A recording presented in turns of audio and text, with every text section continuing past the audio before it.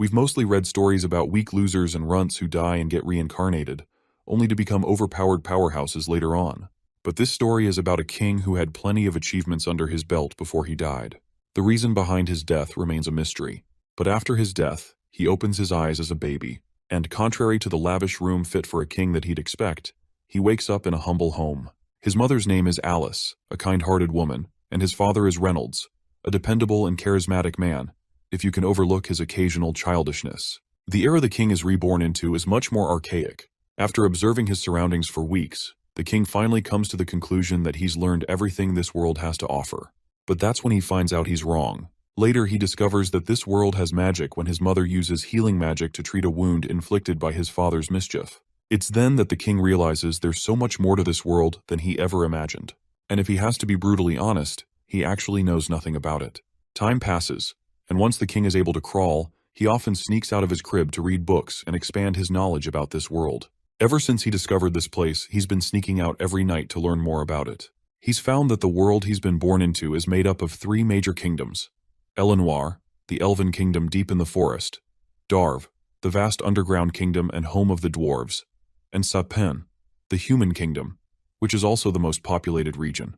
Both this world and his previous one share a monarchy system, but rulership here is passed down, not earned, which basically means that this world is vastly underdeveloped compared to his old one. He realizes the reason for the lack of technological advancement is the presence of magic in this world. He's been studying the fundamentals of magic ever since. In his old world, there was a life force called Ki, which practitioners used to strengthen their bodies and weapons through rigorous training.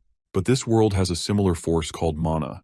However, unlike Ki, which exists only inside a person, mana is present all around them. The power to control mana is largely genetic. Roughly 1 in 100 children possesses it, and it can be used in various ways. The two most common methods are augmenting and conjuring. Augmenters enhance their bodies with mana, allowing them to possess incredible strength, defense, and agility. However, their weakness lies in their limited range.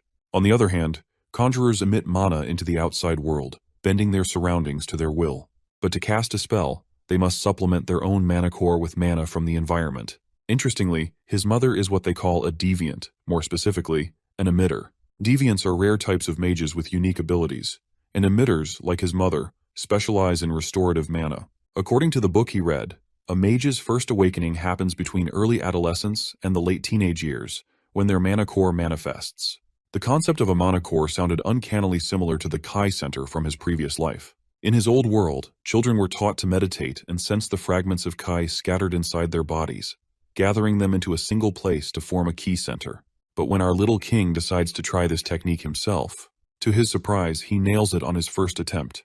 Though his mother interrupts him before he can do anything significant, time rolls on and 2 years fly by. Yet Alice feels like she hasn't fully figured out her little boy. She's learning about him slowly, piece by piece. She's named him Arthur, and he's the most precious and adorable thing in her life. One day she notices her husband teaching their little one how to swing a stick and fight, which sets her temper flaring because their baby can barely crawl. Alice loves documenting everything, keeping a daily diary, and moments like these never fail to put a smile on her face. She's also noticed that Arthur absolutely loves visiting the small merchant strip in central Ashbur. So, instead of shopping for groceries once or twice a week, she's taken to going downtown every other day.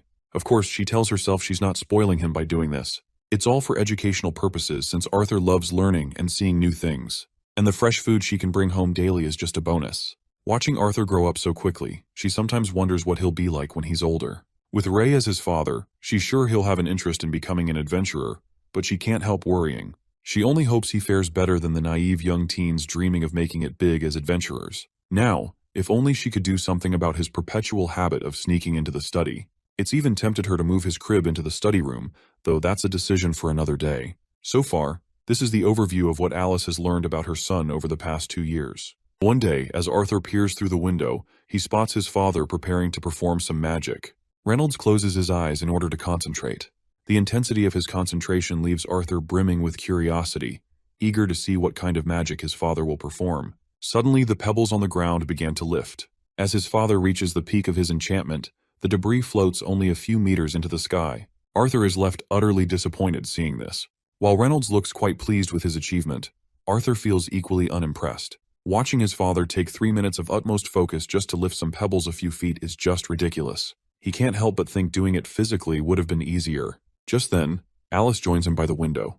When she glances outside, her expression shifts to mild annoyance as she notices her husband has ruined the front yard again. So far, Arthur has learned that his father is an augmenter, which only deepens his curiosity about himself. He wonders what will he be when he awakens his mana core. After watching his father practice for a while, Arthur decides to retreat. As he tries to climb off the bench, he stumbles and struggles to get down. His eyes are half closed from focusing too hard, but Alice misinterprets this, thinking he's getting sleepy. She scoops him up, deciding it's time for his nap. But the poor boy quickly claps his tiny hands together and earnestly requests his mother to let him study instead. The innocence radiating from him is overwhelming, leaving Alice with no choice but to give in to his request. Arthur sits down with a book larger than himself spread open in front of him. Suddenly, a crashing noise echoes outside. Alice fears her clumsy husband might have knocked down yet another tree. She hurries out to investigate, leaving Arthur with a golden opportunity to practice his mana core formation. You see, aside from accumulating knowledge about this world, Arthur's greatest accomplishment so far has been his progress in forming his mana core. Over the past 2 years, he's painstakingly moved tens of thousands of tiny fragments of mana within his body, gathering them near his solar plexus. Arthur understands why it typically takes until adolescence for a mana core to form naturally. The fragments move agonizingly slowly toward the center, making it an arduous task for both the body and mind. But our boy's relentless efforts haven't gone to waste. He's almost there, just one last piece remains. As soon as he places that final fragment, an explosion erupts inside the house, obliterating the entire structure in one powerful blast. Outside, Reynolds instinctively shields Alice, wrapping her in his arms to protect her from the searing heat and debris. When the dust finally settles, the devastated couple turns to find their home in ruins. Alice is beside herself with shock and grief as they rush toward the wreckage to check on their son. Reynolds frantically pushes aside debris, but when he notices his son, his worry quickly turns to shock and then to amazement. There, amidst the destruction, their son floats casually in the air as if nothing had happened. Arthur looks completely unfazed, his tiny body surrounded by a faint glow of mana. After forming his mana core, the little one finally drops down onto his feet, and he can finally feel the presence of the mana core inside him. He's already starting to enjoy the sensation of having a mana core inside, and even the trees around him seem greener. But then, he realizes his house has been destroyed, and he has no idea who or what caused the damage. 5 years pass since that accident. Along with his mother teaching him how to read and write, Arthur has also been learning the basics of mana manipulation and augmentation. At first, since his body was too small for sparring, they focused on basic body workouts. Not long ago, his father decided it was finally time for Arthur to practice with the wooden sword he'd received for his 3rd birthday. Reynolds takes him outside to train, and as Arthur stands there with his newly acquired wooden sword, his father holds up a tree branch and tells him to match the flow of mana with his breathing. Just like your heart or lungs, your mana core is just another organ, his father explains. But Arthur doesn't think these abstract and vague instructions are going to teach anything to someone who is just literally 4 years old. Arthur takes his stance and exchanges a few playful blows with his father. The sparring drags on, with Reynolds clearly enjoying himself, but Arthur grows increasingly frustrated. Our boy knows that his father would not let him go until he accomplishes something noteworthy. With no other choice, he gathers his courage and swings his wooden sword hard enough to break the stick his father is holding.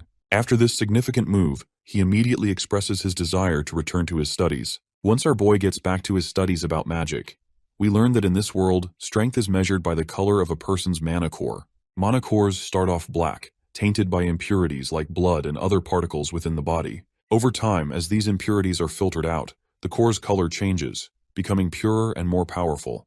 The progression moves from black to red, orange, yellow, silver, and finally, white.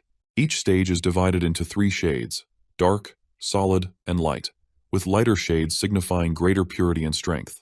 As our boy was deep in concentration, his mother interrupts him by urging him to come in for dinner. As they sit around eating, Arthur feels a growing irritation at the constant interruptions to his studies. Reynolds begins talking about finding a proper mentor for Arthur to further develop his skills. Alice immediately objects, pointing out that Arthur is only 4 years old and far too young for such a step. Reynolds counters that their son shows remarkable potential in mana manipulation, even at his young age, and he doesn't want to hold him back. Alice, however, stands her ground. She insists that she will not send her child off to some distant city. Reynolds reassures her by explaining that it isn't just any city, and promises that his trusted friend will personally take care of Arthur. Arthur tunes out most of the conversation, finding his parents' back and forth exhausting.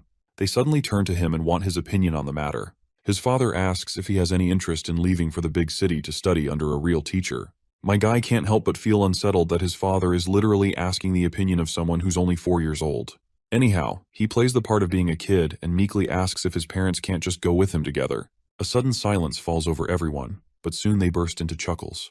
Turns out this gullible couple hadn't even thought about the possibility of going with their kid as well. With that settled, his father makes the final call that they're all heading to Xyrus City together. The day finally arrives for them to leave their home. And they're not traveling alone. A party of adventurers will be tagging along with them on the journey. His father greets one of the adventurers and introduces his son to them. The little one quickly bows his head in respect and expresses his gratitude for their help in accompanying them to Xyrus. This adventurer really likes the kid's mannerisms and is already fond of him. His name is Crench, an augmenter, and his specialty is the spear. Then there's Angela Rose, a conjurer with a focus on wind magic. She's got big hooters and stands out among the group. Next up is Durden Walker, also a conjurer, but his specialty is earth magic. There's also Jasmine Flameworth, an augmenter who specializes in dual daggers. Among all the adventurers, she's the most passive. Without saying much, she quietly walks towards the carriage they're about to ride in. Lastly, there's Helen Shard, another augmenter with a specialty in magic archery. Now that everyone's acquainted, Reynolds decides it's time to move on.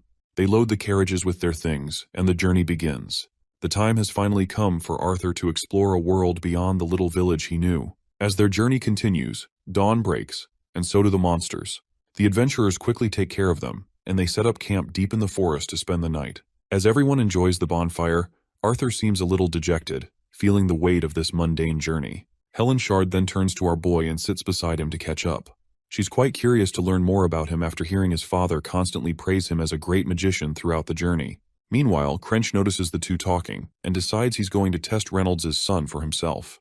Without much warning, he grabs the little one off the ground and proposes a quick duel.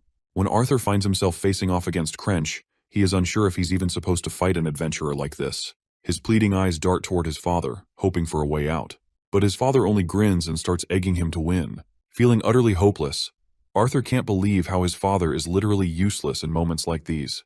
Anyhow, my guy takes his stance, tapping into the experiences of his previous life. With a firm grip on his sword, he launches himself at Crench. Crench, on the other hand, stays steady, ready to dodge the incoming attack.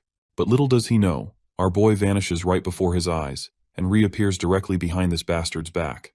My guy steadies his tiny body and channels some magic into his sword. Without wasting a moment, he quickly swings at Crench. But Crench dodges the attack with ease and retaliates with a slash of his own.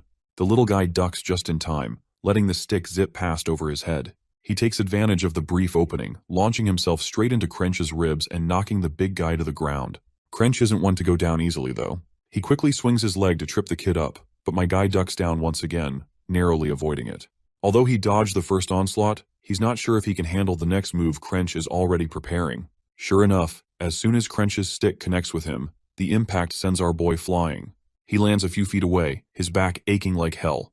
Durden Walker gives Crench a little slap on the neck for going overboard with a kid. Crench, on the other hand, is absolutely awestruck by the sheer display of skill he just witnessed in Arthur.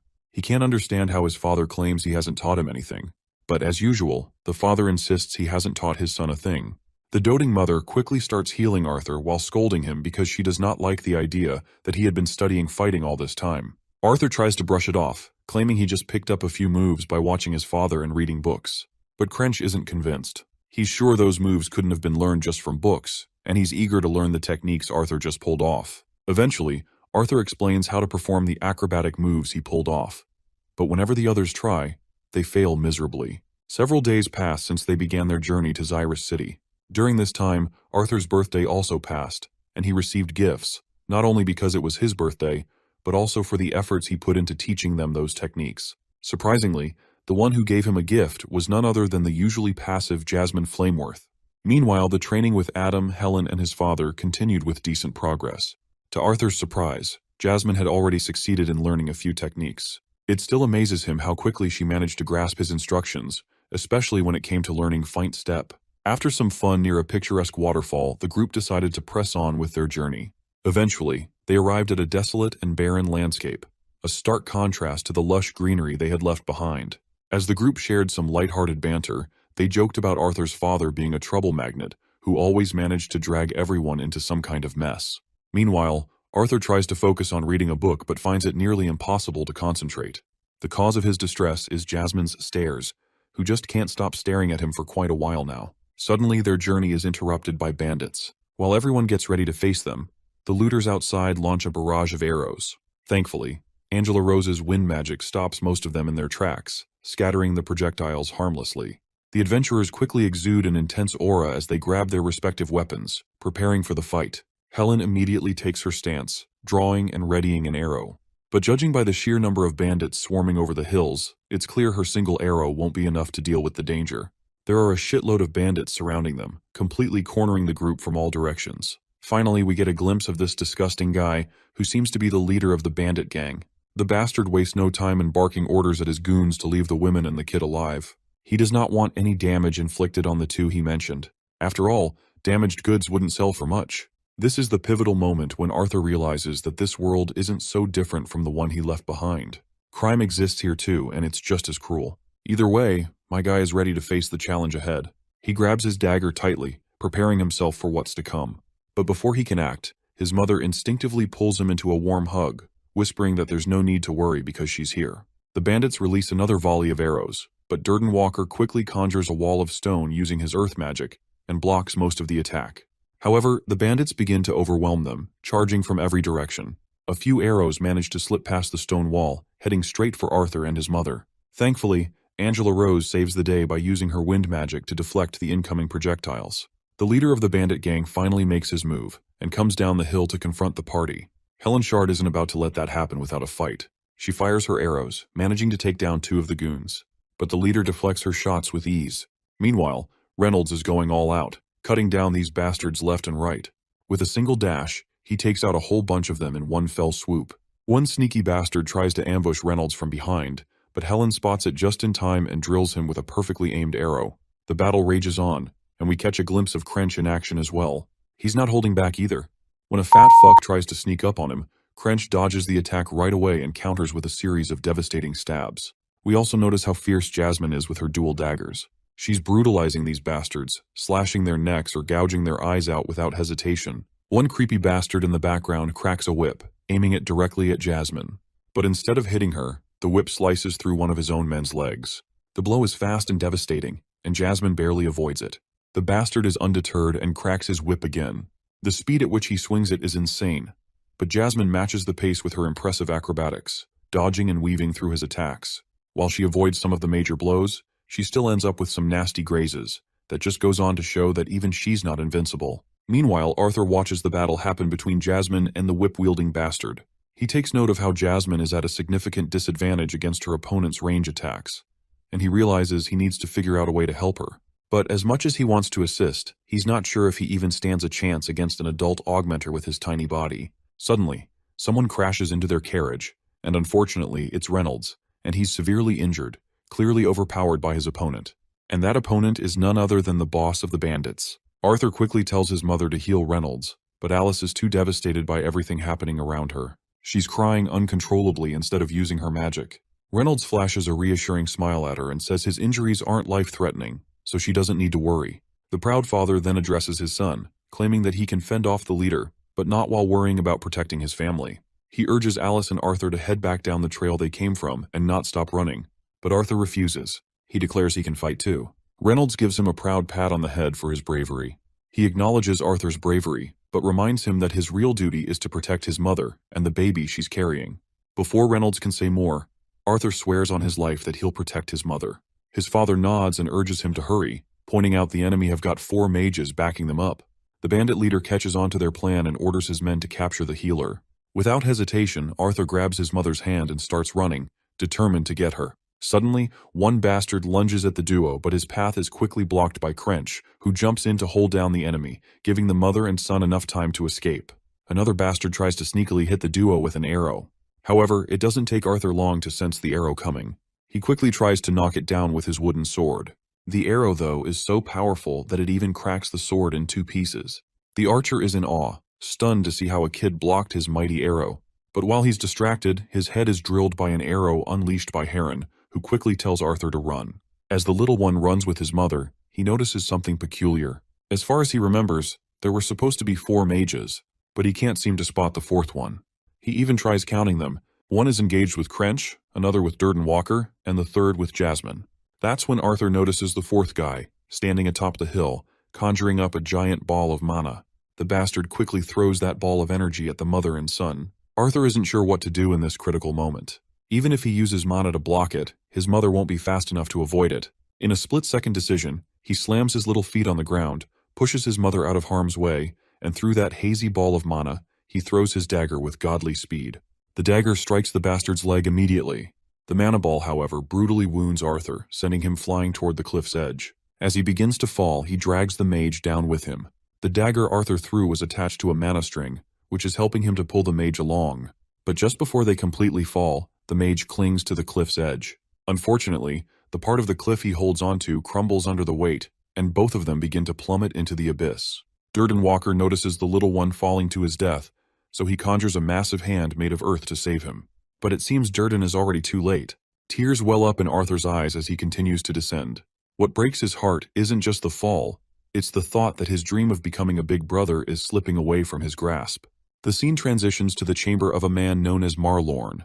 King Grey, who is our boy Arthur, arrives in the chamber to meet this old man.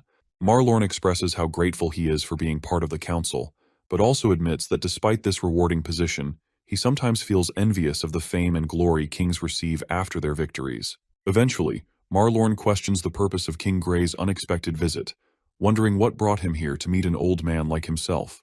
That's when Grey silently pulls out a war medal he earned after his latest victory, and after placing it on the table he begins to leave, declaring that he is retiring. In this world, plagued by problems like declining birth rates and limited resources, wars had been replaced by duels, and armies by kings. Grey was one of those kings, a key figure who fought to protect his territory as its representative. But Grey's decision to step down wasn't born out of exhaustion or a lack of skill. He hadn't dedicated his life to becoming the strongest or basking in endless glory. What truly broke him was the emptiness, the absence of people he could cherish. An orphan with everyone he once loved is gone. Now, reborn as Arthur in a new life, he carries a profound yearning. He would give up everything he has in this life for just one chance to return to Ashbur and see them all again. A while later, Arthur begins to open his eyes. He has no clue where he is or why he's even alive, for that matter. Nearby, he notices the corpse of the mage lying lifeless. The sight of that messed-up, twisted corpse instantly makes him gag. Still, as he lays beneath the vast sky completely worn out, a leaf drifts down and lands on his face, jolting him awake. He spots a water pouch and a bag of food lying on the ground nearby. With the last bit of strength he has, Arthur crawls toward them. He grabs the food and devours whatever it is, making sure to gulp down enough water too. After the meal, he collapses back onto the ground, utterly exhausted. A while later, he opens his eyes again and tries to get back up, but his legs give out and he falls right back down. Despite that, he musters every ounce of strength left in him, finally pushing himself to stand. The first thing he does is pull the dagger out of the mage's dead body. When he looks up, he finally notices just how tall the cliff is from where he fell. It's unfathomable that he survived such a drop, but he doesn't have time to dwell on it, so he begins to walk his lonely path. Suddenly he hears a voice calling out to him. The first thought that pops into his mind is that the dead mage might be trying to tell him something. The voice echoes again, this time asking about the condition of his body. The poor kid musters up his courage and nervously tries to poke the mage's dead body to check if it's alive.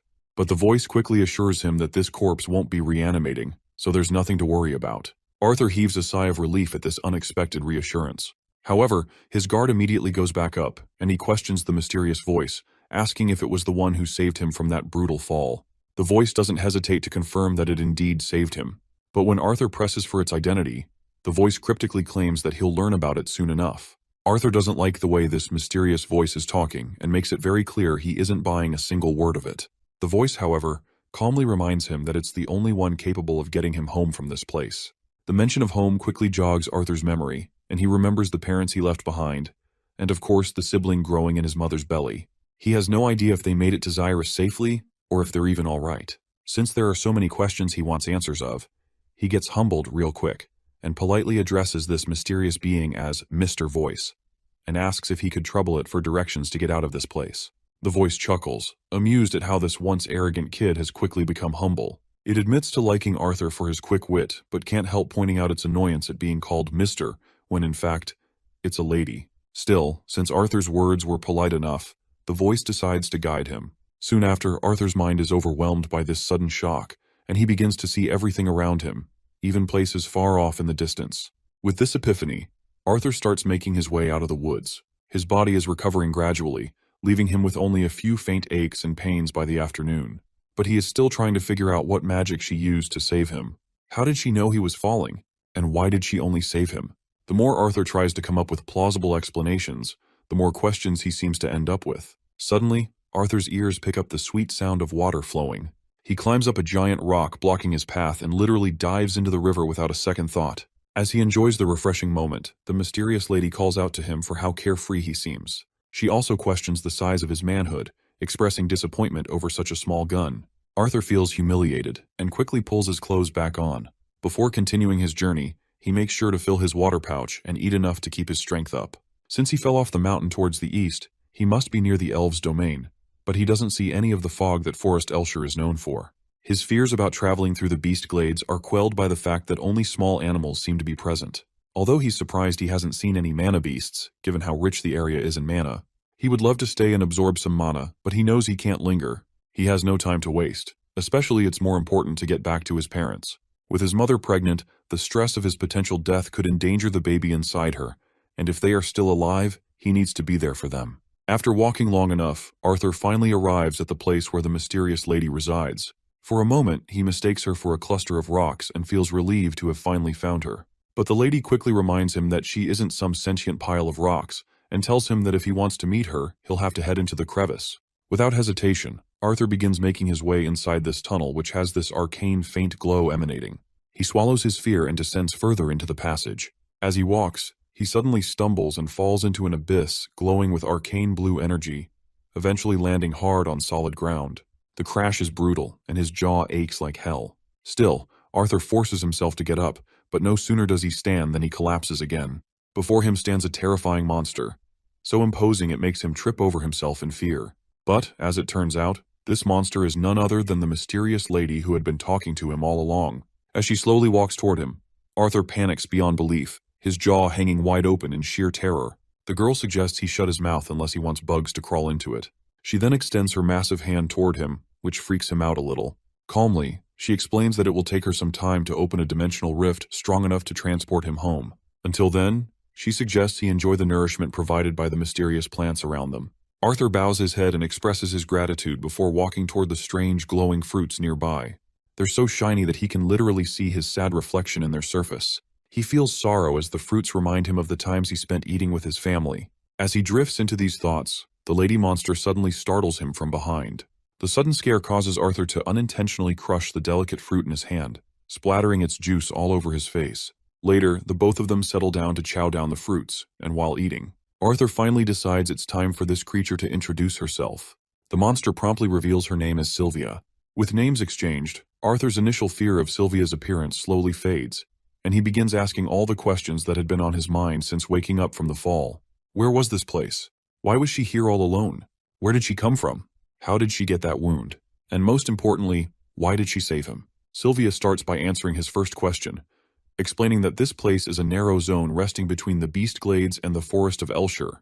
No one knows about this area because she has been warding off anyone who comes near. Besides, not that many ever come here in the first place. So Arthur is basically the first person to enter her domain. Feeling more at ease with her now, Arthur gives her permission to call him Art, just as his family does. Sylvia acknowledges this with a nod and moves on to his second question. She explains that she is here alone because she has no one left to be with. She has many enemies who desperately want something she possesses. Her last battle with those foes before she managed to escape left her with the wound on her chest. As for why she decided to save Arthur, she admits she was moved by his courage and the sacrifice he made.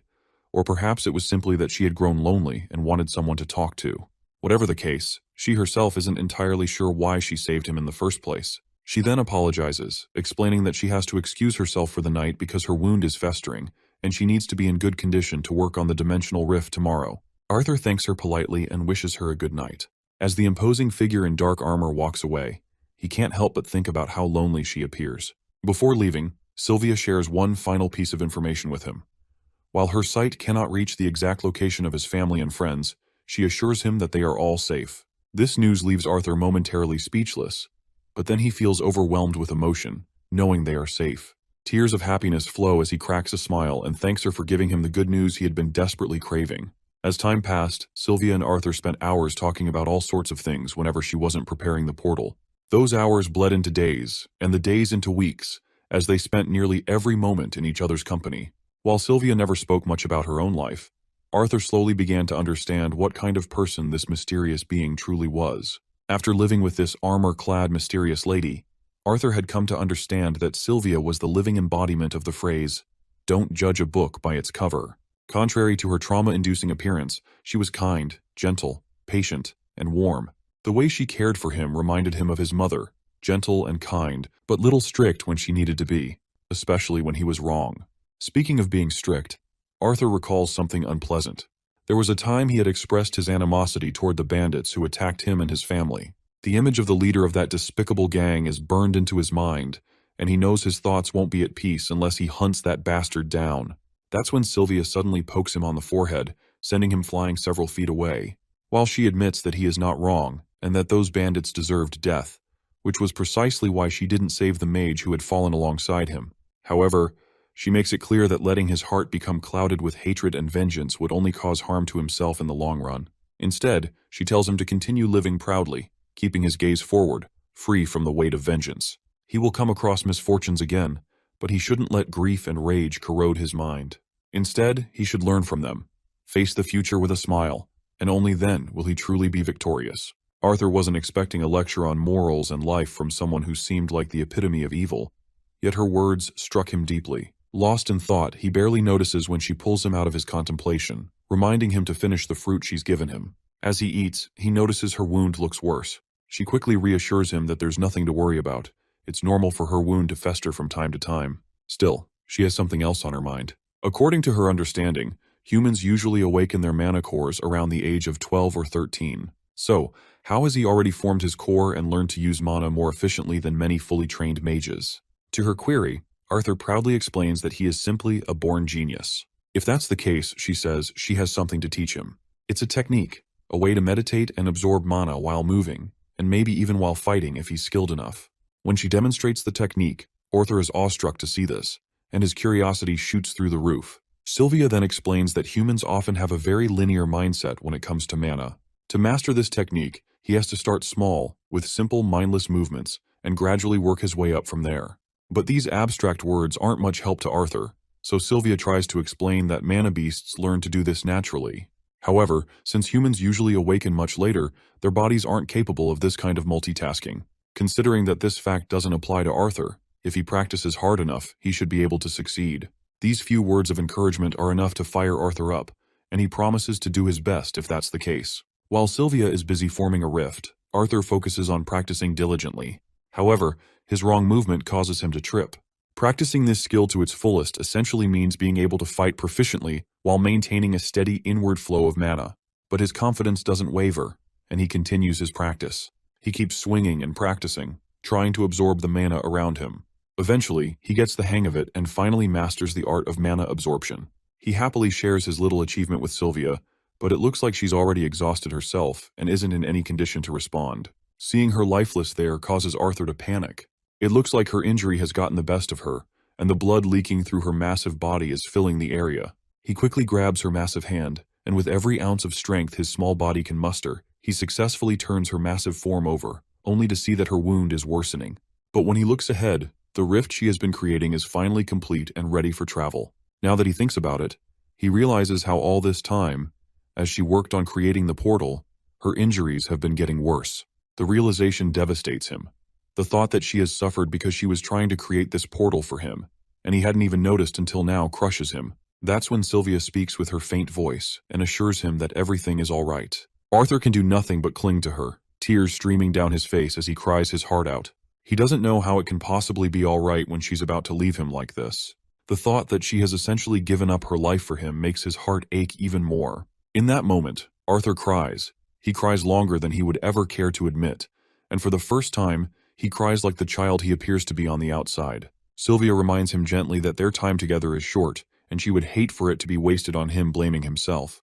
But Arthur doesn't know how he can possibly not blame himself. She's sacrificing herself so he can reunite with his family. Sylvia, however, is grateful. Because of Arthur, she will finally be able to leave this forsaken cave a little sooner, and for that reason alone, she has no regrets. Soon enough, her body begins to disintegrate, turning into ash. As the black armor she wears crumbles away, a pair of radiant white wings appear in its place. Before him stands Sylvia in a new form, one where she looks more like herself than she ever did before. Arthur definitely wasn't expecting Sylvia to turn out to be a dragon. She admits it, though. She is a dragon. Or at least that's what humans would call a being like her. However, she reminds him that they don't need to waste time with small talk. She has to use her original form to finish the portal, and now that her veil is gone, her enemies will soon be coming for her. Before she parts ways with him, she tells him there are a few things she must say. She bestows upon him a rainbow-like egg, along with a handful of her feathers. She tells him to warm the egg with her feathers to conceal its aura. Before Arthur can even process what in the world is going on, she suddenly bumps into him. Right at that moment, some sort of reaction causes his clothes to tear, and patterns begin to appear across his skin. Sylvia reassures him that he'll understand everything in time. Now that she has done what she needed to do, she decides to open the portal. She doesn't have the time to make it lead directly to his home, but it should get him close to humans. She urges him to hurry and jump into the portal. Just as he's about to leap, rocks begin to fall from the ceiling. Sylvia quickly spreads her massive wings and saves him from being crushed. The one responsible for the destruction is a creepy sucker who oddly resembles Sylvia. He addresses Sylvia formally, requesting that she cease her stubbornness and hand it over. If she submits, he might even heal her wounds. Even Arthur can tell that this new figure looks quite similar to the form Sylvia had taken earlier. Sylvia then uses an ability that freezes time around her. The only ones who can move or speak are herself and Arthur. It looks like she has something important to reveal. She admits that she intentionally prolonged the transportation spell so she could spend more time with him. She understands it was selfish of her, but she has one more selfish request she wants him to fulfill. She asks him to call her Grandma just this once. Arthur, completely baffled by what she's talking about, looks at her in disbelief. But with time frozen and their moment suspended, he tells her to just leave this place with him instead. Sylvia's tears stream down her face as she tells Arthur that she can't leave with him. Before he can protest further, she forcefully throws him into the portal with a final bittersweet farewell. As he tumbles through the rift, Arthur calls out to her one last time, fulfilling her request by addressing her as Grandma. His words bring a gentle smile to Sylvia's face. She thanks him softly, and with those parting words, their story together comes to an end. But Arthur's story continues. He lands in a dense forest, surrounded by towering trees. The only thought in his mind is of her. His chest aches, not only with sadness but also with frustration and anger. He knows he will never see her again, and the weight of that realization is unbearable. All he can do is scream. It's no surprise that he's devastated by her loss. For 4 months, Sylvia had been a constant presence in his life, filling his head with memories that now refused to fade. For a time that seemed both fleeting and eternal, she treated him as though he were her own blood. She had given him what he lacked since coming to this world: care, guidance, and love. But it seems this isn't truly the end. As he lies there, he begins to hear her voice. But as it turns out, it's just a recorded message. Sylvia had burned it into his mind before parting ways, leaving him with one last piece of her. The recorded message from Sylvia begins. She tells Arthur that he is nowhere near ready to know the full truth. His body is still that of a boy barely past the age of 4, though his mana core has already progressed to the dark red stage. She explains that she has infused him with a parting gift, a unique will. His future as a mage will depend on how well he learns to wield this gift. But Arthur doesn't feel particularly grateful for this so-called gift. Bitterness churns within him, a mix of sorrow, anger, and guilt clouding his thoughts. Almost as if she can sense his emotions, Sylvia knows exactly how he feels right now. But he must remember that he still has a family waiting for him and a purpose to fulfill in this life. Her only wish is for him to embrace the joys and innocence of childhood, and one day, grow into a man his parents and she can be proud of. Sylvia's message concludes with a promise. When his mana core surpasses the white stage, he will hear from her again. At that time, she will explain everything to him. Until then, she bids King Grey farewell. The mention of his previous life title grabs Arthur's attention. He stands frozen in place, with his mind completely clouded with confusion. The biggest question that haunts him is how long she's known his true identity, and how she even knew him in the first place. For now, he brushes off all the thoughts regarding her and focuses on his current predicament. If he spends this life only training for the sake of revenge, it will hardly be different from his last. So from now on, he has no choice but to move forward. But first he wonders, where the hell is he? He activates the mana absorption technique and dashes through the forest with godly speed. After running for a while, Arthur realizes that despite using mana, his vision is still somewhat restricted. But one thing becomes clear. He is deep within the Elshire forest. Even though he is still barely able to use the mana rotation Sylvia taught him, he can now sustain magic for much longer. However, after roaming around for what feels like ages, he still hasn't found a way out. Sylvia had promised him he would arrive near other humans, but so far, he hasn't seen a single trace of them. After hopping through trees for what feels like forever, Arthur starts to feel like a monkey who's mastered tree travel. Suddenly, he senses the presence of a human. Quickly, he hops from tree to tree and spots a carriage below. He uses his acrobatic skills to descend a little, and from a safe distance, he tries to eavesdrop on what these people are up to. These filthy bastards don't seem to be good people. They've just captured a woman, and it turns out she's an elf. Since she's young and untouched, they're already fantasizing about making a fortune off her. But the amount of resentment and anger etched across Arthur's face makes it clear that these bastards aren't going to leave this place alive, let alone make a quick buck off the elf. Arthur had no idea how these pigs managed to get their hands on forest hounds, but he knew that getting one of them would be his best bet to get out of this forest. And as for the slave traders, he is planning to use them as a punching bag to blow off some steam. As eager as Arthur is to get back home, he knows he still needs a solid plan to get there. Dealing with those slave traders first is the best course of action, but he doesn't want to strike blindly. Attacking all 4 of them head-on would be suicide, so he quietly follows them instead. He waits patiently, looking for the perfect opportunity, gathering his strength to strike when their guards are down. As night falls, it's finally time for him to make his move.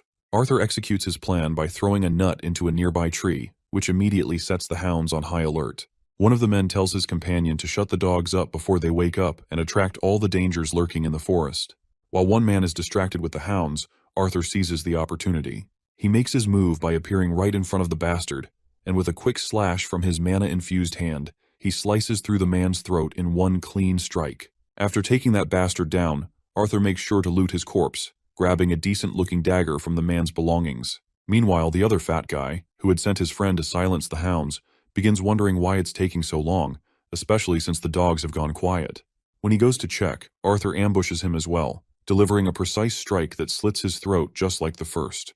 With 2 down, there are still 2 left, but Arthur's body is already starting to wear out from the effort. Suddenly, the elf girl inside the carriage starts making a commotion, which is the last thing Arthur wanted to happen. The other 2 goons step out of their comfort zones and start looking around for their missing companions. Arthur stays hidden behind the carriage, but one of them senses something and attacks. Arthur barely manages to block the strike and counters by cutting the man's legs clean off. The piercing scream echoes through the night, catching the attention of the other bandit, who had been searching in the opposite direction. He rushes back to the scene, finding his friend writhing on the ground, mortally wounded. The injured baldy bastard warns his friend to be careful because the brat they're dealing with is a mage. The mention of a mage piques the curiosity of the long-haired bandit. He eagerly tosses the sword aside and opts to use his bare hands, clearly not wanting to harm this golden hen he is about to capture. After all, this brat might fetch an even higher price than the elf girl if they are to sell him in good condition. With that in mind, he charges forward. Arthur leaps away just in time and counters by throwing a rock straight at the bastard's face. The rock lands with enough force to leave the man bleeding from his mouth. Arthur tries to take advantage of his dazed situation by throwing a mana-induced dagger at him, but the bandit snatches it mid-air. This strike only serves to intrigue this bastard even more, to think that this kid indeed has some nasty tricks up his sleeve. The bandit launches a powerful kick, slamming into Arthur with enough force to rattle his small frame and send him crashing to the ground. For a moment, Arthur is completely out of commission, winded and vulnerable. The bandit doesn't hesitate before grabbing the little one from the ground, locking him in his grip.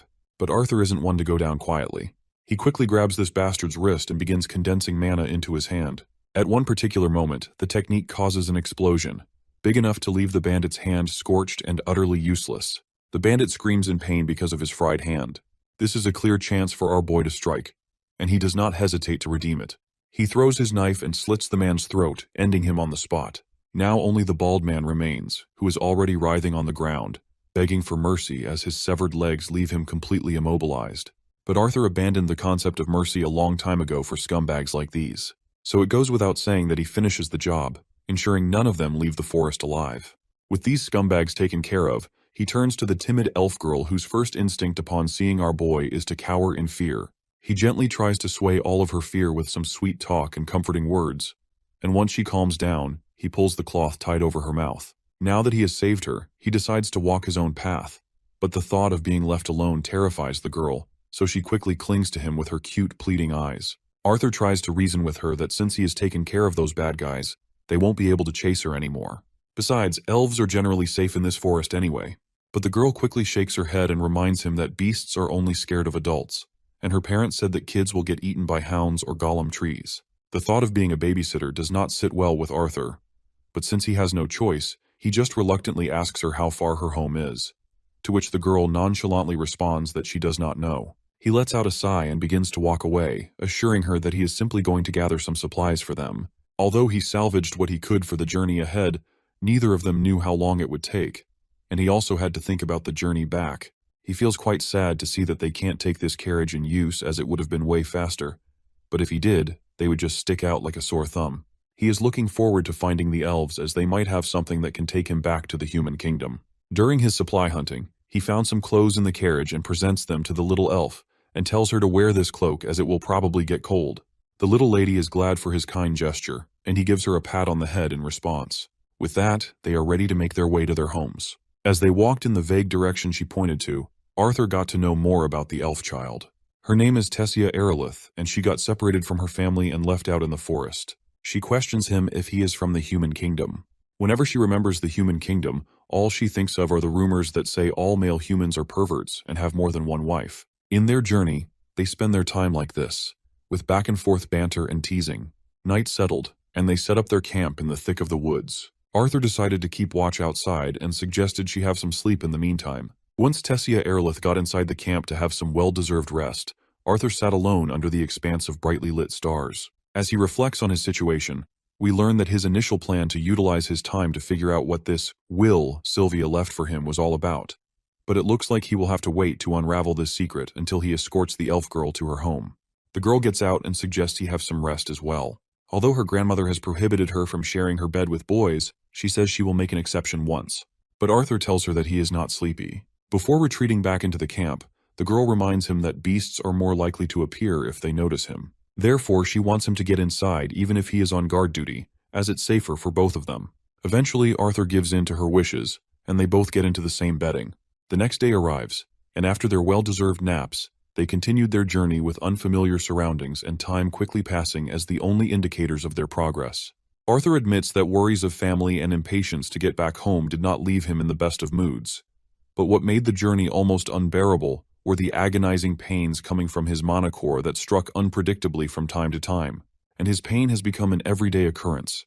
Every day he wakes up, he is just randomly hit by it. On one particular day during their journey, we see that they are getting followed by these wild wolves, but my guy doesn't even look back when he throws that knife, which lodges itself into the tree next to the wolf's head. And soon, all of these poor bastards get the jump scare of their life. While Tessia Aerolith points her finger in the direction ahead of her, Arthur is hit by this unbearable pain in his chest once again. He quickly hides behind a tree so Tessia doesn't have to see the miserable state he's in because he's afraid she would only worry. Another night comes, and they set their camp in the thick of the woods, and just like that, another day arrives. Days passed like this, and Tessia appeared to recognize more and more of their indistinguishable surroundings, which was a positive sign. However, their pace had slowed as Tessia's body couldn't keep up with the toll of constant travel. So, to ease some burden off her tiny shoulders, Arthur takes her luggage himself, though Arthur wasn't having it easy either. Despite strengthening his body with mana, the pain continued to grow, and it became harder to hide it from the worried elf. Another night comes and blends back into a day. One day, as they continue their journey, Tessia makes an odd request. Since they've gotten pretty close with each other, she wonders if, by any chance, she can call him Art, like how his family does. Well, our boy gives her the green light right away. Tessia wasn't expecting him to agree to this so easily. So for that reason, Arthur decides to act dramatic on purpose. In the creepiest way possible, he says he would be most honored if Tessia Aerolith would refer to this humble countryside boy as Arthur. The girl pinches his cheeks for teasing her like this, and as their banter continues, Tessia suddenly notices something. She happily rushes in that direction, while our boy isn't exactly thrilled. As far as he can see, it's just moss, leaves, fog, trees, and lots of trees. Anyhow, their journey continues, and I'm going to be honest, this is one of the longest journeys I've faced in the Manhwa. Though this journey serves its purpose in character development, and because of it, our boy seems to have gotten closer to the little lady. Despite the mental age gap, they've grown a lot closer. Another day arrives, bringing another round of exploring the unknown woods. It looks like this long journey has finally borne fruit as they seem to have made their way. After feeling all the trees around her, Tessia finally finds the one she had been searching for. She does some magic mojo and opens a green gate in the wooden tree, inviting him to follow her inside. As soon as Arthur steps in, he falls through to the other side of the gate. When Arthur gets up and helps himself look ahead, he sees a magnificent sight. There's an entire civilization of elves, and the only word that pops into his mind after witnessing the grandeur of this place is pristine. But even that word feels like it doesn't do the place justice. As soon as the eyes of the local elves lock onto our boy, some soldiers quickly appear right before them. The soldiers aren't here to apprehend him, though. Instead, they're here to escort the royal princess with full protocol. The sight shocks Arthur to the point where he has no clue how in the hell he's supposed to react. His mind is clouded with all sorts of questions, but Tessia just nods her head slightly to affirm that what he's seeing is indeed real. One of the knights reports that they arrived as soon as they noticed the oral teleportation gate had been used. He also mentions that the king and queen have returned as well. Promptly, the scene pans to the panicking parents rushing toward their girl, Tessia. The lady is Mariel Aerolith, Queen of Elenoir, and the man behind her is, of course, her husband, Alduin Aerolith, King of Elenoir. Another big shot enters the scene, Virion Aerolith. A name noted in every history book, he's the former king of Elenoir, known for leading the last war against the humans of the Sapin kingdom. With all of her family members gathered, Arthur gently pushes Tessia forward toward her worried parents, and they exchange warm hugs with her. Seeing how warm and full of love the scene is, Arthur remembers his own parents and wonders if his mother and father will react the same way when they see him again. King Alduin turns to Arthur and expresses his heartfelt gratitude, not just as the king of Elenoir, but as Tessia's father.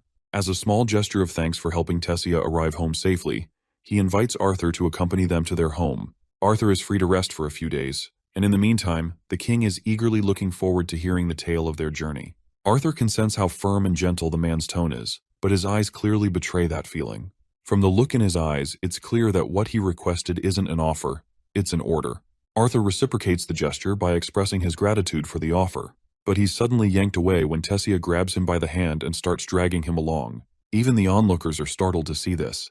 The girl, on the other hand, is just dying to show him everything this place has to offer. Well, our boy's first impression is one of absolute awe. Although he had somewhat expected an impressive castle after learning that Tessia was a princess, the magnificent place before him is just more than a castle or mansion to live in. At one point, Arthur even starts to wonder if he's accidentally transmigrated into some corny fantasy novel. The queen quickly introduces their little guest to the maids and orders them to make sure Arthur has the best time possible while he's there. Arthur is glad to receive all this pleasant treatment, but he feels the need to explain what happened first. It looks like Tessia's parents are more than willing to hear all the juicy details. So, all the core members of the family, including some senior knights, gather to hear Arthur out. First, our boy gives an introduction, presenting himself as Arthur Lewin from a humble town in the kingdom of Sapin, and he's quite honored to be in the presence of the royal family. It's a little over the top for an introduction, but Arthur knows the discussion isn't going to progress if they treat him like a child. Even the king can't help but point out how, despite Arthur claiming to come from humble origins, he seems rather mature and well-educated. This only piques their interest in what he has to say. And so, our boy recounts his journey, starting with a vague explanation that he got separated from his family after running into bandits. It's not exactly a lie, but more of a half-truth. Inevitably, as the story progresses to the part where he ran into their daughter, the atmosphere shifts. The king grows visibly angry upon hearing it was slave traders, or rather, humans who captured Tessia. It's clear that the king doesn't have a favorable impression of humans to begin with, and this revelation only fuels his disdain. Our boy also does not like the fact that this elf king is stereotyping the entire human race behind few slave traders. So with all due respect, my guy corrects this man that slave trading is a profession, not a race. This remark only earns our boy a lot of shining blades pointed at him, but Virion Aerolith quickly stops the knights from stepping forward. Virion, intrigued by the story so far, expresses curiosity about how Arthur managed to free his granddaughter from the bandits. Perhaps he negotiated or begged them for mercy, but our boy denies doing anything like that and honestly explains that he's also a mage despite the fact that he is a child. So basically, he eliminated the slave traders and rescued their granddaughter. One impatient knight, out of anger, quickly draws his sword from its scabbard. As far as he's concerned, Arthur is being absurd with the lies he's spouting in front of everyone. But this impulsive action only earns the knight a deadly glare from Virion Aerolith, a glare so intense it rattles the overeager knight on the spot. Finally, Arthur stands up from his seat and declares that he doesn't care whether anyone believes him or not. The fact remains that Tessia has been returned safely. The only wish he wants granted is to return to his family in Sapin. Hearing this, Tessia is shocked that Arthur is leaving so soon. The girl's parents are startled to see how much compassion she feels for him. Meanwhile, Arthur gently reminds her of the history humans and elves share, so he doesn't believe it's appropriate for a human to remain inside this kingdom for too long. Besides, his current priority is ensuring his family is safe and letting them know he's okay as well. The king decides to speak next. He briefly acknowledges the past between the two kingdoms and emphasizes that Arthur saved their daughter and went through the trouble of accompanying her all the way back to Elenoir. This, the king declares, entitles Arthur to a befitting reward. First, the king shares the unfortunate news. The teleportation gate linked to the Sapin kingdom is only accessible once every 7 years during the summit conference between the three races. This means it will be another 5 years before the gate opens again. However, the king is more than happy to send a group of guards to escort Arthur back home safely. He also expresses his wish for Arthur to stay a little longer, giving the elves a chance to serve and spoil him as a guest. The king admits that while some elves are tolerant of humans, too many still hold grudges from the war long ago. For now, Arthur is told to make himself at home, as they will have his escort prepared by tomorrow morning. Later, Arthur finds himself inside a lavish room that's been given to him. The first thing he does is take a well-deserved shower, but while he showers, the pain from his mana core suddenly flares up again, causing him to double over. After finishing, he rests on the couch, holding the egg Sylvia had entrusted to him. Suddenly, there's a knock on the door. When he opens it, he finds Tessia standing in front of him. Without any prior warnings, she headbutts him in the belly, almost making him gag. Apparently, she's upset about how coldly he spoke to her parents, and the fact that he's planning to leave so soon. Arthur tries to remind this gullible girl that he was only being respectful since they are the king and queen of the entire kingdom. In fact, he's the one who should be angry. She didn't tell him about their royal status beforehand. Tessia sticks to her guns and makes it clear that she doesn't want him to leave because he's the first friend she's ever made. Hearing this makes Arthur crack a smile. In a friendly gesture, he places his hand over her neck like they're lifelong buddies and tells her to stop being a crybaby and show him around the castle. And so, they explore the castle together. Tessia makes sure to take him to her favorite spot in the entire place. This particular spot looks absolutely breathtaking during spring when the flowers bloom. She also introduces him to a unique type of insect known as glow bees, which are specially cultivated there. As she's trying to show him the glow bees, Arthur suddenly notices something coming from behind. It's a dagger. Without wasting a single nanosecond, he grabs the little lady and pushes her aside. In the same instant, he catches the weapon and retaliates with the insane speed he has got. Well, the person behind this stunt is none other than Virion Erlith, her grandfather. Arthur is absolutely shocked, thinking her own grandfather just tried to take a hit on her. But the old man calmly assures him that the weapon he's holding is just a toy. Now that Arthur takes a closer look, he feels a bit embarrassed for being tricked. Virion, on the other hand, is impressed. Seeing how fast Arthur reacted, from catching this little to even using it against him instantly, is mind-boggling. The old man notes that Arthur's mana usage is mediocre at best, but he now has no doubts about how he could have taken down a group of slave traders. Arthur is unsure whether to feel insulted or complimented, so he just stays quiet. Tessia chimes in, scolding her grandfather and prohibits him from teasing Arthur. It seems like the old man didn't have any intention of teasing anyone. In fact, he approached Arthur because he finds him fascinating. It's been a long time since he's met someone as interesting as our boy. Virion tosses a wooden sword at Arthur, deciding to see what the boy is really made of. Arthur grabs it promptly and, without hesitation, swings it as fast as he can, directly slashing at the old man.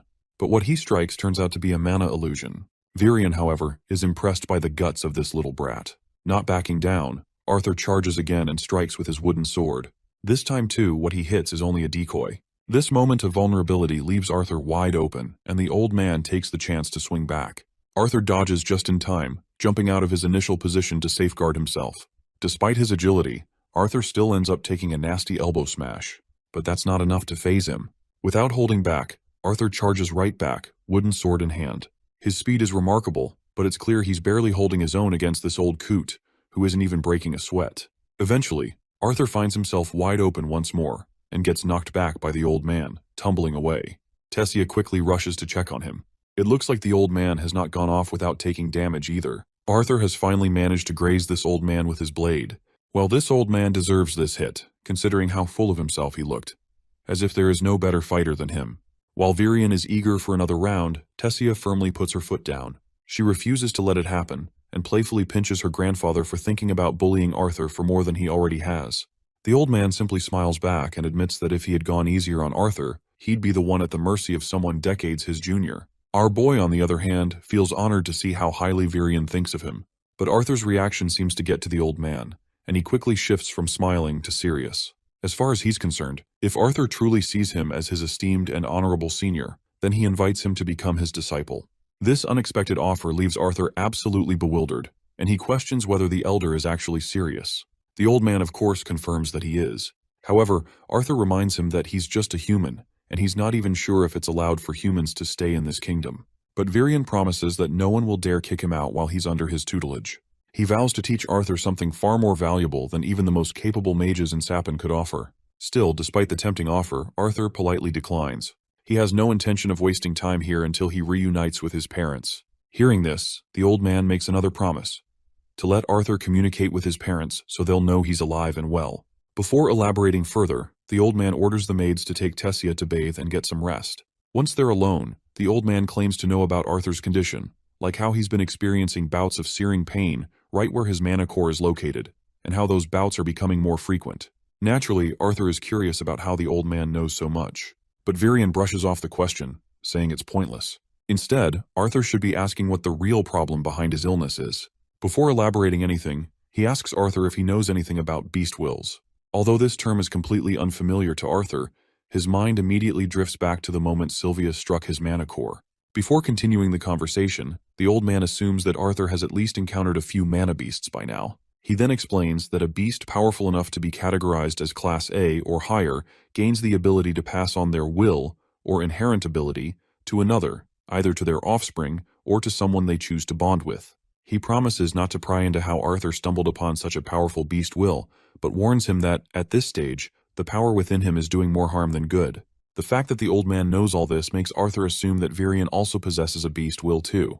Well, the old man doesn't shy away from admitting it. He claims he's professionally a beast tamer, a title he earned by fully conquering the monstrous beast will inside himself. He acknowledges why Arthur desperately wants to see his family and return home, but he warns that doing so right now comes with a grave risk. The power of the beast will inside Arthur is too potent for his immature body to handle. If it isn't controlled soon, the power he has obtained will destroy his body from the inside out. As Arthur lays down, his face is covered with glistening sweat. There's a heavy sensation pressing down on his body. As he drifts in and out of unconsciousness, he sees the monstrous personification of his worries and burdens. The expectations placed on him haunt him, even in his sleep. But the source of all this weight is not some ethereal creature. It is Tessia, perched right atop him, unknowingly pressing him further into the depths of his exhaustion. She's apparently here to wake him up because she can't wait to start this new, exciting day with him. But it seems Arthur still hasn't had enough sleep, so calls the shadow monster back to give him just a few more minutes. Later, while Arthur gets ready for the day, Tessia asks to confirm if what her grandpa said about him staying is actually true. Well, our boy isn't too sure about this. His plan to stay here depends entirely on the trip with Elder Virion. As Arthur walks toward the carriage he's supposed to ride with the Elder, the King and Queen can be seen pleading with Elder Virion to reconsider, because it's inappropriate for a human to stay in their kingdom. It goes against the traditions the elves have upheld for decades. But the old coot makes it clear that Arthur has caught his attention, so he wants him to stay a little longer. Besides, their daughter seems to have taken a liking to him as well, which is just another reason to keep him around for a bit more time. Despite all the pleas from the king, Elder Virion sticks to his guns. He assures the royals that he'll keep Arthur under his direct guidance to ensure everyone in the kingdom knows he's being watched over. Seeing how Elder Virion is standing up for him makes Arthur crack a smile. Once they hop into the carriage, they begin their journey. After quite a while on the road, Arthur starts wondering how much longer this trip will take as he's eager to meet the old man's mysterious friend. Out of nowhere, Tessia leans over Arthur's shoulder and falls asleep. Looks like waking up so early out of excitement finally caught up to her. Since Tessia is the only princess of the kingdom, she grew up in a lonely environment. She's been hurt too many times by both adults and children pretending to be her friends. Over time, she became cold and distant, building a wall around herself to keep others out. But in the short time he's seen her with Arthur, she's shown more smiles and laughter than she has in the past few years. For that, the old man is genuinely glad and expresses his gratitude to our boy. After a short journey, the carriage comes to a halt, and they arrive at a lonely house in the middle of nowhere. By now, Arthur is genuinely curious to see who this mysterious friend is that the former king had to travel all the way to this rural area to meet. The old man, however, goes absolutely bonkers, kicking the door with all the force he can muster and yelling for the witch inside to come out. A woman eventually emerges, equally annoyed and angry at Virion's impudence. The old man takes his time introducing her to Arthur. She is Lilia Darkassan, an old friend and a very special deviant who, according to Virion, can help him. Despite his short height, Arthur's manners know no bounds. He promptly bows his head in respect to greet the lady. Lilia invites them inside while Arthur reflects on the fact that, as a deviant, her magic doesn't fall into the 4 basic elements, much like his mother's abilities. But he's still unsure how she's supposed to help him. Although Arthur doesn't want to seem like an impatient brat, he can't help but feel curious about how Lilia plans to assist him in reaching his parents. The lady finally explains that she is what they call a diviner. Magic of this nature varies from mage to mage, but she's quite capable. This means there's very little someone can hide from her if she chooses to pry. For instance, she already knows that Arthur is special. So special in fact that there are parts of his life even she can't see. However, her eyes have glimpsed pieces of both his past and future. She also knows he isn't here for her clairvoyant abilities, but because he wants to see his parents and let them know he's alive. She instructs him to lean forward and keep his eyes on the basin of water. As soon as Arthur complies, the lady begins her magic. Once he can see his parents in the water, he'll be able to speak to them. While Arthur tries to make the connection, the perspective shifts to his parents. There, his doting mother and father are having a meal, something Arthur used to enjoy a lot. Suddenly, they begin to hear Arthur's voice calling out to them. The sound catches them completely off guard, leaving them frozen. When Arthur says he's their son, that's enough to paralyze them entirely, their spoons slipping out of their hands as they let the shock sink in. As surprising as it is, Arthur assures them that he is indeed their son speaking directly into their heads. He doesn't have time to explain everything right now, but wanted to let them know he's safe and alive. He managed to survive the fall off the cliff, though barely. He also reveals that he's currently staying in the kingdom of Elenoir with the elves, but insists they must keep this a secret. Arthur tells them not to blame themselves for what happened back then. He's proud of what he did, and if he could go back in time, he wouldn't hesitate to make the same choices again. He explains a bit about his illness he has got, so he will be staying here longer to be treated before he can return home. He admits he's unsure if he'll get another chance to talk to them, as there's only one woman capable of helping him make this connection. Before ending the conversation, he asks his father to keep his mother and the baby safe. In the meantime, he'll continue his training and warns his dad not to be surprised if his proud son can beat him in a sparring match when they reunite. With that, this cerebral Skype session ends. Arthur's father breaks into absolute tears, and his wife follows suit. They can barely believe that Arthur is alive. The joy and excitement of hearing that their son is alive is so overwhelming that Arthur's parents embrace each other in absolute happiness. It's not just the parents shedding tears. Arthur himself is equally overwhelmed by the conversation he just had with his parents. However, he steels his balls up and tells the old man that he's finally ready for whatever lies ahead. After their brief visit to Lilia, the group finally returns to the castle, where the king and queen are already waiting for their arrival. As Elder Virion and Tessia enter the castle, Arthur is suddenly stopped by the king himself. It's not because the king resents him or wishes to bar his entry, but because he wants to reconcile. Even the queen wants to express her regret for their earlier behavior. Neither of them holds back in showing genuine contrition for how they treated him initially. Arthur, ever the forgiving soul, is more than happy to mend bridges. He promptly shakes hands with the king on friendly terms. However, Tessia is not sure if that is how apologies should work. As far as she's concerned, if the king and queen are truly sorry, they should at least let her take Arthur outside to explore the city. Something she's been eager to do. Well, neither the king nor the queen has a reason to stop them, so eventually, Arthur and Tessia prepare to head out and explore the city. Tessia eagerly shows Arthur everything unique to Elenoir. However, during their walk, Arthur accidentally stumbles into an elf. Or rather, the elf intentionally bumps into him, clearly looking for an opportunity to trash-talk the entire human race. After setting the scene, this opportunistic elf directly points a finger at Arthur, reminding him that he doesn't belong here, no matter the favor he's receiving from Elder Virion. While Arthur feels a bit pissed at this cocky bastard, Tessia steps in to confront the guy. The elf introduces himself as Faerith Ivsar and counters Tessia's questions with arrogance, asking how she can tolerate breathing the same air as a mere commoner like Arthur. Being the great knight he is, Faerith even offers to take the responsibility to escort her himself. But Arthur quickly turns the tide with some playful banter. His few well-aimed words manage to piss Faerith off to no end. The idea of someone mocking his knighthood is too much for this little punk to handle. In a fit of rage, Faerith throws down the gauntlet and challenges Arthur to a duel. Arthur, who already thought this guy was stupid, finds his expectations exceeded in the worst way possible. Tessia immediately steps forward, questioning the audacity of this so-called knight. How dare Faerith challenge the disciple of Elder Virion to a duel? Faerith makes it clear that he would never allow anyone to trample on his pride, as this is the way he was raised. Determined to defend his honor, he challenges Arthur to accept the duel, or retreat with his primate tail tucked between his legs. To add pressure, Ferrith reminds Arthur that, in elven society, his decision will reflect directly on his mentor, Elder Virion. Arthur, on the other hand, is fascinated by the intense expressions on everyone's faces. He hadn't realized that dueling was taken so seriously here. Ferrith, eager to get things started, takes Arthur's silence as acceptance. To get the things rolling, he insists that Princess Tessia officiate the duel. Reluctantly, Tessia agrees, and as soon as she gives the signal, Ferrith charges forward, aiming to land the first blow. But my guy simply balls up his fist and delivers a single devastating punch. The impact is so brutal that Ferrith's spit flies out of his mouth, and he's sent sprawling a few feet away. Arthur is left standing there, genuinely unsure if this is all it takes to win a duel. Meanwhile, Tessia isn't surprised to see the outcome, especially since she had expected this much to happen. As Arthur tries to wrap his head around whether he's become genuinely strong or if this was just a fluke, Tessia grabs his hand and dashes off. As they continue their journey once again, Arthur can't help but grow fonder of the little princess. While the rest of the day wasn't quite as exciting as dealing with Ferrith, it was refreshing and gave Arthur a chance to get his mind off heavier matters. As Arthur and Tessia sit together, she asks him if he's feeling nervous about the tough training ahead. Well, it is clear that the weight of the upcoming day has already begun to press on Arthur's mind. He recalls Elder Virion's words of warning, crystal clear and unyielding. Virion had told him that the lessons would be far from easy. In fact, he made it clear that Arthur would need to brace himself for the grueling challenges ahead.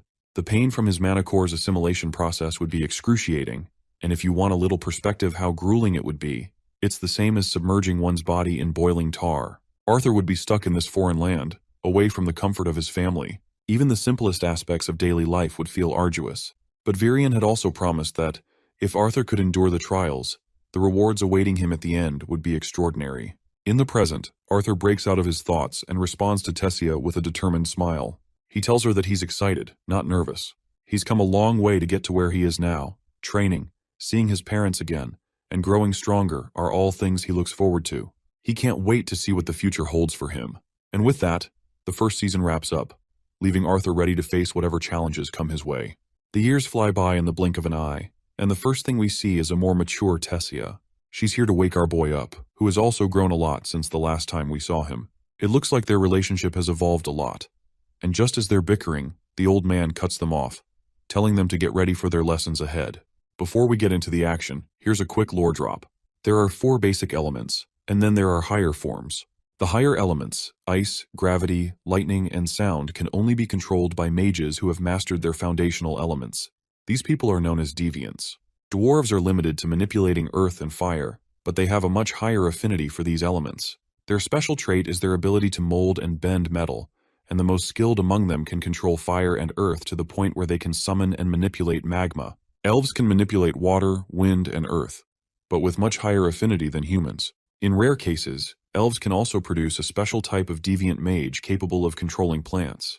However, elves cannot produce mages who can control the higher forms of water, wind, or earth. Humans, on the other hand, can manipulate any of the 4 basic elements, and are the only race capable of producing deviants in any of those elements, as well as anomalies that can't be categorized into the elements, like emitters or healers.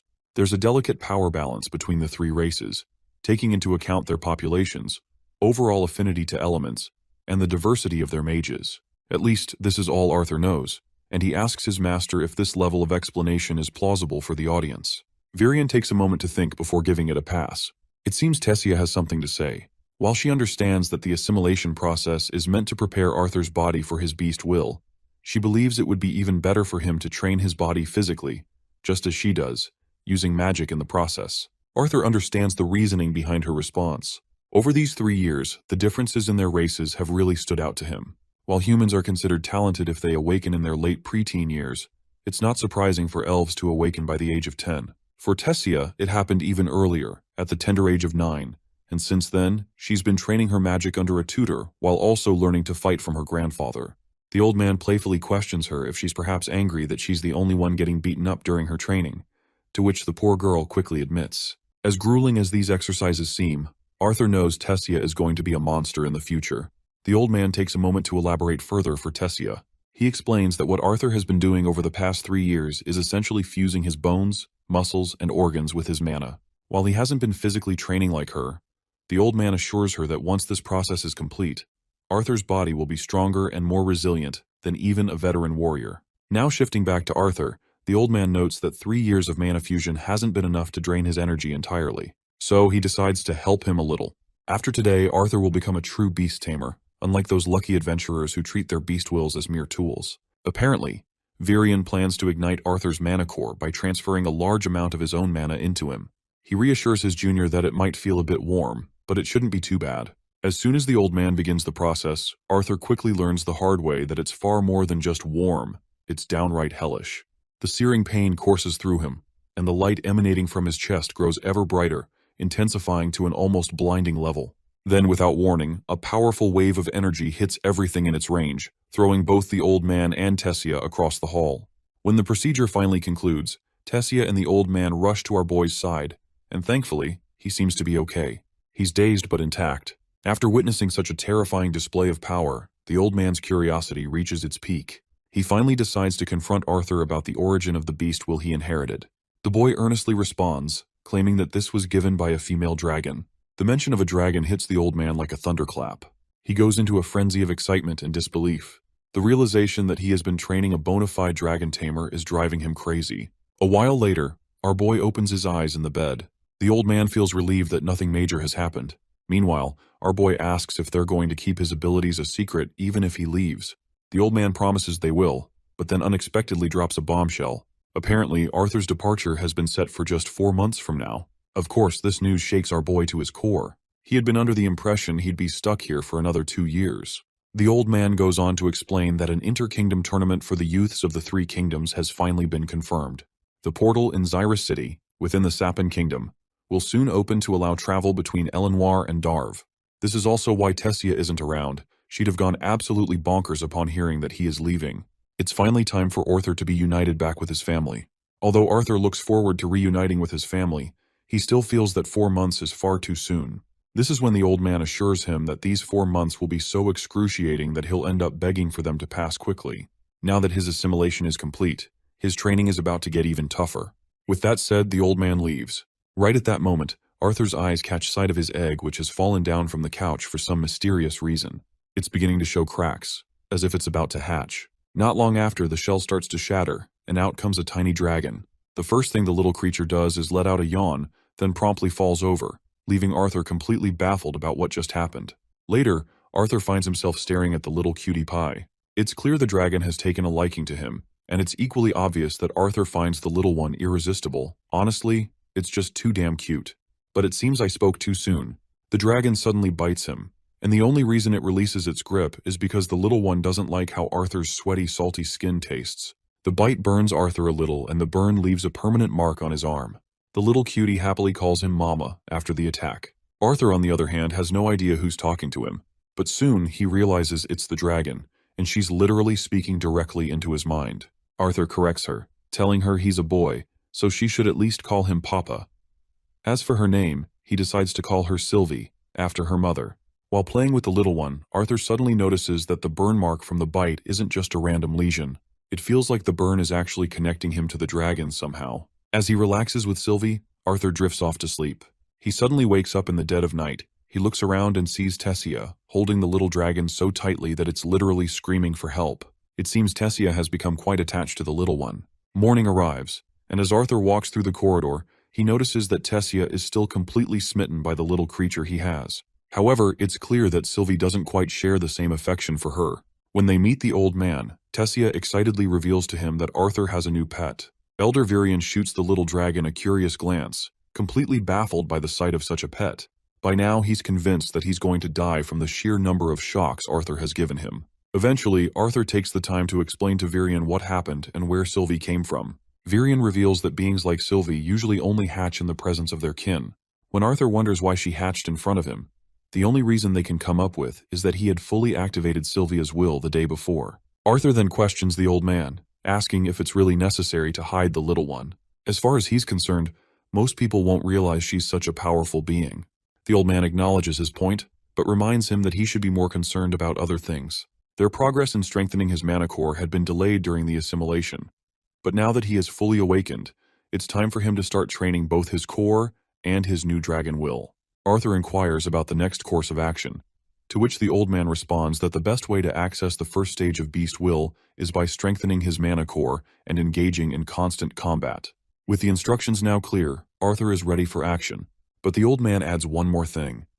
If Arthur fights a fellow beast tamer who can use stages, it will help him grow even more. Right at that moment, the old man summons forth his own beast, which quickly wraps around him, giving him a completely new appearance. Before we move on, let's take a moment to understand what the old man just did. Basically, beast tamers are mages who can harness the unique abilities inherited from a mana beast. The first stage, known as the acquire phase, is when a beast tamer can borrow their beast's inherent strength. However, it's only at the second stage, called the integrate phase, that the mage can truly utilize their beast's unique abilities and characteristics.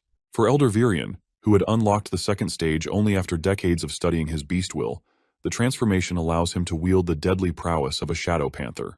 Now empowered by the shadow panther's abilities, the old man instructs his disciple to pay closer attention, particularly when he sneaks up behind him. This prior warning leaves Arthur deeply unsettled. From what he can gather, the old man is essentially saying he'll be able to sneak up on him even though Arthur is aware of his intentions. In an instant, the old man vanishes from sight, and before our boy can even process it, he feels a light tap on his shoulder. Arthur quickly twirls around at impressive speed, but finds no one behind him. Before he can react further, the old man once again appears behind him, catching Arthur completely off guard. This time, Arthur surrenders. Unable to keep up with the old man's blinding speed and the sheer presence of the Shadow Panther's terrifying form, a sight both awe-inspiring and trauma-inducing. The old man reveals a significant drawback of the integrate phase. It also takes a heavy toll on his body every time he activates it. Arthur, however, is still awestruck by the old man's speed. The movements alone were impressive, but what truly shook him was the inability to sense Virion's presence, even when he stood directly behind him. Apparently, Shadow Panthers possess the unique ability to instantly manipulate wind and sound, rendering themselves undetectable. Virion decides that playtime is over and extends a sword toward Arthur, signaling that the real training is about to begin. Days pass quickly as Arthur becomes completely immersed in his training. Under Virion's guidance and through his own insights, Arthur manages to access the first stage of his dragon will. In addition to mastering the first stage, Virion teaches Arthur how to conceal the presence of his beast will from other mages. When Arthur isn't strengthening his mana core or delving deeper into Sylvia's dragon will, he's sparring against Virion.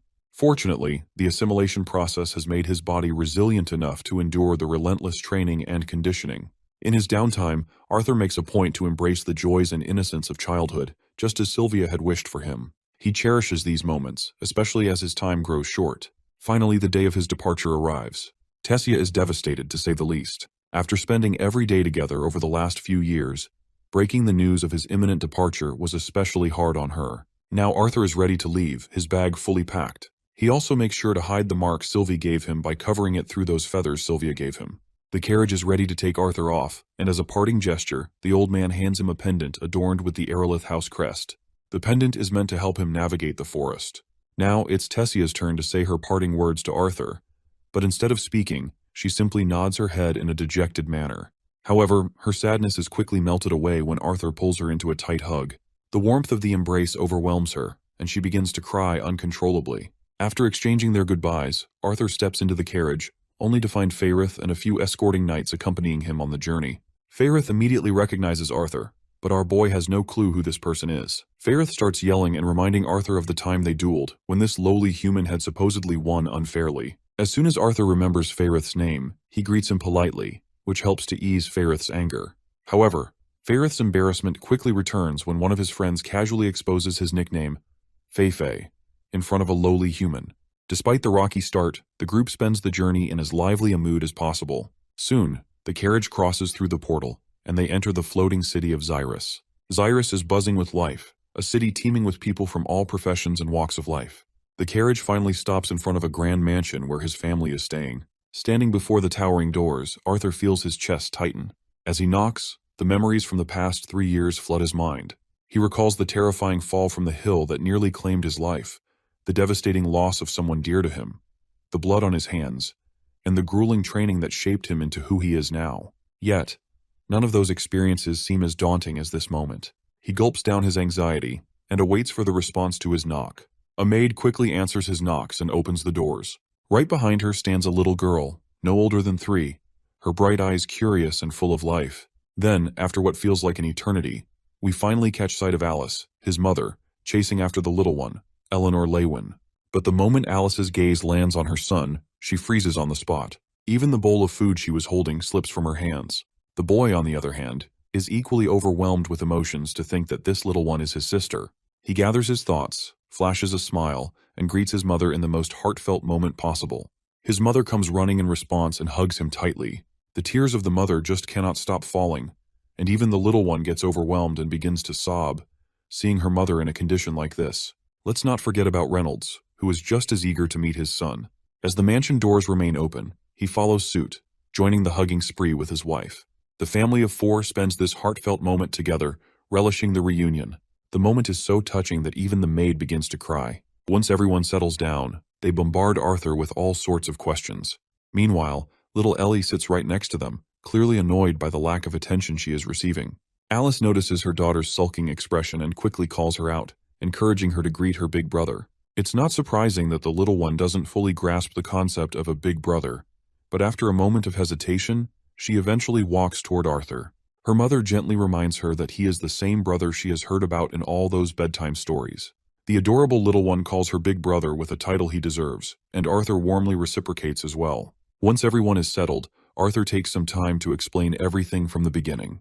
While he trusts his family, he carefully omits certain details while recounting his past. He explains his survival from the fall of the cliff as a combination of luck and his body's unconscious use of magic to protect him. From there, he continues with the story of finding Tessia, spending time in the kingdom of Eleanor, and recovering.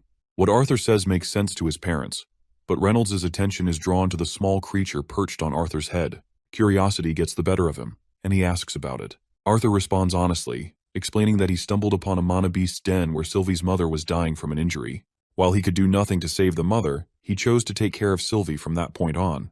The concerned mother then asks if he is truly healed, especially given the illness he had suffered from in the past. Arthur confidently reassures her that he is fine now, explaining that his condition had more to do with the instability of his mana core from awakening too early. However, he does not tell them the entire truth. Deep down, he feels a pang of guilt for keeping secrets from his family, but he knows it's too dangerous for them to know everything until he becomes stronger. Speaking of mana cores, his old man fires up and excitedly inquires about the mana core stage his son currently stands at. But the son questions his father back, inquiring about his mana core stage instead. Proud Reynolds proudly boasts that he broke through 2 years ago and entered the dark orange stage. Well, it seems like this is indeed a feat to feel proud of, because Arthur was not expecting his father to break through to the next stage. So he is sure that his father must have worked hard. His father doesn't shy away and lets his pride and confidence do the talking. Reynolds then throws the question back at his son, and Arthur hesitantly responds that it's light red. As soon as the old man's mind registers the words light red, he is literally shocked out of his mind. "Holy shit!" says Reynolds after hearing his son. Ellie also perks up upon hearing this little phrase, and she promptly repeats the 2 words after her father. The mother gets annoyed, seeing this unreliable father cursing in front of their little one.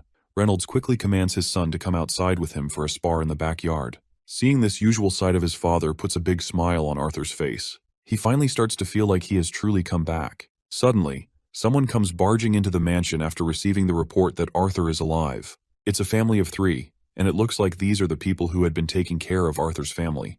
Reynolds promptly introduces his old friend, Vincent Helstia, who runs the Helstia auction house. This house also belongs to them as well. Arthur politely bows his head, using all the manners he can muster, and greets both Mr. and Mrs. Helstia. While Reynolds continues to jibber-jabber, both Mr. and Mrs. Helstia notice a stark contrast between Arthur and his father. For a moment, Vincent even questions if Arthur is really blood-related to Reynolds. Anyhow, Mrs. Helstia makes sure to introduce her daughter to Arthur. Her name is Lilia. Both Arthur and Sylvie warmly respond to the girl. However, Arthur's greeting goes unnoticed because Lilia experiences love at first sight, not with him, but with the little creature resting on his shoulder. Now that the pleasantries are over, Reynolds decides to proceed with the duel they were planning. After stepping outside, both father and son stretch their bodies in preparation. Mrs. Helstia forces her husband to sit down, to which the man reluctantly complies. He's clearly bewildered after hearing that an 8-year-old not only awakened, but has already progressed through 3 stages. Even those snobby genius brats admitted into Cyrus Academy are barely at the dark red stage, and they're 11 or 12. Meanwhile, noticing how dubious Vincent seems, Arthur feels relieved that he didn't reveal much about his powers. After all, light red is just the beginning. If he can train his core while assimilating with Sylvie's beast will, he knows he'll be in a league of his own. Anyhow, his father is all geared up and ready for a showdown with his son. Arthur, on the other hand, is equally prepared for the challenge ahead. They both dash at each other, with Arthur taking the lead by launching the first punch aimed straight at his father. But Reynolds blocks his son's punch barehanded.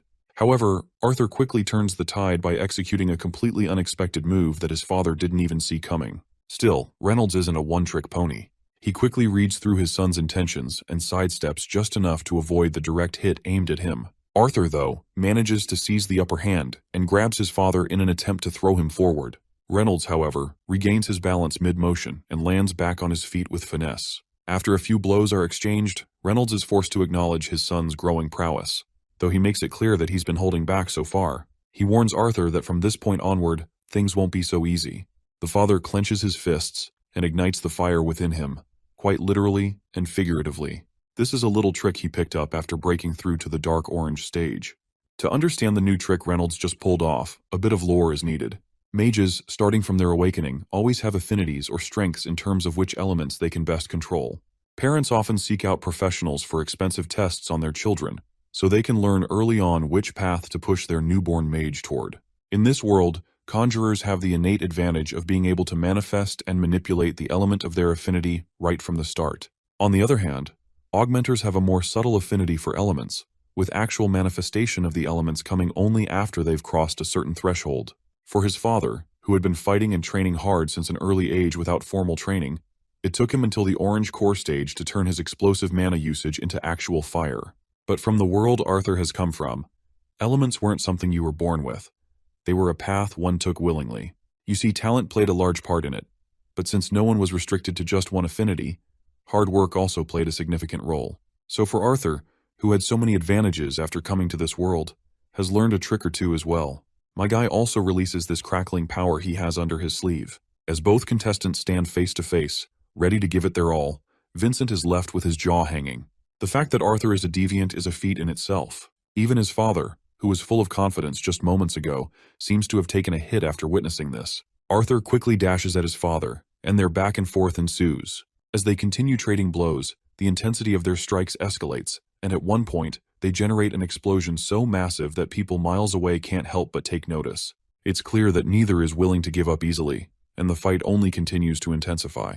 After a relentless barrage of punches, one of Reynolds' punches finally lands squarely on Arthur's face. But instead of getting discouraged, this punch only makes Arthur happier. This is exactly what he expects from his father. Reynolds' punches are getting sharper, and he's using his longer reach to prevent Arthur from getting too close. But my guy is not letting this old man get the better of him. He quickly ducks down and throws a precise uppercut that has 0% chance to fail. This sight leaves everyone with their jaws hitting the floor, and as you can imagine, the fight is over. So hitting his father felt unnecessary, and Arthur stopped his punch mid-motion. The father feels immensely proud of his son and grabs him in a tight hug. Regarding Arthur's lightning powers, they are by far his most successful deviant affinity. However, he still has a long way to go. His ice magic remains unstable, and he hasn't even unlocked sound or gravity yet. Despite this, it feels good for Arthur to brag a little to his parents. Vincent, on the other hand, is completely exhausted. All this is far too much for him to handle in one day. Later, both families gather for dinner together, and Reynolds is still absolutely smitten with his son's prowess. He reminisces about how Arthur was only 3 years old when he awakened. Mrs. Helstea finds it shocking to hear that Arthur literally awakened at the age of 3. Alice then chimes in and further reveals that Arthur even blew up the entire house in the process. After everything Vincent had endured that day, he wasn't expecting to be overwhelmed even further. Yet here he is. Snapping out of his drunkard state, he suggests enrolling Arthur in Xyrus Academy.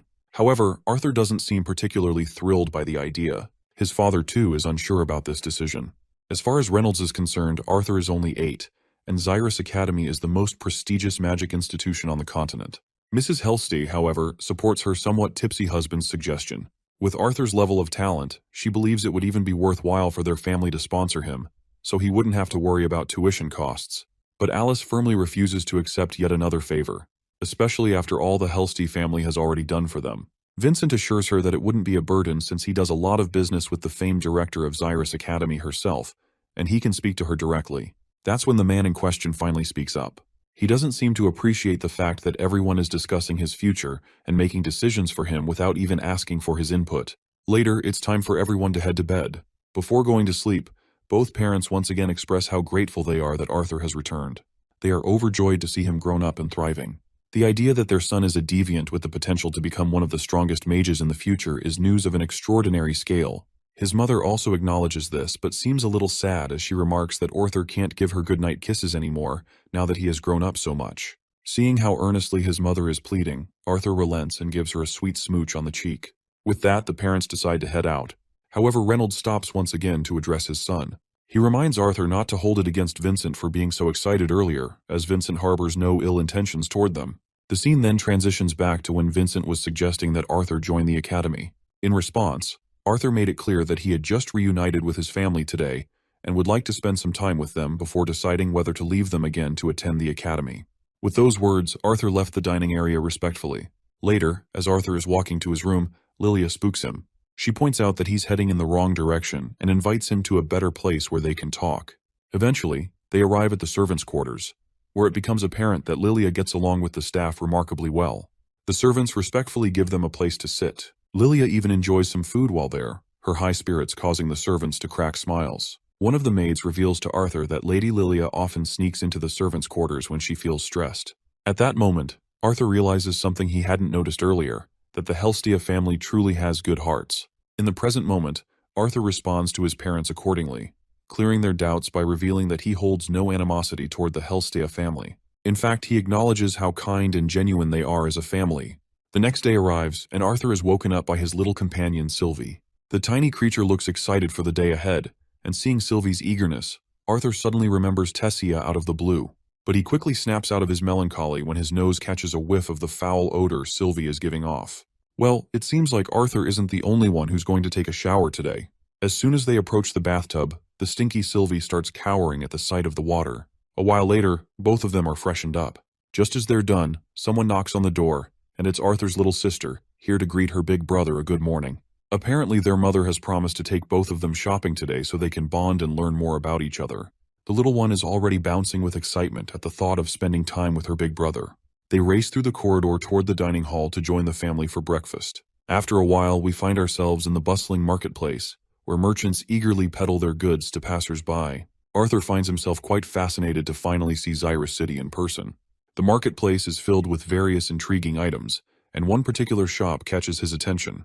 This shop displays crystal balls and the mounted heads of monsters.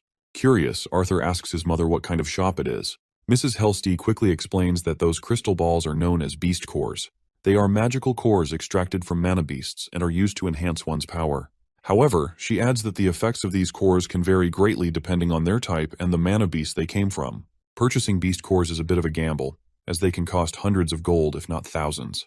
However, if you're lucky, one might even contain a beast will. The mention of spending hundreds of gold leaves Arthur's jaw hanging wide open. Mrs. Helsty then mentions that her auction house receives a fair number of beast cores and even infant mana beasts. She invites Arthur to take a closer look at them whenever he gets the chance. Arthur flashes a pleasant smile, and he is more than ready to redeem the generosity and the opportunity she's offering. Just then, Lilia starts pushing Arthur forward, eager to show him a place she's been excited about ever since she saw him. A short while later, they arrive at the shop she had in mind, and it turns out to be a barber's shop. Arthur seems unsure if a visit to the barber is really necessary, but his mother insists it's long overdue, because as far as she can tell, his current hairstyle is nothing short of atrocious. The barber, however, is quite the character. It looks like Bro has watched too much of JoJo's Bizarre Adventure. When he gets unusually enthusiastic about Arthur's feminine charm, Arthur's inner self recoils in absolute terror, feeling as though his very soul is trying to escape his body. After getting his haircut done, the moment of the grand reveal finally arrives. With a little drum roll, Arthur graces the scene with his brand new look. He looks more charming than ever, to the point where even little Ellie enthusiastically approves of her brother's haircut. After their little tour to the barber, they return to the bustling streets of the marketplace. While crossing a particular bridge, Arthur notices something intriguing down below in the market. He spots a group of boys in the crowd mocking someone.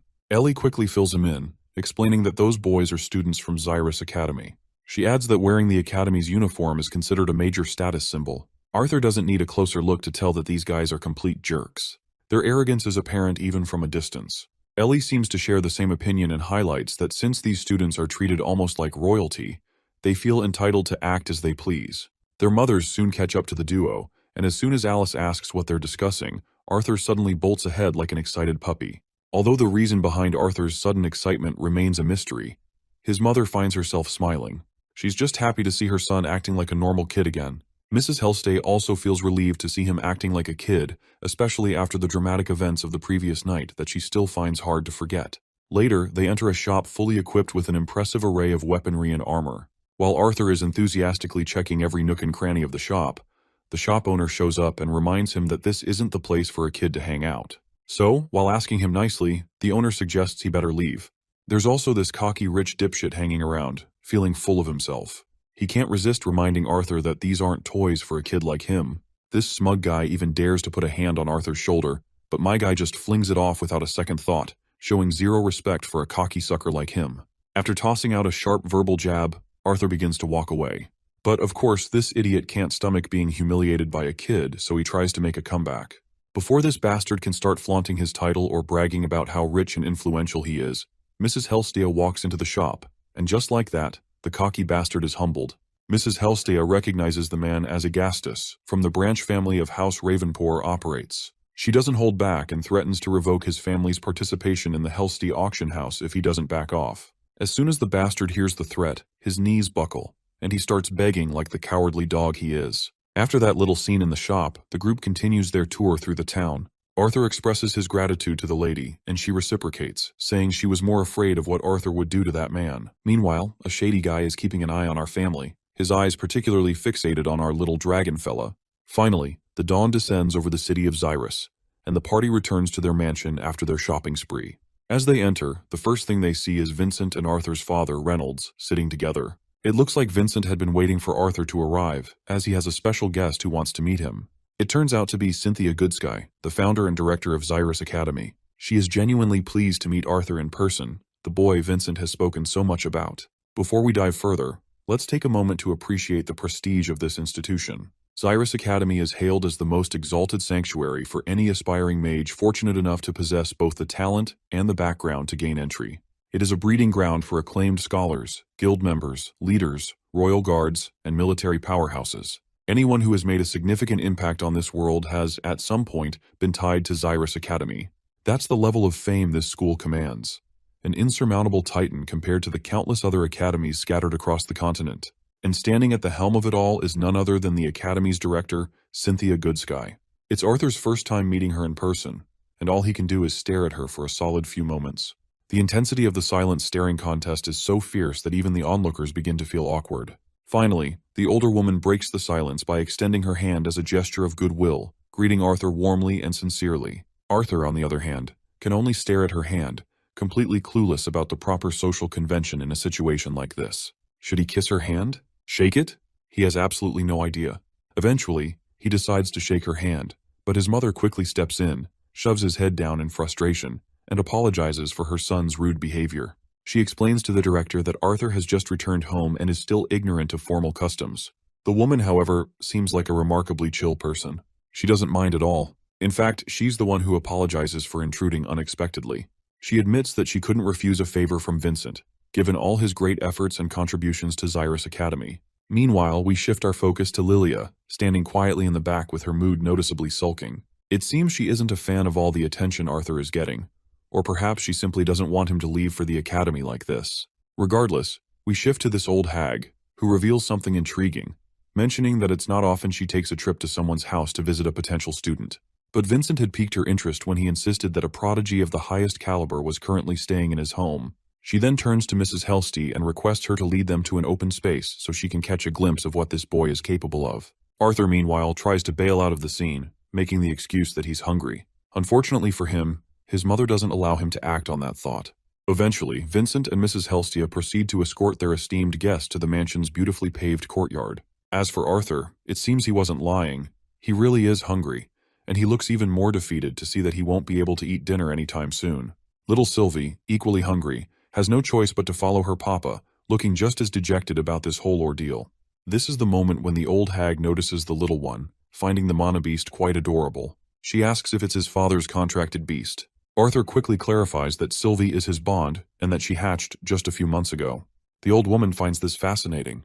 You see, most nobles here purchase mana beasts to form contracts, but she has never seen a mana beast quite like Sylvie before. Arthur then explains that Sylvie's mother was some kind of scaled wolf with small wings. She was gravely injured, almost dead, while protecting her egg when he stumbled upon her nest. He chalks the whole thing up to nothing more than a stroke of luck. Cynthia, however, seems skeptical, but chooses not to voice her doubts. After walking down the corridor for a few minutes, they finally arrive at the grand courtyard. Now that they're outside, Cynthia looks eager to see if Arthur can live up to the praise Vincent had lavished on him, or if it's all just empty talk. As far as she remembers, Vincent mentioned that Arthur was an augmenter, but he didn't provide many details, as he merely wanted to keep it a surprise for her. We then take a peek into Cynthia's thoughts as she examines Arthur closely. She notes how he doesn't appear worried or scared. She can't quite figure out if it's confidence or arrogance that keeps him so composed. As for Arthur, he's not even concerned about the current situation. His thoughts are entirely consumed by one thing, the goddamn dinner. He's desperately craving grilled fish today, and that's all he can focus on. Meanwhile, Vincent looks quite smug as he confidently claims that Cynthia will definitely be shocked when Arthur shows her his fire and lightning magic. He's also relieved that Reynolds won't be able to burn down the courtyard again like last time.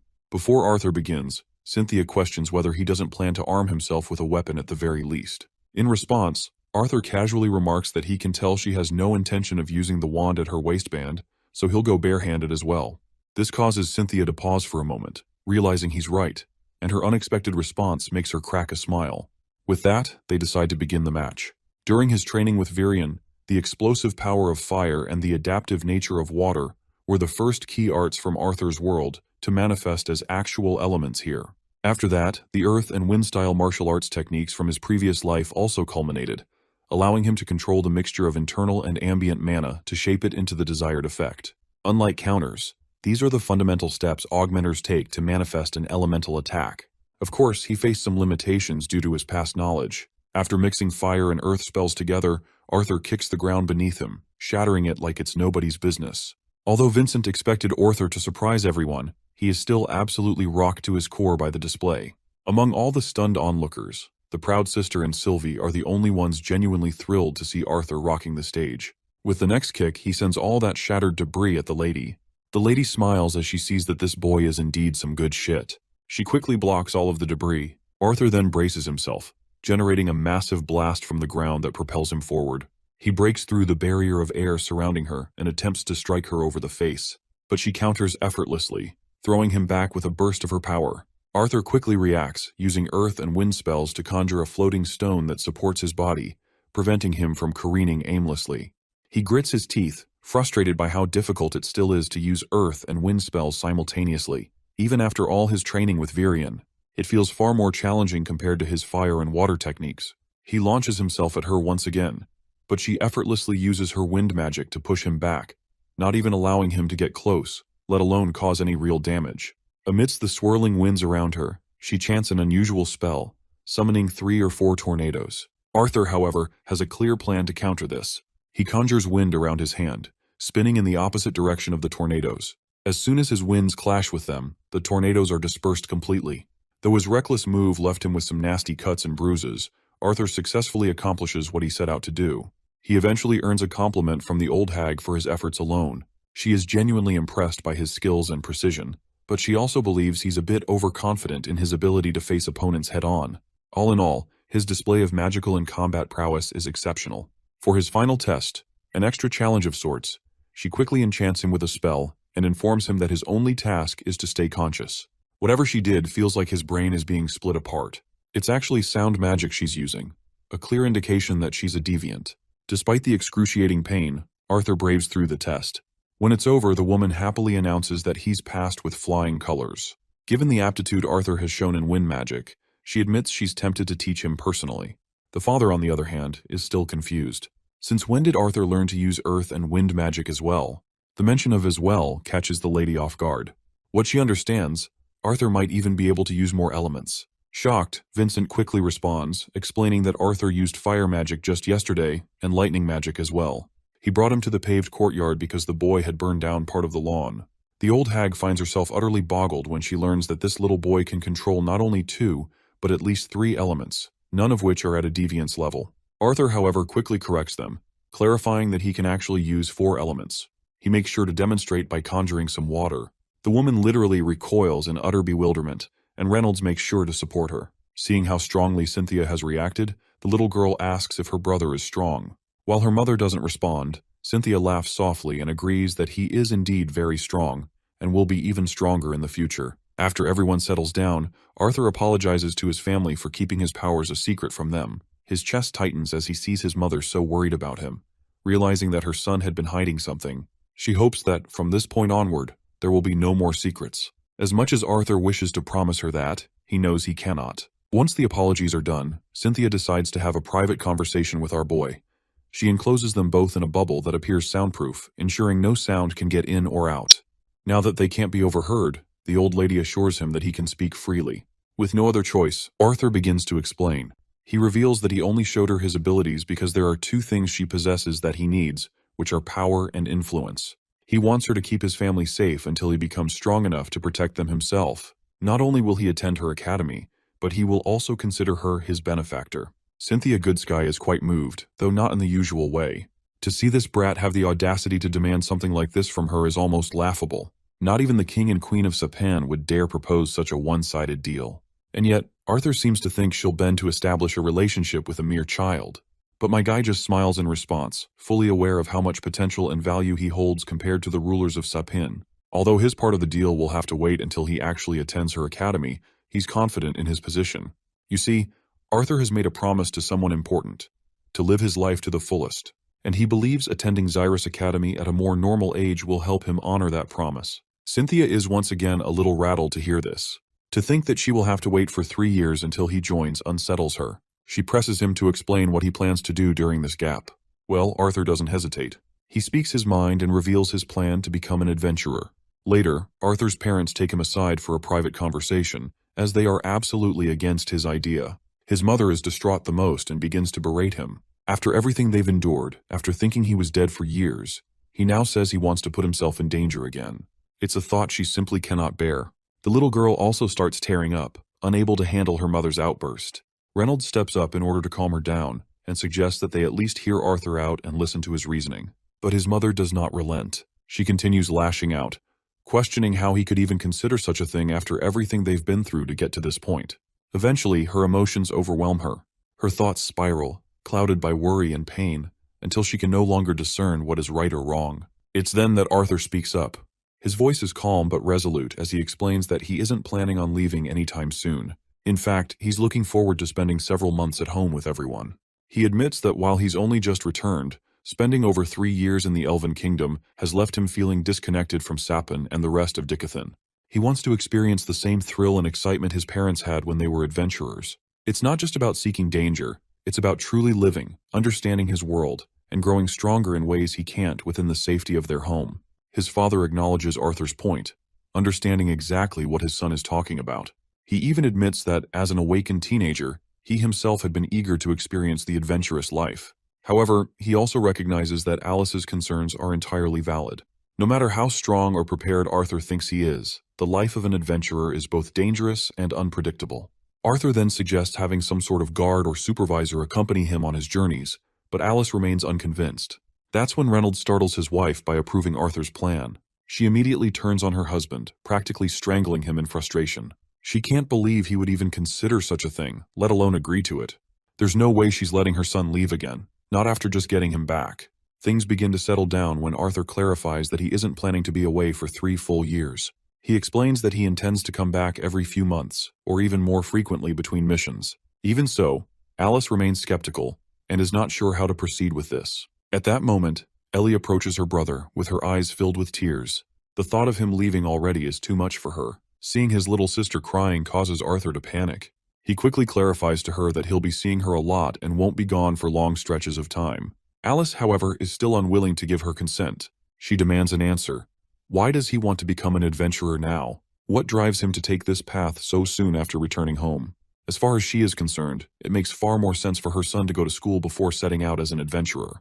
Arthur, however, reminds them that if he were to attend school now, he'd be quite a bit younger than the other students. He explains that he actually wants to fit in and make friends, but a significant age gap might make that harder. His worried mother quickly counters, suggesting that he doesn't have to go to school right away. Instead, she proposes helping him train herself, along with Reynolds. Well, Arthur is open to the idea, but he doesn't just want to train, He wants to fight and test the skills he's learned since coming to this world in real-world scenarios. He wants to experience an open environment where he can truly challenge himself is what he's looking for. Though he does not say all this to their parents. The next morning arrives, and the entire family gathers at the dining table, joined by the Hellstave family. As they eat, the room is filled with lively banter and conversation. At one point, Arthur asks what plans everyone has for the day. Mrs. Hellstee responds that she and Alice need to run some errands around town to prepare for an upcoming event at the Hellstee auction house. She adds that they're taking Ellie and Lilia along, and Arthur is welcome to join them if he wants. Arthur, however, decides to stay behind today. Vincent then grabs everyone's attention and inquires if they've decided what to do about Arthur's plan. Alice then reveals that she has agreed to let him become an adventurer under certain conditions. The father outlines them as follows. First, Arthur will wait until after his birthday in 3 months. Second, he must have a guard with him at all times during his missions. And third, he will need to visit home at least once every 2 months. Beyond that, his father is confident that Arthur is smart enough to manage the rest on his own. Vincent acknowledges the rationality behind the decision, but raises an important question. Who will be Arthur's guard? From what he's seen so far, it seems highly unlikely that there's anyone capable of guarding Arthur effectively. Meanwhile, the little girl is having her own fun. She pretends to be a Sylvie, balancing 2 forks over her head to mimic the creature's horns. Her childish antics give Reynolds a sudden idea. With a wide grin, he announces that the twin horns will be returning from a dungeon expedition soon. He recently received a letter from the Adventurers Guild confirming that they'll be back in 2 months, and they could arrange for one of them to accompany Arthur as his guard. The idea is so solid that even Alice agrees right away. The mention of the twin horns immediately excites Arthur, as he's been eagerly waiting to reunite with them. After all, the twin horns were the group that had helped escort him back to his family years ago. It means he'll get to see all his old friends, Jasmine, Durden, Angela, Helen, and Adam, together again. He can hardly wait. Later, Arthur visits Vincent's office to discuss a certain matter. Meanwhile, the ladies are out on a shopping spree. During their outing, Ellie and Alina get into an argument. Since Alina is older than Ellie, Mrs. Hellstay doesn't appreciate her daughter teasing the younger girl like this, so she gives her a bonk on her head. But Alina snaps and angrily responds that all Ellie ever does is think about her brother. She finally lets out her frustration that has been bubbling over the past few days. She admits that she doesn't like how everyone is giving so much attention to Arthur. She's jealous. Jealous that Arthur is already a mage stronger than most adults, while she herself hasn't even awakened yet. Deep down, she desperately wants to become a mage. Seeing the girl's distress, Alice steps forward to console her. She gently reminds Alina that comparison is the thief of joy and encourages her not to compare herself to Arthur. Everyone grows at their own pace, and her time will come. But Alina, still upset, asks how Arthur became so strong in the first place. Well, even Alice does not know the answer for this question, and honestly admits that she doesn't really know either. She explains that aside from a little sword training Reynolds gave him, they didn't do much to shape his abilities. This revelation startles Mrs. Hellstee. While she acknowledges that Arthur is undoubtedly a gifted child, the idea that he reached such an extraordinary level of skill without formal training sounds almost unbelievable. She is convinced there's more to this story and presses Alice for answers. Alice then further admits that Arthur is indeed hiding something from them. She confesses that even they, his parents, don't fully understand what it is.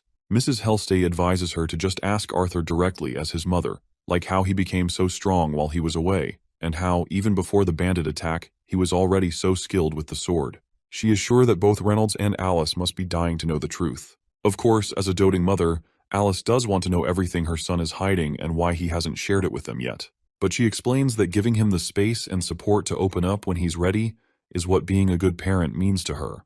With that, they set their worries aside and resume their errands. As the group walks through the bustling streets, a shady figure observes them from a distance, carefully taking note of their movements. In the back alleys, this shady man meets another shady guy cloaked in mystery. He informs his companion to relay to Lord Sebastian that the mana beast wasn't with the group today. Furthermore, a mage from Xyrus Academy was guarding them, which made trailing them extensively impossible. However, he adds that the boy, who is most likely the master of the mana beast, is expected to attend the 10th anniversary event at the Hellstay auction house. The second shady guy replies that they will make sure to inform Lord Sebastian right away and that the auction event will be their best opportunity to act. Meanwhile, Vincent finds himself sitting before Arthur, who is seated calmly yet exudes an air of authority. The way Arthur carries himself, his posture and presence, feels as if Vincent is sitting in the presence of a king. In fact, Vincent is more nervous now than he's ever been before the King of Sapan. He also notes how starkly different Arthur's demeanor is compared to when he's with his family. The relaxed and carefree boy he had observed earlier seems like a completely different person. The commanding aura Arthur displays now feels like his true nature. Adjusting his glasses to compose himself, Vincent greets Arthur politely, saying it's his pleasure to speak with him. Arthur initiates the conversation, explaining the reason for his sudden intrusion.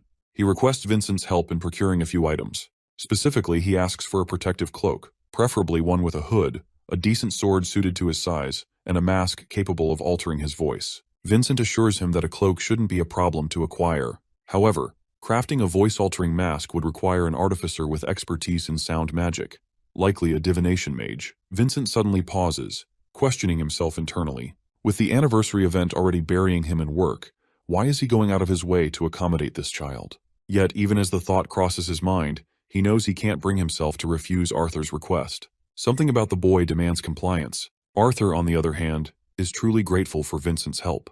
Although he doesn't have any money to offer as compensation, he thinks of another way to repay Vincent for his kindness. However, Vincent quickly refuses any form of compensation. He explains that Arthur's father has been an immense help ever since they began working together.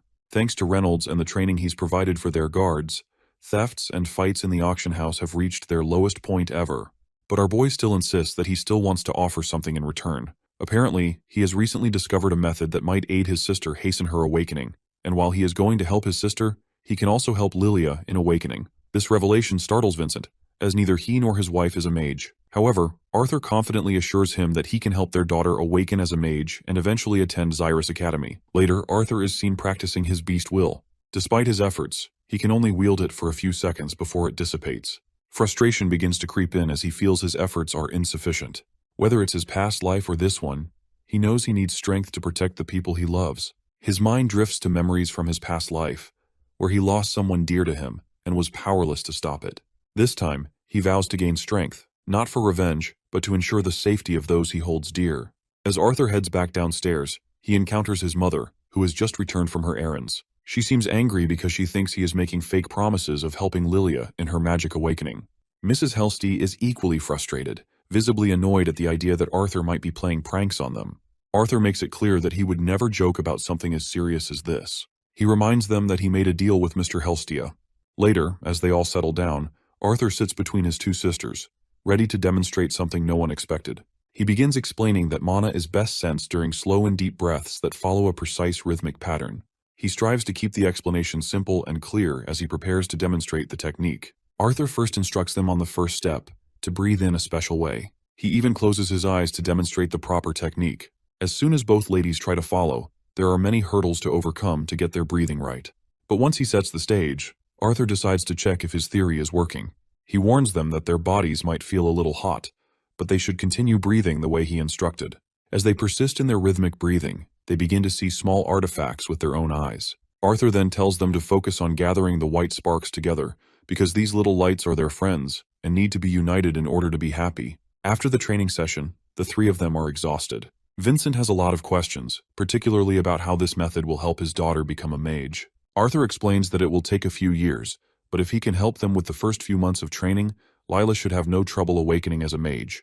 Before he can finish his sentence, Mrs. Helstia suddenly hugs him tightly. Overcome with emotion, she begins to cry, thinking of how Arthur has just opened up endless opportunities in front of their daughter, opportunities that her non-mage parents are unable to offer. Vincent, too, is overwhelmed, and the moment is heavy with emotion.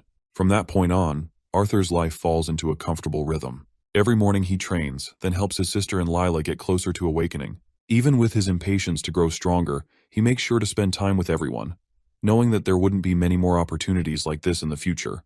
2 months later, it's finally time for the twin horns to arrive. Arthur stands anxiously in front of the door, eagerly awaiting their arrival. When the door is knocked, he rushes to open it, and instantly Angela bursts through, wrapping him in a tight hug. Durden is there as well, looking even bigger than the last time Arthur saw him. Despite his imposing size, Durden's heart is just as soft, and the sight of Arthur brings back memories that make him emotional. Adam, meanwhile, is as cheerful and energetic as ever, exuding the same lively presence. Helen, on the other hand, almost chokes Adam for his antics. She's also smitten to see how handsome Arthur has become since they last met. Jasmine, the quiet one, steps forward as well and gives Arthur a tight hug. Her tears flow as she continues to apologize to him for not protecting him back then. Later, everyone gathers, ready for the day ahead. The gentlemen come down after getting prepared, and soon, once everyone is assembled at the exit door, they prepare to leave for the Hellstay auction house. They leave the mansion and climb into the carriages.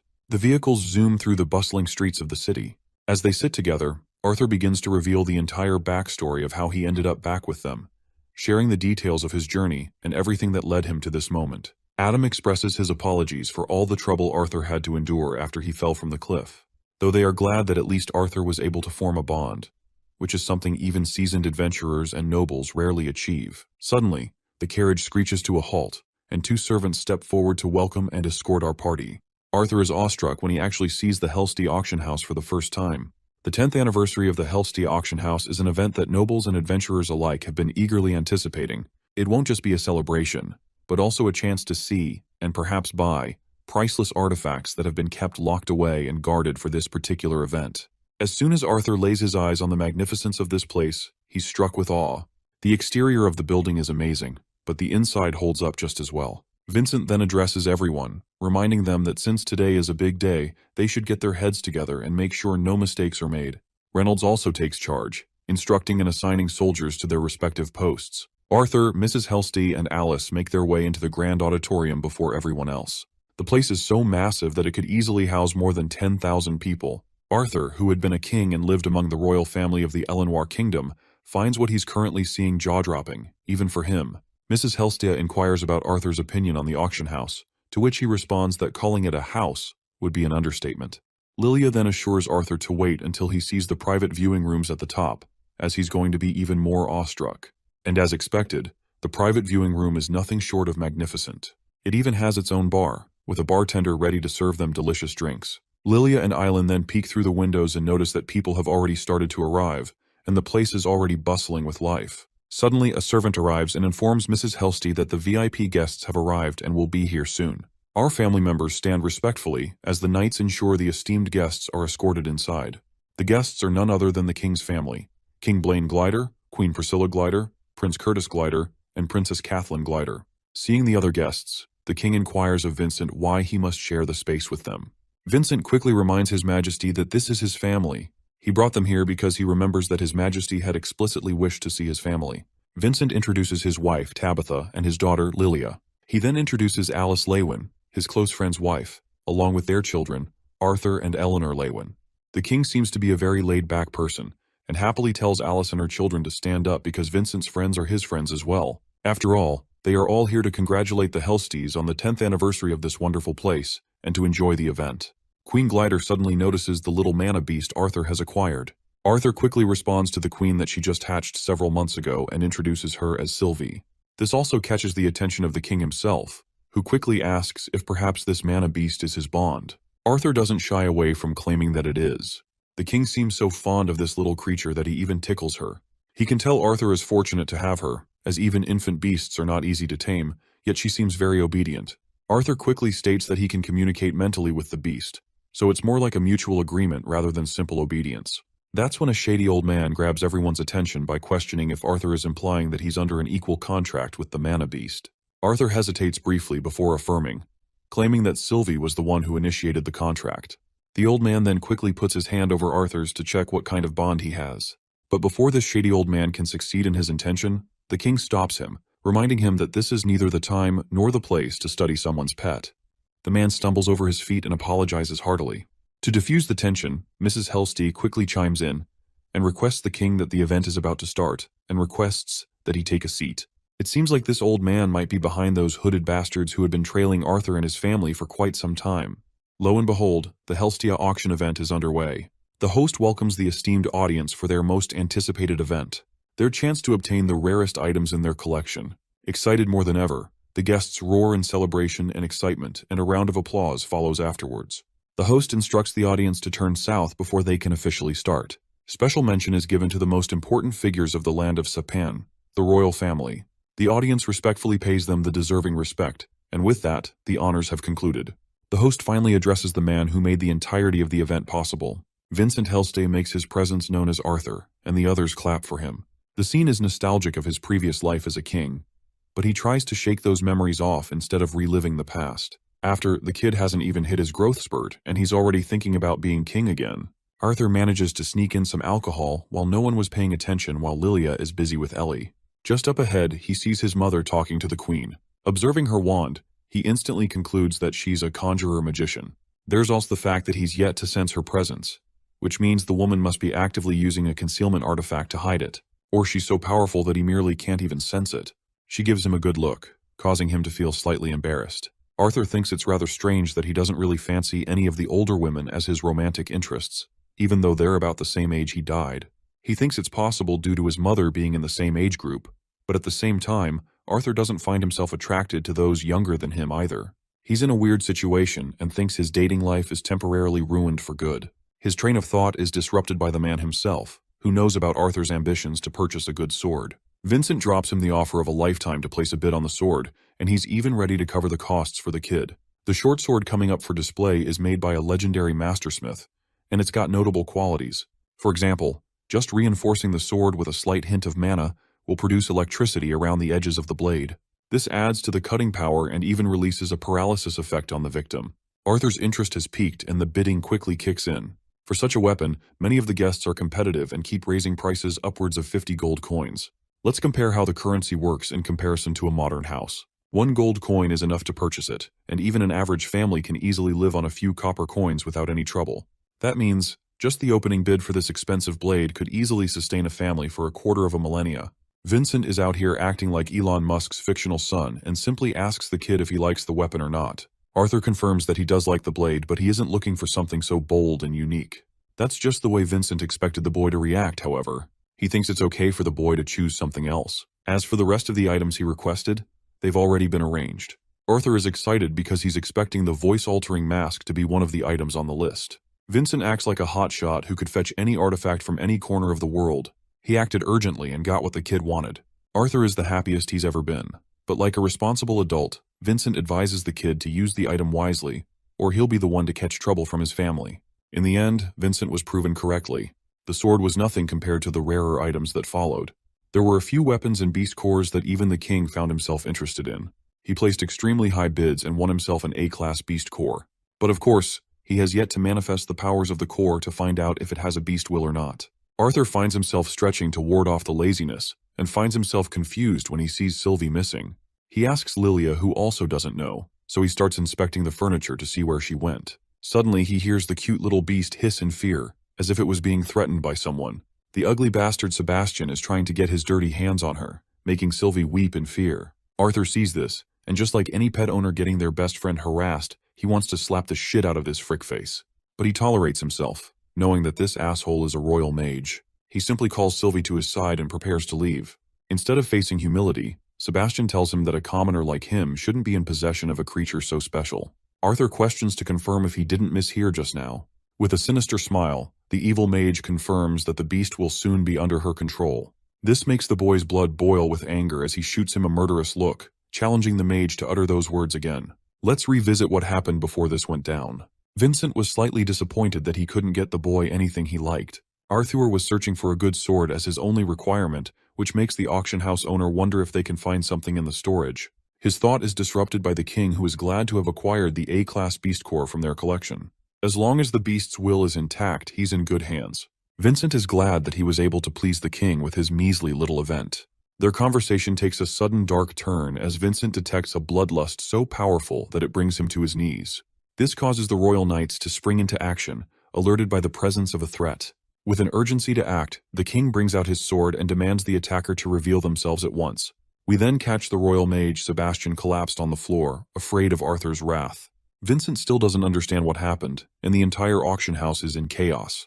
The knights haven't found anything suspicious after searching the rooms. Arthur's father wants them to search upstairs, and after a while, both the royal family and Arthur's family are sat in silence. Telepathically communicating with his familiar, he checks on Sylvie's condition. The knights express that they've just captured an intruder just now. The king's normal reaction sends Arthur into shivers. He's glad that an intruder did fuck up the whole scene, proving to be the perfect distraction from Arthur's personal fiasco. As for Sebastian, they make a mockery of the royal mage for getting his panties in a twist after seeing a level 1 intruder. Bro has to make an excuse saying that he slipped, and he gives our boy a good look before turning away. The auction house resumes its function, and the final item of the night is finally about to be presented. The veil is lifted, revealing an infant world lion, striking the guests in amazement. This mana beast is special for its nurtured treatment, allowing it the potential of becoming an A-class beast in the future. Arthur's a little pissed that the mage doesn't give a damn about any other mana beasts except Sylvie. The host starts the enormous opening bid at 500 gold coins. People raise 550, 600, all the way up to even 800, until finally the king steps up with 1,000 gold coins to offer double the price of the opening bid. Of course, the guests surrender their bids knowing they can't compete with the wealth of the king. Vincent congratulates him and asks about his plans regarding the new pet. After all, it does require a legendary beast tamer to be brought up properly. Instead of raising the pet himself, the king wants Curtis to take care of the special beast. Curtis rises to the occasion, hoping to do the very best for his father. Her mother teases the kid, which invites a generous thought from Arthur, who thinks that even the royal family behaves like any normal family would. Vincent claims the end of the auction and wonders how the king would like his items. The king isn't planning to wait and intends to grab his prized possessions with the man. Vincent wants to lead him the way, when suddenly the royal mage makes a sudden request, whispering in his master's ear. After that, he shoots a sharp glare at our boy, which means the dipshit is planning something again. Vincent escorts them to the room where the king's items are kept. He also uses this opportunity to allow Arthur a chance to grab a good sword. Intrigued by the boy's interest in a sword, the king wonders if he's planning to take sword lessons. Since Curtis is also interested, he wants the two of them to have a sparring session someday. However, Sebastian is against the idea and mocks the kid for being nothing more than a commoner. Arthur pays respect to the king's generous offer and acts humble in front of the family. The boy's father comes into the picture, startled to find the king there as well. The king learns that he's the one who captured the intruder and commends Captain Lewin for his work. The king also learns that Arthur is Reynolds' son. He presents Sebastian as a royal guard who has done the king's family many favors throughout the years. And this time, he's seeking a reward, particularly in the boy's familiar. This announcement shakes Arthur to the core, knowing where this conversation is headed. The king declares that giving up Arthur's beast would be a service done for the welfare of the kingdom. This is bad news, and Reynolds can immediately see it on his son's face. He tries to intervene on the boy's behalf. The king is prepared to compensate them thoroughly and is even prepared to hire a personal mage to sever the contract between the two. Reynolds apologizes in his resignation. He claims that his son has his own decisions to make, and he doesn't intervene on the boy's behalf. Father of the Year award goes to Reynolds Lewin. Anyway, the king now turns to the boy, who has eyes filled with frustration. Sebastian tries to start a fire, but his master stops him. He greets the child and presents the same offer to the kid. Maintaining his calm, Arthur does his best to respond adequately to the King of Sapin. While thanking the king, he refuses in kind, claiming that he could never give up his familiar for even the most brilliant sword. Pet Owner of the Year award goes to this kid. The mage tries to butt in and is immediately slammed shut by the king. He even pitches the rare world lion cub in exchange for Sylvie, which prompts an annoyed reaction by Curtis. Once more, Arthur refuses, apologizing for being unclear just now. He's adamant about his decision to keep Sylvie, no matter what. Hearing this, the king is now peeved. He has been kind in his approach in requesting a favor, and yet the boy is yet to budge.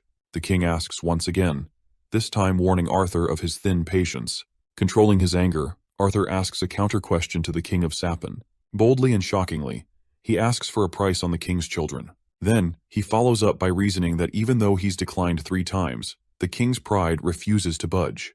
That's why he's asking such an important question. He wants to know how much money would be worth to exchange even one of his children.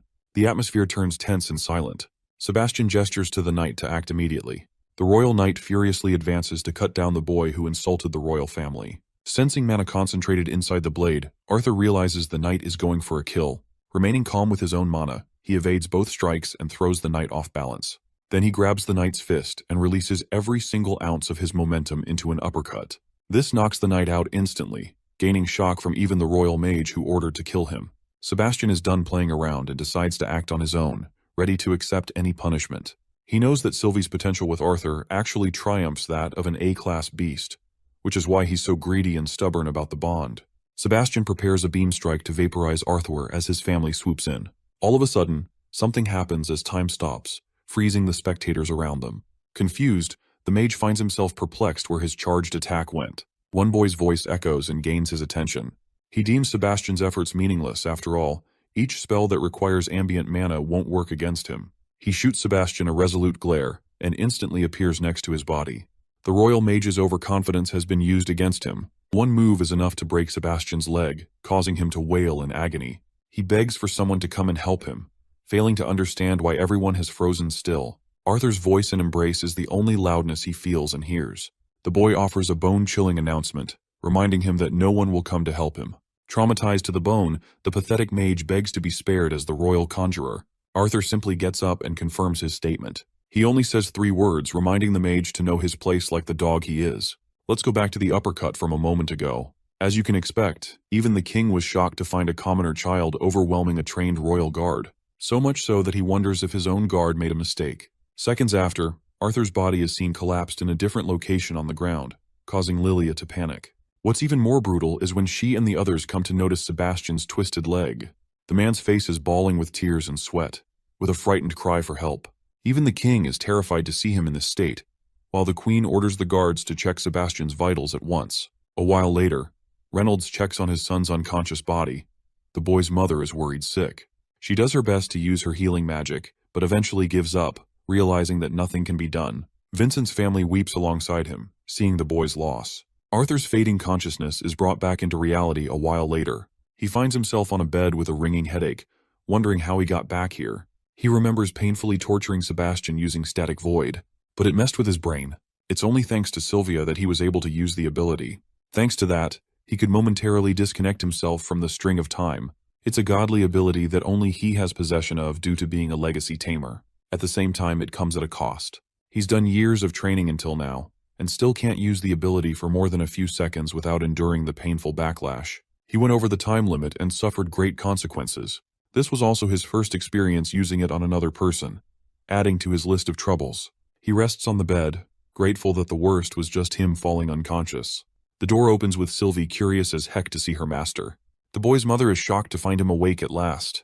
She endearingly hugs him and found herself at calm after hearing the doctor's verdict. It's been 8 hours and he woke up much later than expected. The boy is disappointed, making his mother cry again.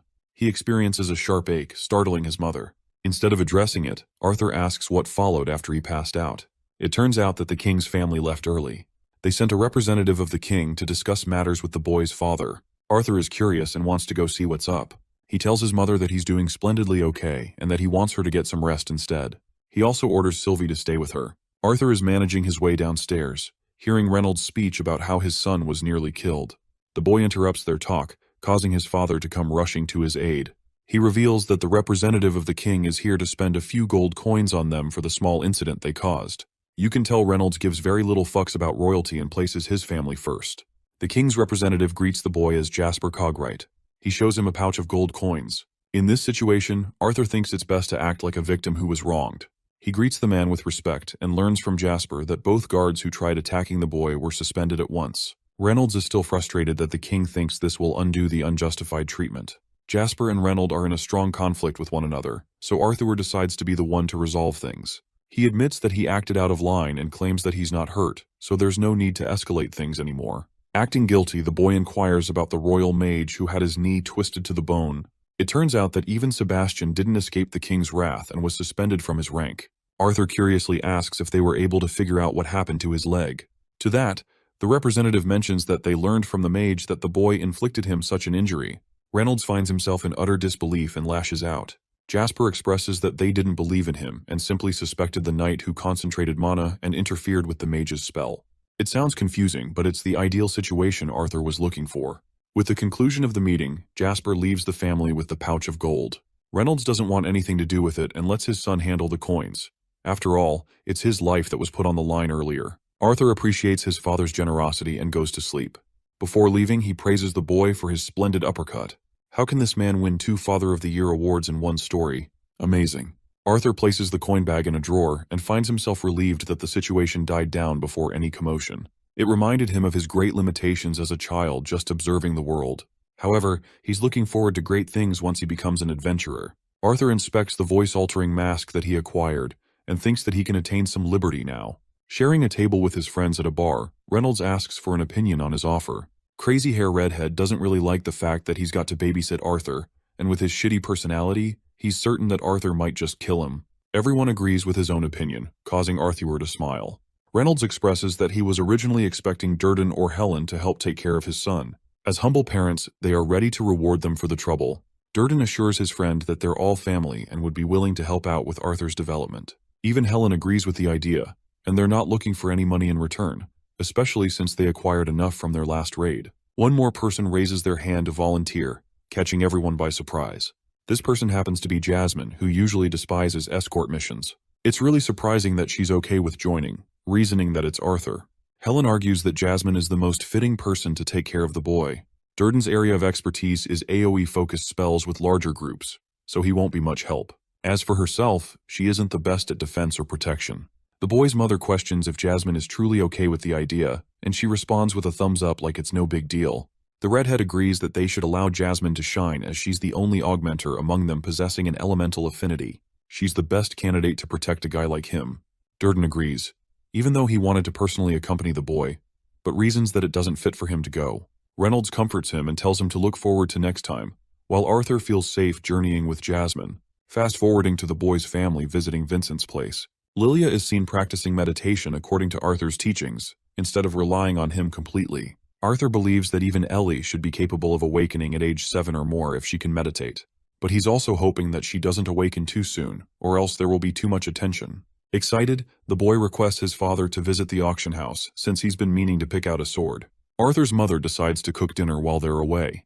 At the auction house, Vincent and his wife were already busy with work when they found the duo entering inside.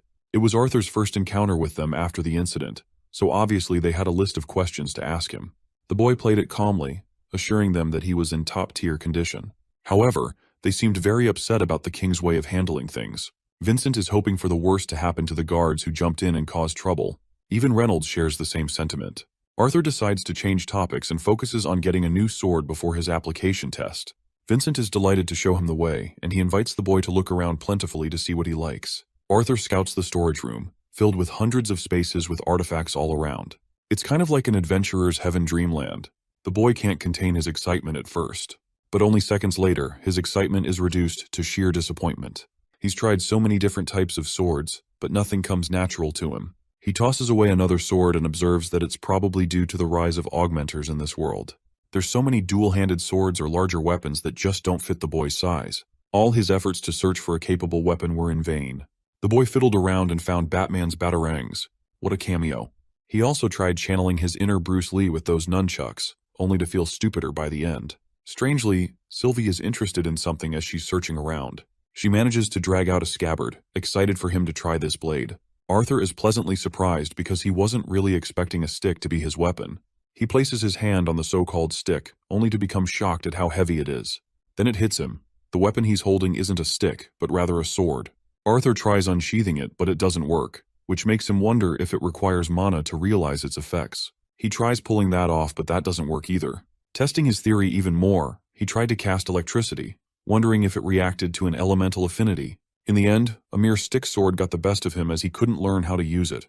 Arthur has hit a wall for answers until he suddenly spots the band on his arm. He decides to entrust his new theory and picks up the blade again. Activating his powers, the boy manages to unlock the weapon at last. The sword appears a mystical teal, catching the boy's undivided attention and gaze. He could find himself swinging the weapon beautifully all around, to the point he couldn't even consider the blade a tool of war. However, even he understands that the weapon is too heavy for him to use fully in his current state. Apologizing to Vincent, the boy takes a shot by cutting a barrel clean. This proves that the sword has both the cutting power and the right size for him to use. Arthur takes a closer look at the blade, and finds a bunch of letters inscribed on it. The words read Dawn's Ballad, which is as confusing as it sounds. Suddenly, the boy experiences a jolt of electricity, wounding his hand.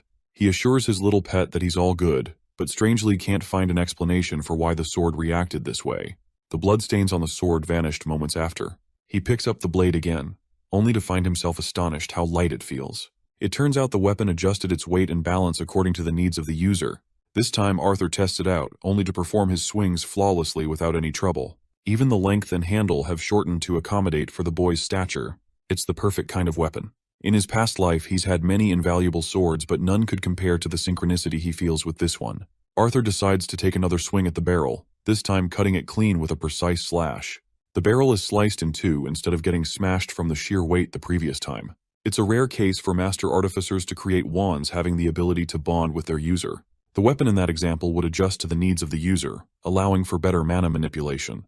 However, the boy never anticipated for a sword to have a similar property of binding to its user.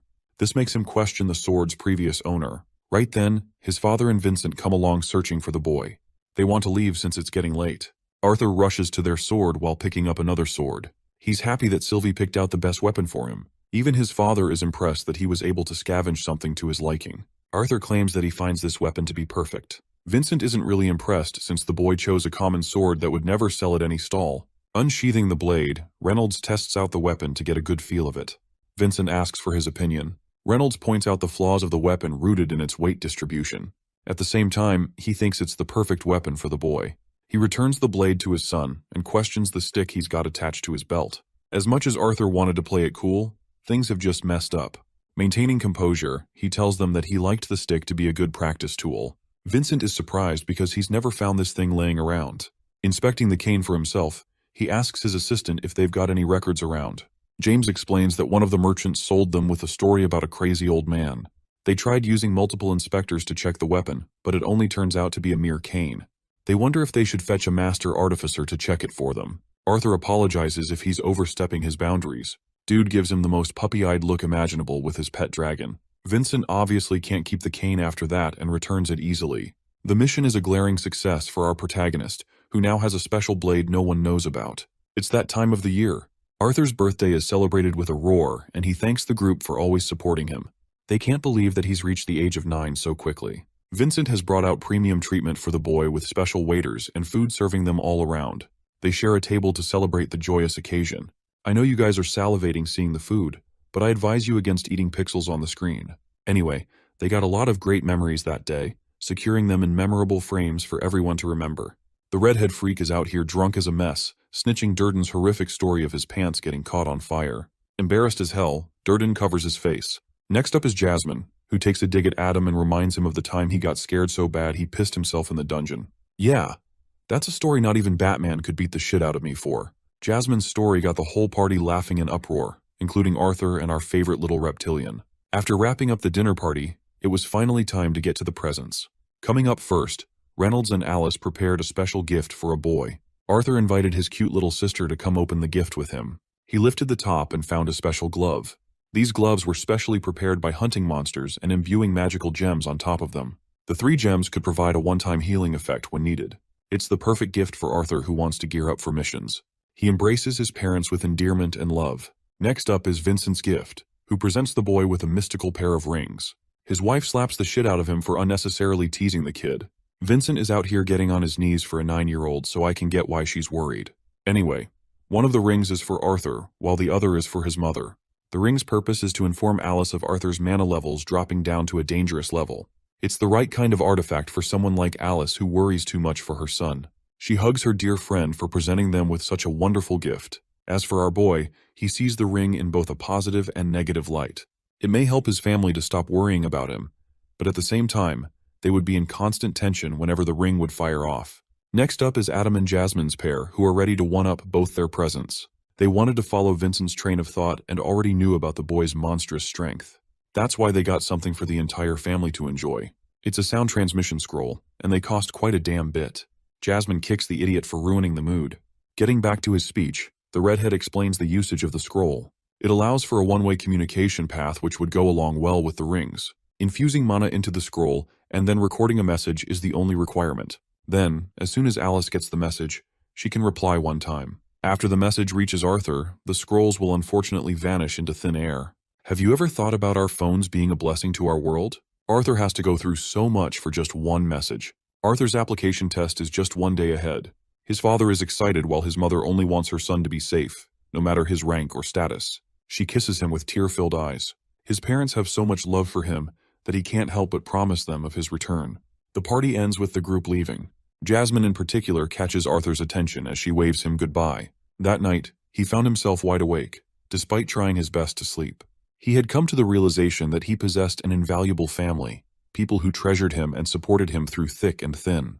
The boy wanted to treasure this family and fight his every breath for their betterment. That's what fuels him to become stronger, even stronger than he was as king. The following day, Arthur is out here having a really tough time handling Sylvie who doesn't want to take a bath. The little dragon is just like my cat, causing a temper tantrum every time. Arthur is frustrated that she's using mana to repel him, which is relatable. Dude goes full power by using his own mana and drags her sorry little ass into the tub. We can just see Sylvie's tear-filled eyes and a feeling of betrayal as she drops into the tub. Arthur makes sure to see her plop down. After the bath, he gets all ready to go. But look at Sylvie's eyes. The little girl is pissed as hell. His parents feel so proud of their son for dressing up as if he were a high-ranking adventurer. Reynolds trusts in his son's powers and reminds him not to get overconfident. And when things get tough, Jasmine can always help him out. Arthur promises to do that. Among them, Ellie is the most distraught because she doesn't want her brother to leave. She's got a crying face, sobbing for her brother and begging him to stay. Alice can't even bear to see the sight and turns her face away. Alice does her best to comfort Ellie, telling her that they'll be back soon. But the girl is stubborn as a knot and refuses to let up.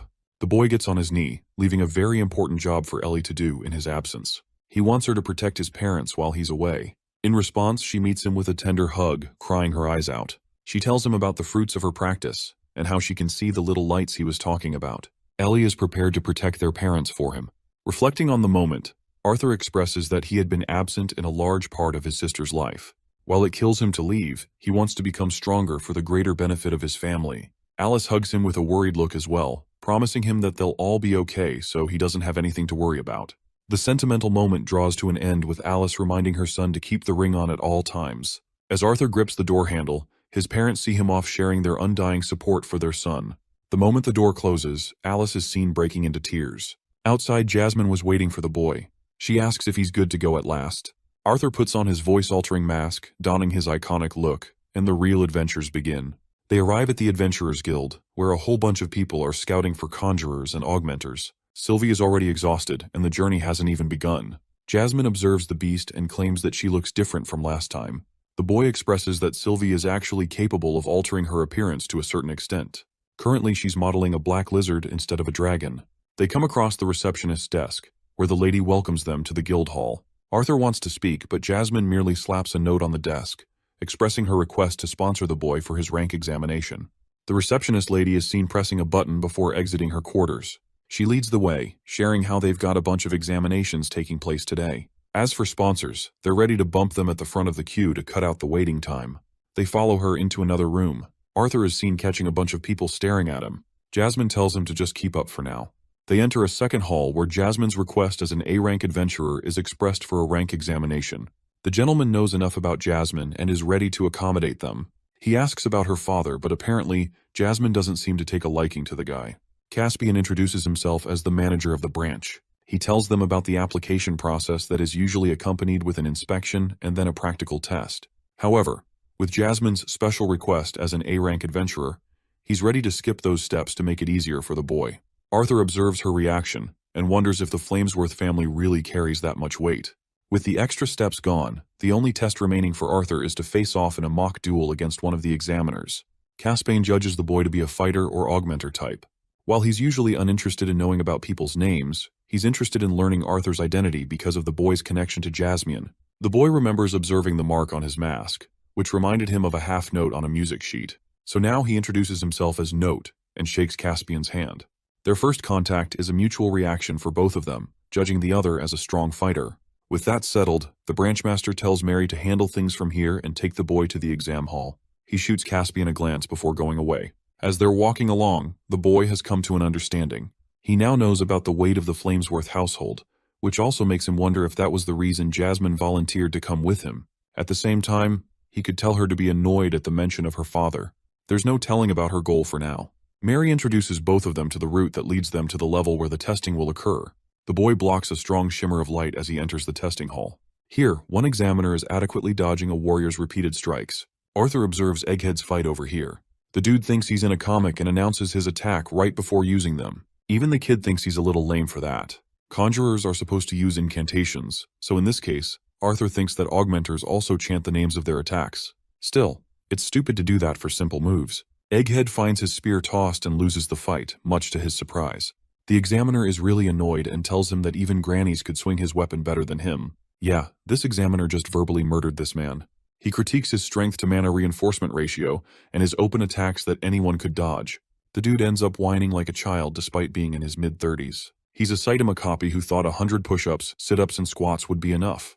The examiner is just done with this guy and recommends placing him in E-class. At the same time, he does acknowledge One Punch Man's fire affinity in this comic. Slapping the note on his face, We learn that he's placed in D class instead of the bottom rung. Egghead walks away disappointed, while the next candidate is announced to step into the stage. Forget about beating monsters. Diane can't even beat a flight of stairs. She crashes down, face planting on the floor and earning everyone's laughter. One particular brat thinks she deserves E-class for her inability to walk. Arthur observes this kid from afar, immediately classifying him as one of the stronger people here. Diane regains her confidence and introduces herself loud and clear. She's a conjurer specializing in water. But this introduction turns awkward, as the examiners remind her that they already know about her. She is directed to choose her weapon and assured that she'll be fine in case she gets hurt. Sitting on the side, Arthur reflects that conjurers reach specialty after crossing the orange stage. Instead of the stupid approach of mastering all 4 elements like the Avatar or something, they focus on mastering one element to the highest level. The boy has also heard how some conjurers are capable of commanding dual specialization, which makes it really difficult and demands a stricter test to judge their true abilities. The professional conjurer awaits Diane's powers and urges her to give her best shot. Waving her wand, she commands a water spell and surrounds herself with a body of water. Jasmine teaches Arthur about the limitations of conjurers, who aren't proficient with mana reinforcement like augmenters are. That's why their first setup is to claim a defensive approach in a fight. In response, the examiner responds with a mud spell of her own, blocking Diane's vision from the confines of her water sphere. Since it's like a turn-based battle, Diane is up next. She casts release of the mud spell and then counters with a second water spell. It's a spiral beam, precisely aimed at the conjurer who dodges it with little to no effort. But the second stage of her attack is more interesting than the direct approach. She causes the spiral to explode, engulfing the stage into a thick fog. This gives Diane the opportunity to calibrate a stronger attack. She descends multiple shots of water against her opponent, but when the fog settles, there's no one to be found. The expert conjurer had already appeared behind and whacked Diane with her staff. Despite losing the fight, she's impressed with the girl's excellent control over her element. Her only flaw was failing to plot a second defensive maneuver to protect herself. The rest was great. This performance earns Diane into C-class for her age, something that Arthur thinks is very commendable. Coming up next is Elijah Knight, but for some reason, there's an issue with their name. The elite augmenter examiner deems this candidate a B-class rank without even testing them out. It's shocking enough to Arthur. He finally gets to see a boy wearing glasses, the same kid they're talking about. Moving forward, Lucas Wykes is called. This is the same brat who happens to be overconfident and requests being placed in A rank immediately. Frustrated by the boy's attitude, she chooses to ignore and reads that he specializes in fire magic. Reaching light orange at the age of 11 is unheard of, so Arthur's looking forward to this matchup. The conjurer finds him arrogant, but Lucas is nonchalant and doesn't really care. She thinks it's about time they begin. The conjurer begins the test, only for Lucas to cast a ring of fire with his staff at once. He smashes the staff into the ground, raising a monstrous fire guardian to help him in this battle. Even the augmenter examiner is impressed by the boy's talent as expected of his family. The flame guardian moves over the conjurer examiner, while Lucas ushers an incantation. The examiner is impressed to find a good match out of the boy. At the same time, she's more than happy to teach him some level of humility for the future. She raises earth spears to fan out the flames. It's the perfect response from the examiner, as the flame guardian won't be able to sustain itself for long after its oxygen supply is cut off. However, Lucas thinks the battle is already over. He's never heard of a case where an examiner received a potent injury in the testing grounds, so he's happy to have her be the first example to be made. Ticked by the boy's words, the examiner counters each of his fire strikes. Lucas releases an expulsion spell, which causes a cluster of explosive fire attacks to overwhelm her. She barely manages to escape his fury and tries to grab him with her earth hand from behind. Lucas tries to dodge, but he's grabbed by a second hand from his blind spot. Lucas does his best to release the spell and braces himself for impact. His arrogant display comes to an end as the examiner impressively blocks every single one of his attacks with a rock shield. The test ends with Lucas's body crashing to the ground. The examiner offers her thoughts, claiming that he possessed an incredible pool of mana for his talent. Just when you thought Lucas would learn some humility, this brat decided to attack her, refusing to let this be the end of the test. The conjurer is engulfed in flames and unable to respond. This causes the augmenter to swoop in and swipe the attack clean. Lucas is enraged that another examiner intervened with his test. The augmenter outlines his violation of the rules, since he casted a surprise spell after the end of the exam. In his outrage, the boy disrespects the conjurer who blocked his fire beams and interrupted the test. Lucas thinks he's been wronged since the final attack was part of his plan. The augmenter is done with the boy's bullshit and asks Emily to announce the result. She goes back to her review of his exceptional control. His only weakness is a lack of experience, and yet, that's more than enough to earn him a spot in the B-class category. Lucas returns to the stands, frustrated by the outcome. Egghead tries to congratulate the boy for his exceptional result. However, Lucas feels insecure and thinks they're mocking him. He sits in annoyance, hoping for his father to swoop in to his rescue when the time comes. Next up is Arthur's turn, who is announced as Note in the candidates list. Jasmine bids him the best of luck, while the boy descends down the stands, questioning how he should handle an augmenter with years of training and experience. At the same time, the boy could judge the man's weaknesses in the openings he created. The augmenter learns that Arthur is also taking the test under special conditions, as no background information regarding his past is provided. He readies his blade to test the kid's capabilities, when all of a sudden, the augmenter is overwhelmed by peerless pressure emanating from the one approaching him. It's enough to make his very body shiver. Before the match could even begin, Caspian commands the battle to be done with. He doesn't want George to test the skills of this one, and instead volunteers to personally test him. George is shocked that the branch head has taken an interest in testing the candidate. It doesn't make sense for a powerful mage like him to test an examinee. George even apologizes for his initial hesitance. The branch head tells him to be at ease, as he isn't here to question the augmenter's abilities. He's just obligated to take the test as the sponsor. He's curious about Arthur's opinion of the change. The guildmaster points his blade before the boy. He's one of the most reputable masters in Sapin, as well as a AA class adventurer. This guy possessed no openings and his bloodlust was obvious as day. It was as if Caspian never intended for this to be an ordinary test. In response, Arthur finds himself more excited than ever. The branchmaster hopes that the boy doesn't take this test to a discouraging level. The boy simply nods and receives Caspian's thunderous lunge. His insane speed has already caught Arthur in a twist. The boy deflects the sword and uses the ground to his advantage.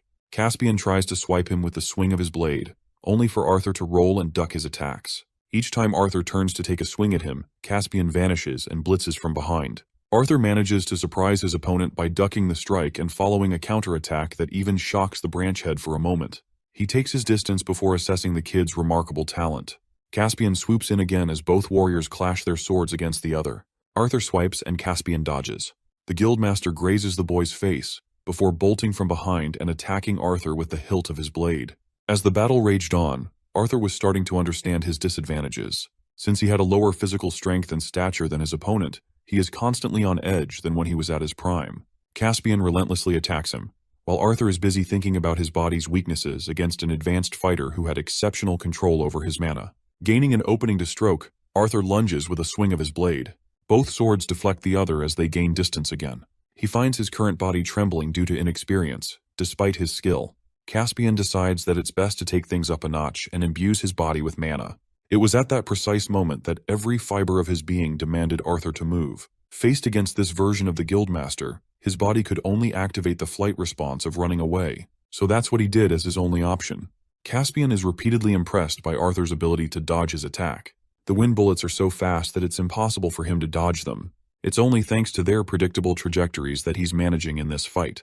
The only fighting chance he has is to narrow the distance between him and his opponent. Arthur skillfully rolls, lunges, leaps, and dashes away from Caspian's wind bullets. Finally, he's in range to commence a blazing strike of his own. The examiners are left stunned by the boy's command over the flames. He cuts past Caspian's wind bullets and reveals to the world his fire abilities. Their swords clash against the other, both elements colliding on equal footing. The outcome of this match should have been clear according to Caspian, as he's a AA ranked adventurer with spells that any augmenter would die to achieve. But even in this moment, as he's facing a mere examinee, he finds himself actively worried in the face of defeat. In complete denial, Caspian expresses a furious side to himself and overwhelms the boy with his wind waves. The powerful attack even alarms Jasmine to worry for him. The branch head seems to have lost his sense of reason as he's attacking Arthur without even giving him the chance to land. The boy escapes his wrath and returns to the fight with a descending swing of his blade. He was so close to dealing a finishing blow, but unfortunately couldn't manage to deal it. Caspian's incredible casting speed overwhelms the boy as a wind bullet is aimed right towards his head. It's only thanks to Arthur slipping on his feet that he dodged the lethal attack. Right when he's down, the branchmaster descends with his blade. Arthur dodges and gains his distance, realizing that he's being pushed into a corner to reveal the extent of his abilities. He's done playing around and decides to go all in.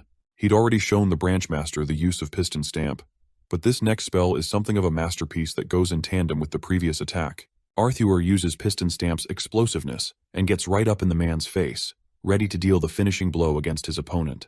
It was at this moment that Caspian knew he fucked up. Had it been a normal situation, Arthur would have beat his ass right here. But this snob's temper tantrum and denial of defeat caused him to release gushing wind pressure that could be felt by even the audience in the stands. The masked warrior reclaims his footing and sees his opponent's feet lifted in the air. This man was now engulfed by the winds themselves. Jasmine tries to jump in for his rescue. Arthur doesn't really give a fuck about holding back anymore. He internalizes a thought regarding the external and internal lightning magic. The book suggests that internal lightning is too difficult for typical mages to learn. But this is where he strongly disagrees. Arthur charges his entire body with a flow of lightning magic and thinks that with his inhuman reflexes, he can dodge anything in his path. Preparing to finish this fight with his enhanced state, Arthur suddenly hears a release from his opponent, causing him to become perplexed at what happened. Caspian sheaths his blade, apologizing for going overboard with the testing. Bro avoided the smoke is what happened. The branchmaster fully understands the boy's interest to remain at a lower rank. After all, he chose to mask his abilities until the very end of the fight.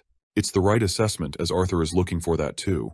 Even at the lowest, Caspian places him at the B rank, leaving the rest of the candidates absolutely stumped at the boy's monstrous abilities. Lucas is pissed as hell while Elijah is impressed. The branchmaster wonders if he's okay with this outcome. The boy responds with a nod, which means it's all good with him. The A-rank Jasmine quickly hurries to check on the boy. George the Augmenter commences the end of the examination and tells everyone to receive their cards at the desk. Arthur sees Caspian heading off, and later, we see the branchmaster busy in thought in his office. He had seen the peerless determination in the boy's eyes, to the point it makes him nervous. Both examiners want to have an immediate meeting with their leader to see what's going on. Caspian tells them to close the doors shut. Both Emily and George can't comprehend how there were 3 monstrous B-ranked candidates today. Their roaring is stopped by Caspian, who reminds them of what happened 6 months ago in Xyrus City. It was the time when the first tournament between the 3 races took place. Caspian confirms this, and explains that he was recently told about the revoked banning policy on elves and dwarves from joining the guild. He has a databook on the representative examinees for today. George is inquisitive enough to ask if all 3 candidates belong to different races. It turns out that Lucas is indeed a half-elf, and based on Caspian's personal guess, he thinks the boy must have been an elf slave. The same goes for his family, who boasts a terrible reputation of nurturing the mages of their household. Still, the boy is far from normal, as he's equipped with a control over fire magic despite his elf lineage. The boy awakened at the age of 8 and followed the path of an adventurer to enhance his abilities in practical fights. The Wykes family ended up hitting a wall despite enhancing the boy's growth with beast cores and elixirs. Then it leaves Elijah Knight, who is a greater mystery than even Lucas. The boy's origins are unknown, but it's confirmed that he lived among the dwarves from a young age. Written in his file, it is confirmed that he was sent as a representative from the kingdom of Darv to join the humans. Still, Emily can't help but ask why he was granted permission to enter B-class without a test. Turns out that Elijah's awakening was recent, and despite this, his powers have been personally spoken highly by a person of high trust. Despite that, Caspian is curious to learn about the boy's powers. Finally, for the masked augmenter, they have 0 data on him, apart from the boy's connection to the Flamesworth family. It's certain that he isn't representing the elves or the dwarves. Caspian's excitement was pleased after seeing Jasmine bring up a worthy talent to sponsor. Emily is stumped to hear the name of the Flamesworth family, the same house which was famous for bringing up some of the most powerful fire attribute mages around. George thinks that it provides a reasonable explanation over his fire magic. The branchmaster also intends to make this information public knowledge very soon, but for now, he warns them strongly from discussing it before the announcement is made. Both examiners take their leave, but Caspian is still busy in thought regarding his fight with the masked augmenter. He knows for a fact that George is wrong in his assessment. It's not the magic, but rather the boy's sword talent that makes him a force to be reckoned with. It was as if the boy felt unease in his own body, but as he grows older, without a doubt he'll be a disaster to deal with. Caspian is happy that apart from dwarves and elves, a human student also has a chance at becoming strong. This makes him thrilled to witness the coming era. Over to a different scene, we see an elven girl busy in thought remembering Arthur. She catches a glimpse of the boy and his pet Bond. She's more than happy that he has reunited with his family and has since been treated well. At the same time, this chick is jealous as heck of Lilia's existence and thinks that he's being overly nice with the girl. Competition is fierce because she wants to be Arthur's exclusive friend. She collapses on her bed, regretting that she didn't show him a good time when he was around. Then again, she hates the fact that he constantly treats her like a kid. Her longing is disrupted by an elder. She hits the old geezer with the pillow. Her grandpa interrupted her without knocking first, but this man out here is ready to accept a marriage proposal from Arthur. He tries to soothe the little child by entertaining the possibility of helping her attend the same school as Arthur's. This fills her with joy and excitement. The sheer possibility of sharing the same school is way too much for Tessia to handle. Tessia's mother confirms that her grandfather shares a close connection to the director of the guild, who was already looking for an elemental augmenter skilled in 4 types of magic. However, the process of sending Tessia to school is kind of complicated. They highlight the Continental Tournament and are in current negotiations for their kind to train with humans at the academy. The director also mentioned Arthur's enrollment for 3 years, which means by the time he starts attending school, she'll have already become his senior. Tessia's parents urged her to train well as she's going to become a part of the next generation. Back to Arthur's side of things, Jasmine wants to know if he's doing okay. The boy found himself reliving the memories of the fight. He enjoyed it greatly, and wonders if the captain of the guild shares a connection to Jasmine. The black-haired girl isn't exactly proud to admit that her father shares a deep connection to this guild. Caspian just so happens to be one of her father's acquaintances. Suddenly, the receptionist lady calls for note. As Arthur is moving along, the rest of the candidates are left wondering if the kid is really a child or not. The report of his duel is finally here, and the boy is presented with a congratulatory adventurer's card. He picks up the card and discovers his newfound fans rooting for him. Even Sylvie thinks these fools should stop clowning around and go train. Jasmine shows him her own card and emphasizes that he's one of the adventurers now. Even the boy is proud of himself, as after adopting Note as his alias, he was free from the typical life of a commoner. At the same time, today's fight against the branch head informed him of many things. He invested a lot of time learning about the world's magic system. Coursing through his body is Sylvia's will. Then he honed his elemental control over various affinities. He's become so invested in his powers ever since arriving here that he neglected training the one thing he was the best at. In his previous life, the only thing he fixated on was his fundamental techniques. But limitations don't exist in this world, which puts him in a dilemma of whether he should hone his magic or sword skill. The boy's thoughts are disrupted as he bumps into Elijah Knight, the same kid who acquired rank B without proving himself in a fight. Elijah acts dismissive and thinks it's all right.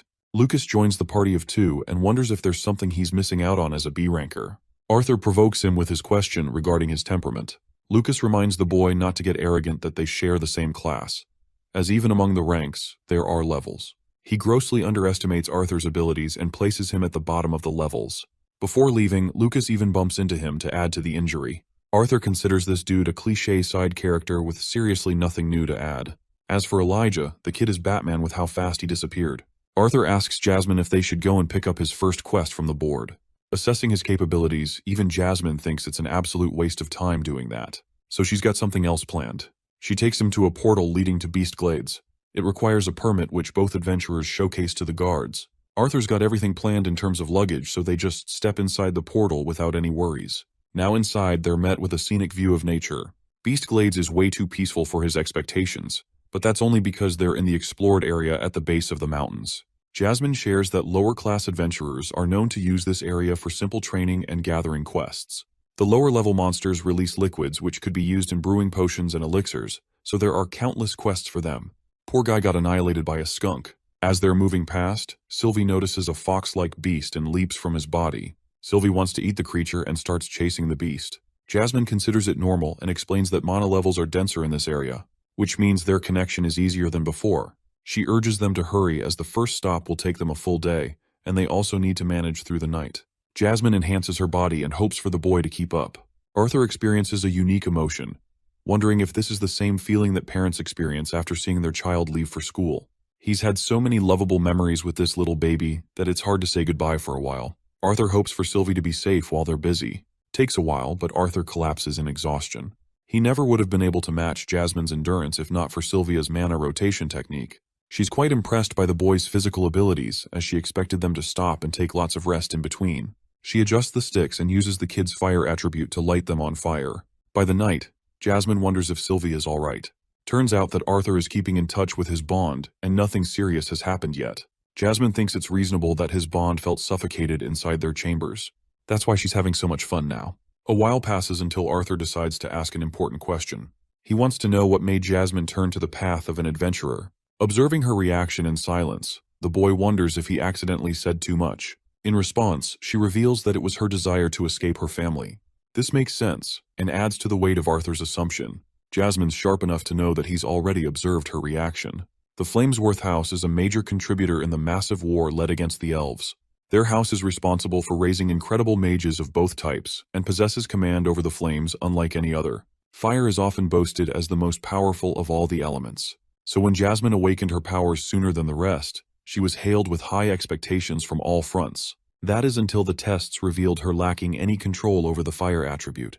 That's when her family began regarding her as beneath them. She plays with wind magic while wearing a disappointed look. The boy roars in anger at their narrow perspective. He thinks it's pure insanity for mages to create a hierarchy centered around the elements alone. After all, no element is considered the absolute best in all cases. Each has its different use. His uproarious reaction just now causes Jasmine to break into laughter. It makes him embarrassed, but Jasmine can't believe that he reacted in such a way, despite remaining composed nearly all of the time. Arthur takes note of this and thinks it's because of his past life. The one disadvantage he shared back then was his Kai pool, similar to the world's mana core, being much weaker than even the average person. He had to persevere and manage in the previous world. But this world is different. They possess elemental affinities. The fact that Jasmine was at a dark yellow core for her age, she was unwanted by her own family. She could never experience the same happiness and lovable treatment he received. Jasmine shakes her head, claiming that people always look for ways of appearing superior from one another. She has accepted that fact as a human. In this moment, the boy looked at her smiling face and realized how the usually cold Jasmine now appeared vulnerable and human. The chick's stick caught on fire, so she grabbed Arthur's hand to use some of his water magic. After putting out the flame, they decided to lie down. This time, Jasmine sparks the conversation. She feels guilty for becoming her guardian, as she's different from the rest. She's unlike the people who are approachable and knowledgeable. She thinks it's wrong of her to assume responsibility without considering his feelings. Arthur is rather stunned to find this sensitive side from her. Jasmine releases a wind spell to remind him not to tease her. The boy goes against her opinion, believing that she made the best choice to volunteer. He's happy that she's not scared of correcting, which is exactly what he needs most right now. Hearing that, her face lights up with another smile. The boy recommends they head to sleep. Jasmine seems to be up for a while and shares a weird feeling. It's almost as if she isn't talking to a child when speaking to the boy. The boy doesn't respond, so she assumes that he's already slept. But then we catch Arthur's perspective, who did hear her words, but couldn't respond with the truth. Morning comes around with Arthur experiencing a nightmare of his life. He sees Sylvie looking like a damn alien and shoves her away. Turns out this creature wasn't Sylvie, but an ugly-ass beast. Jasmine woke up sooner than him and greeted the boy good morning. Arthur's peeved she didn't wake him sooner to help with the chores. Turns out Jasmine did her part, but he was out cold. Anyway, she thinks it's best for them to eat now. Arthur decides that it's a good idea to ask Sylvie to eat together.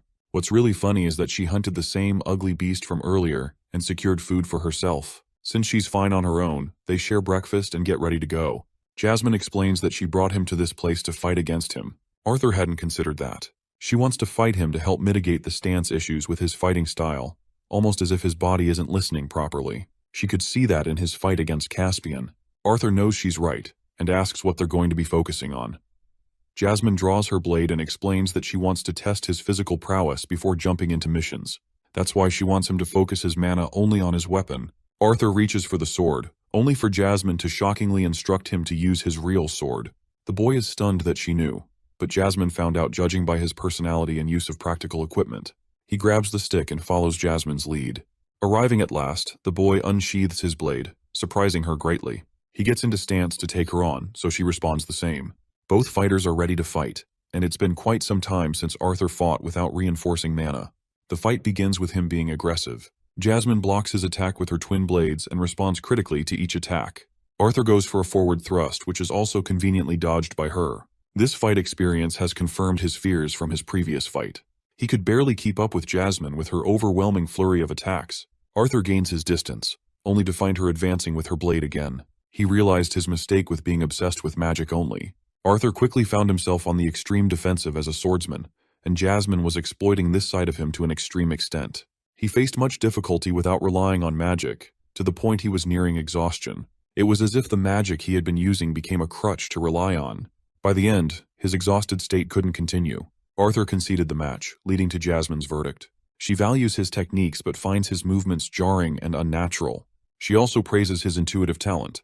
At the same time, Arthur could tell she was holding back to an extreme extent, once again confirming her assessment of his skills. Jasmine believes that he's only become stronger with experience in his teen years. However, Arthur doesn't want to wait that long. His new training is to focus on his sword fighting skill without focusing on mana. Jasmine thinks he's going crazy if he thinks he'll survive dungeons without activating mana. The boy confidently declares that he only needs 2 years to overcome the gap. A time skip of 2 years follows after the boy's declaration.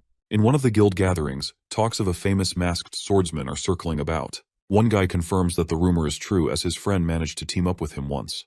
The swordsman travels with Jasmine. The only thing his acquaintance mentioned about the boy was him not being a mage. But no one is ready to believe those words. After all, many are under the impression that the masked swordsman is supposed to be an augmenter. Everyone has heard stories about the guy solo clearing dungeons all on his own. It's something even the B-class augmenters greatly struggle with. That's why no one is ready to believe that the kid is an ordinary swordsman without mana. Also, the fact that Jasmine is with him adds to the possibility that he was assisted greatly. They all undermine the masked swordsman's skill and believe that the rumors must be linked to Jasmine instead. The brute drunk musclehead is ready to take on the masked swordsman any day of the week. Still, it appears that Arthur's identity as Note has become a really big deal. Some stories talk about him being Jasmine's personal apprentice, but that possibility seems out of the question too. They recall the boy being placed in B-class out of the bat and even moved up to A-class recently. Heavy on the drinks, the dudes think he must be A-class after honing his skills. This NPC is regretting that he's nothing more than a C-class adventurer who couldn't promote himself for 3 years straight. He understands Turman the Musclehead's frustration, as he's also a B-class augmenter himself. The masked swordsman's very existence is a hard thing for many people to accept because of their own weaknesses. Interestingly, the door opens as one warrior steps forth. The same guy they were just talking about. It's the masked swordsman in the flesh, and he's come right on time. Turman tosses his drink and prepares his blade. He's happy to test out the midget who everyone has been obsessing over. Turman's outlash receives concerns from his friends, but he's too busy talking Arthur down. The boy merely ignores him and walks past as if he were nothing. This provokes the brute into taking a swing. Turman tries to go for a kill shot from his blind spot. The attack wraps up in his disappointment. He missed the boy. Either that or the masked swordsman dodged. He stares at Turman with a dark glare, pissing him off even more. The brute rages on after infusing his blade with wind magic. He thinks the outcome this time will be different, but Arthur simply dodges all of his swings like nothing. In one precise moment, Arthur gets so pissed that he slashes the man's fingers clean off of his hand. Turman wails in agony and fear, crying his eyeballs out. Then he sees a haunting face, an atmospheric pressure unlike any other. The overwhelming swordsman is done with this man's temper tantrum and takes his seat.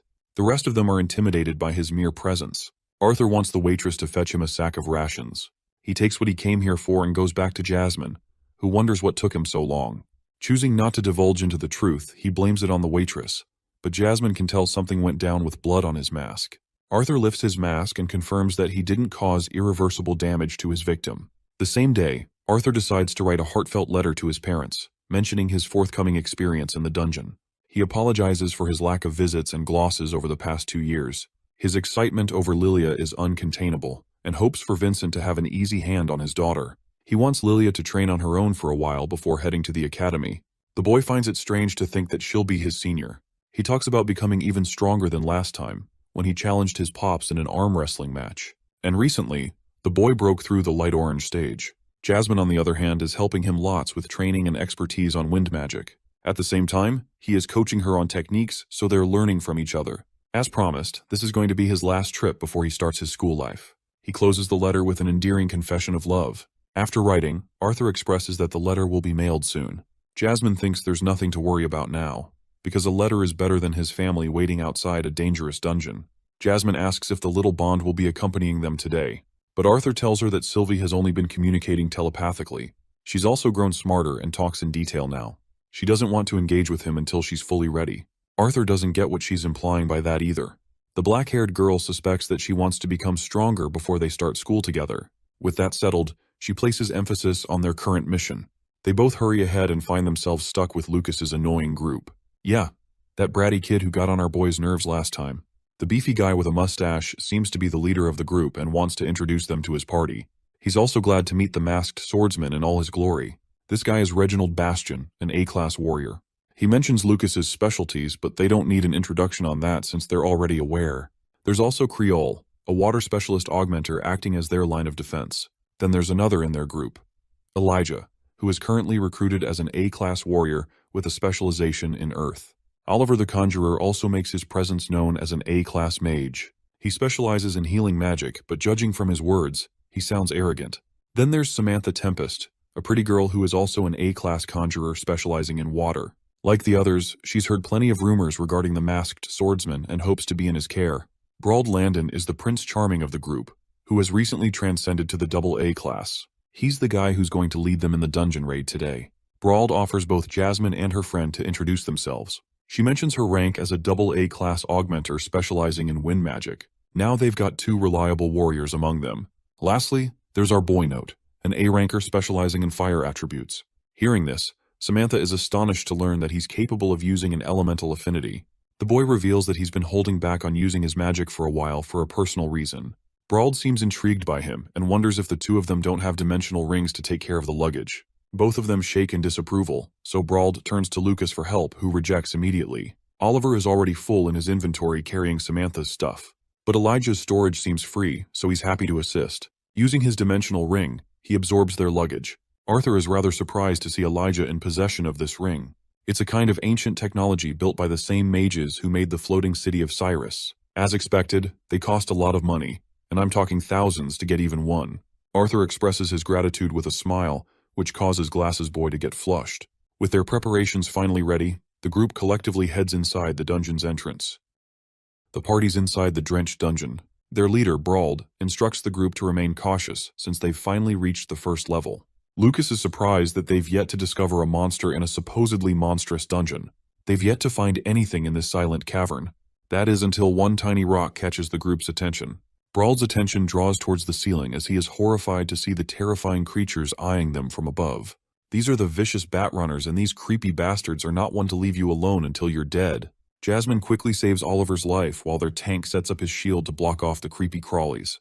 In the face of this sudden and unexpected attack, their leader enforces a team formation to counter the monsters.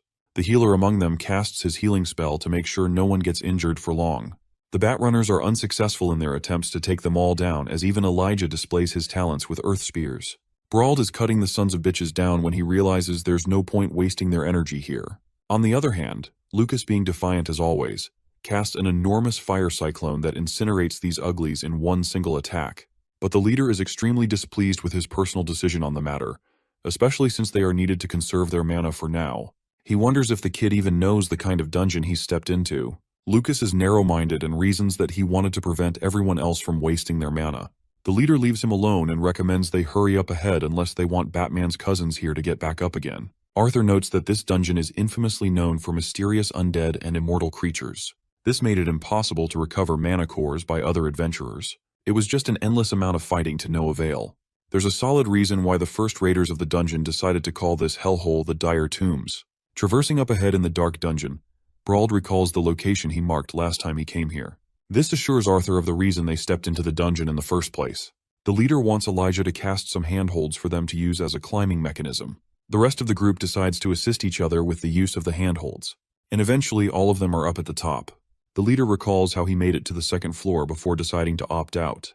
This means whatever is up ahead is unknown territory to all of them. At the same time, Brauld is optimistic that the artifact responsible for casting the infinite reanimation of the Batrunners is also hiding somewhere around here. The tank of their group is willingly to do whatever it takes for his share of the prize money. Brauld is happy to compensate Creole well as long as they finish things up. Turning his attention back to the floor, Brauld thinks it's about time they step inside. The group traverses their way inside until eventually, Arthur dashes in to save Samantha from a projectile only he could see. The girl doesn't even get what happened, and some of them are frustrated that their leader didn't highlight the mention of traps around here. This is actually a shocking occurrence since not even Brauld remembers facing traps the last time he was here. The healer checks on Samantha's condition, but she thinks she's okay, and turns her attention to the masked swordsman, who is inspecting the projectile shot at them. Arthur sharply judges that this wasn't a trap, but rather the work of a mana beast. This shocks the rest of the group and alarms them for what's to come. Brauld insists that all of them stay sharp from here on out, since things will only get even more unpredictable. The group explores the deeper dungeon until at last, they've arrived near a red smoky domain. Once more, things are not as they seem as Brauld recalls something different this time.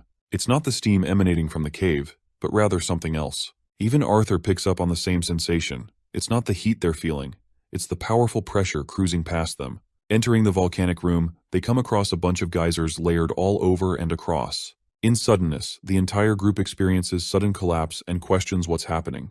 Even Brauld is perplexed as to why the ground is shaking. All their questions are answered when a giant fucking sandworm straight out of Dune emerges from the ground. The mother of all creepies scares the healer shitless, and Brauld immediately calls for their tank to come forth. This dude Creole may be a fat ass, but he can jump pretty high and raise a wave of water sphere to shield the group.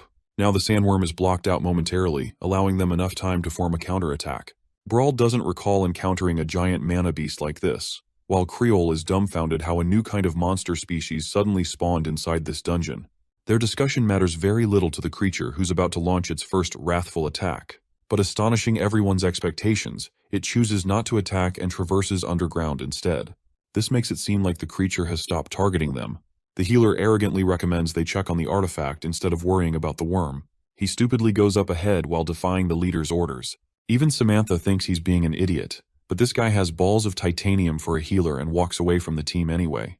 Brawl calls out his name repeatedly, but this guy just doesn't listen. Meanwhile, Arthur senses something from underground and finds himself terrified to realize what's happening. He alerts Lucas to cast an instant heatwave barrier and reaches for Brawl next, grabbing his coat. Lucas snaps and has no choice but to cast the barrier in confusion. The attack is directed near Oliver, and right when Arthur is about to suggest him to cast a barrier for himself, this guy is incinerated in a dam explosion, wiping him out. In response to the tense situation, Samantha casts her own water barrier. When the scene settles, Brawl's face turns to horror. The rest of the group can't even bear to look at what they see before them. Their healer's body has been roasted to the bone, leaving pieces of his flesh scattered on the ground. May he roast in peace. Arthur decides to retrieve the mana crystal from his remains and tosses it to Samantha, requesting her to replace the gem with the one in her wand. She follows his instructions as Arthur emphasizes the requirement of an immediate exit. Even the leader can't turn down the boys' suggestion, as they've got no way to survive another eruption from one of these geysers. The group moves fast on its feet, racing towards the exit. But that's right where their friendly mother of all uglies pops out from. Brawl once more directs their tank to cast a water barrier, but this time, the worm is extremely aggressive and on the offensive. Next up is Elijah and Samantha's turn to shine as they cast a stun attack to delay the creature as much as they possibly can.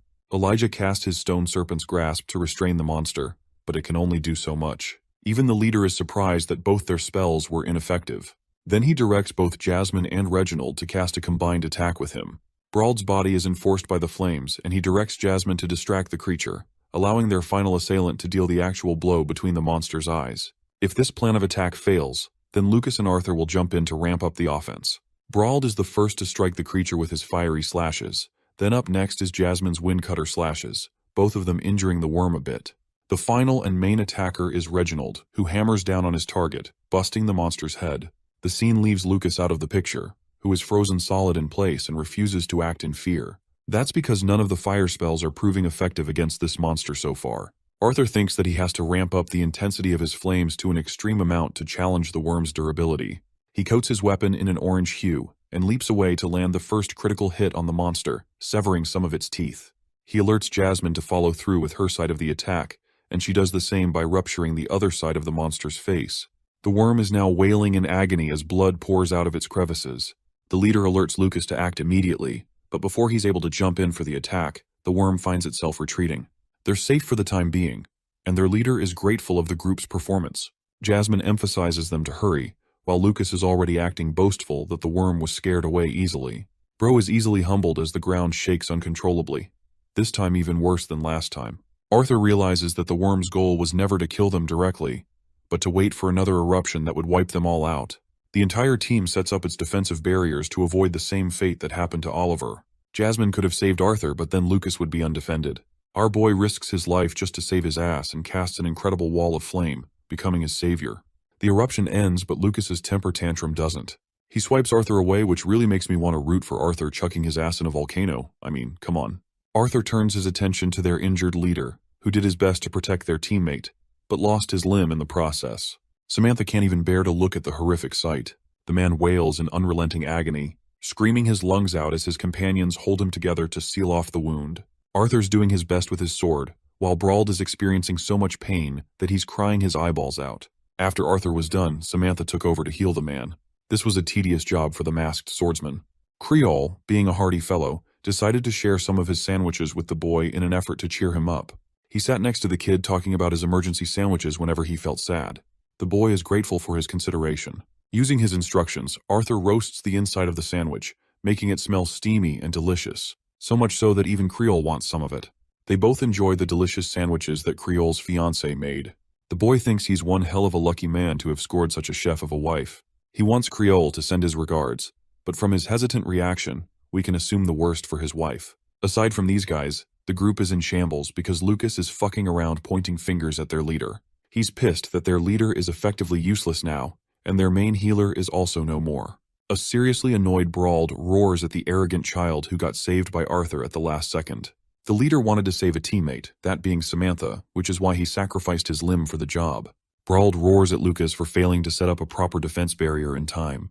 But the masked swordsman has had enough of their crap and confronts Lucas as the main issue. Arthur shuts his bullshit down by stating that he doesn't give a flying fuck if he's the best augmenter or conjurer there is. All he thinks of him right now is that the spoiled brat is nothing more than a liability to the team. Hearing this, Lucas frustratingly leaves while Reginald recommends their team leader to get some rest in the meantime. With Lucas gone, the boy confronts their leader, requesting him to make an immediate decision before they advance deeper into the dungeon. Reginald has suffered burns because of the eruption, but his injuries aren't deep. The rest of the team is okay, but the only person in jeopardy is the team leader himself. Arthur wants him to decide here and now if he's going to continue onwards or not. Grinding his teeth, the team leader shows eyes of determination, claiming that he's ready to take on the final dungeon raid of his life all the way. Samantha offers her concerns, knowing that he'll have trouble fighting with one arm. Regardless, Brauld is a powerful augmenter in their team. He confirms that he won't be a liability. However, his only condition is that the leadership be switched to Arthur instead. After all, he's the most practical person of the group, despite facing so much uncertainty. The rest of the team members agree with this decision without any trouble. Realizing that they're all okay with this decision, Arthur is okay with the decision. His first command is to rest for 1 hour before advancing forward. Having rested, the team goes up ahead, but Brauld is continually confused at new revelations. The tunnel wasn't blocked before. Reginald does his best to swing his weapon, but there's only a dent. So this time, he uses his elemental affinity, coating his weapon with a rocky barrage and casting Impact Blast. Even that only leaves a spiral that isn't enough to break through. Tapping the guy's shoulder, Jasmine prepares her wind cutters and recommends that he use the same move again. The both of them lunge forth to use a dual attack. This time, it obliterates the tunnel's shield and creates an opening for them.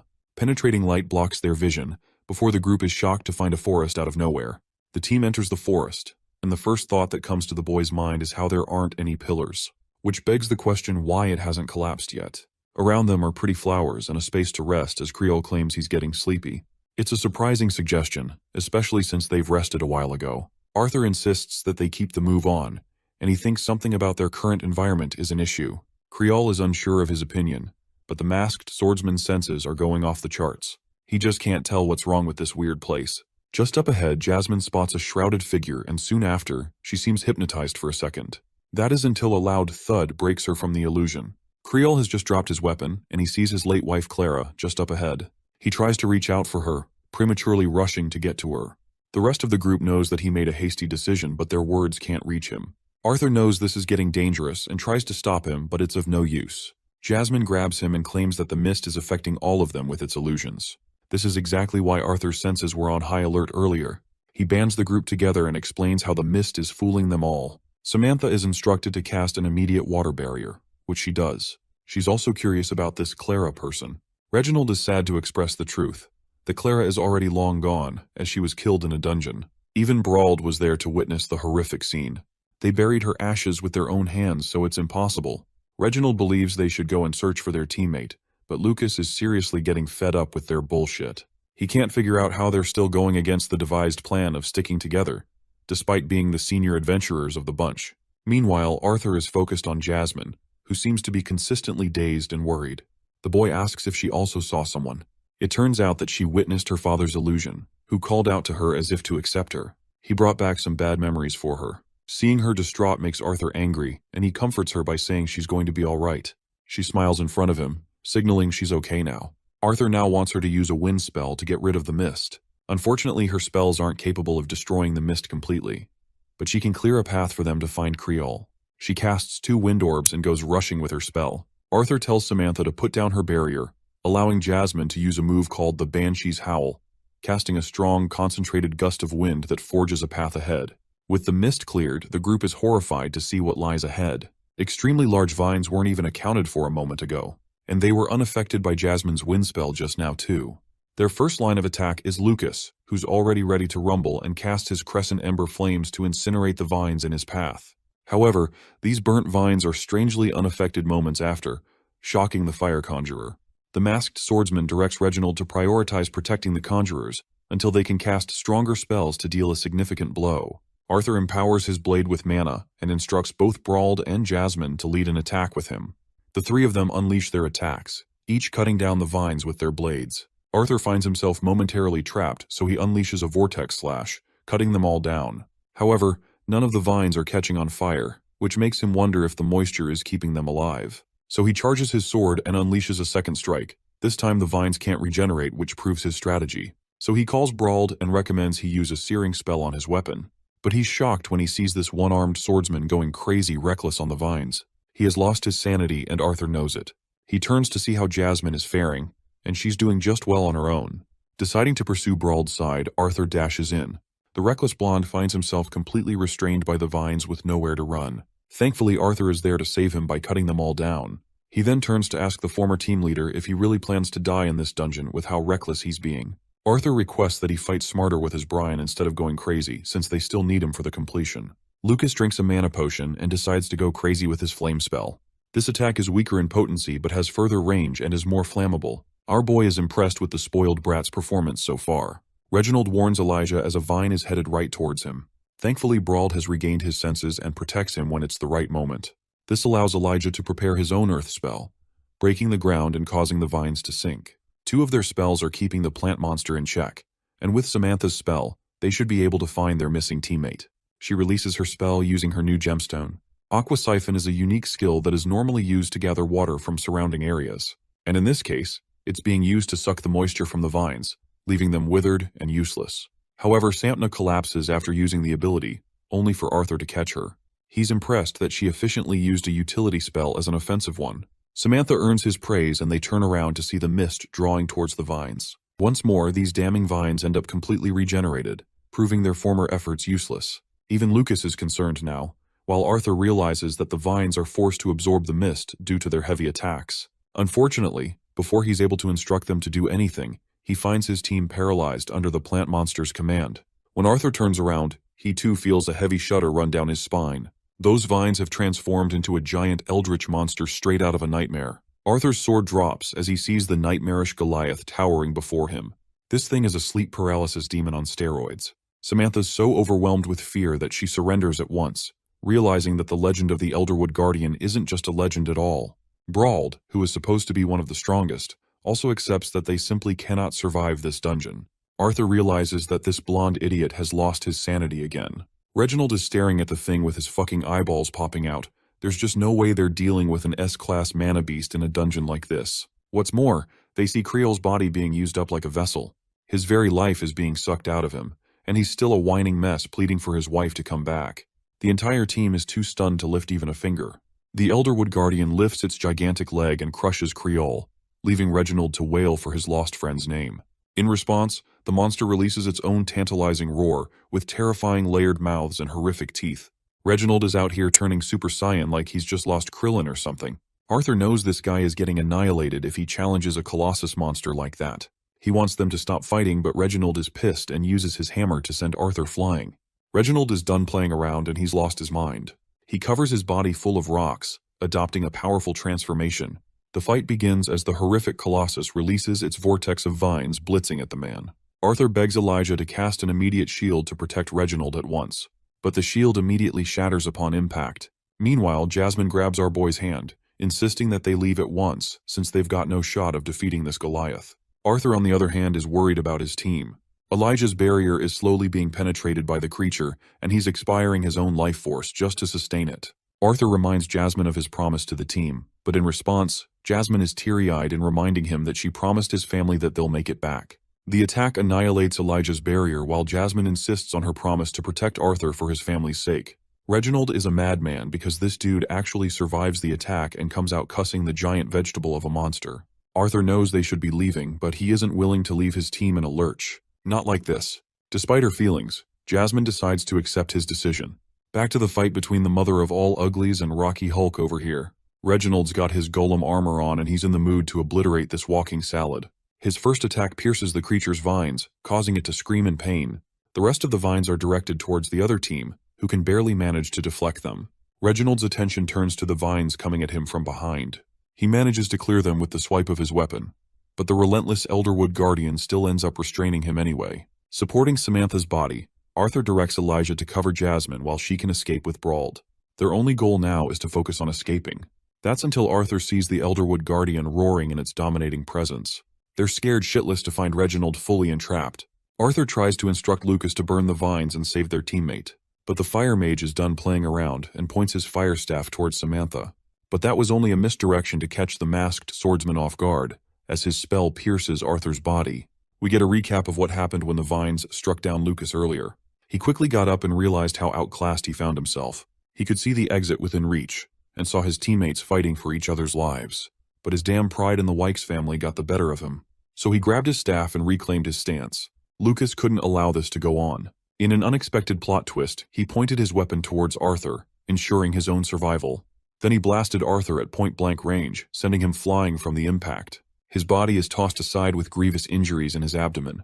The very sight leaves Jasmine in terror as she mindlessly jumps in to protect him. Lucas warns her to stop and releases a fire beam while she's distracted.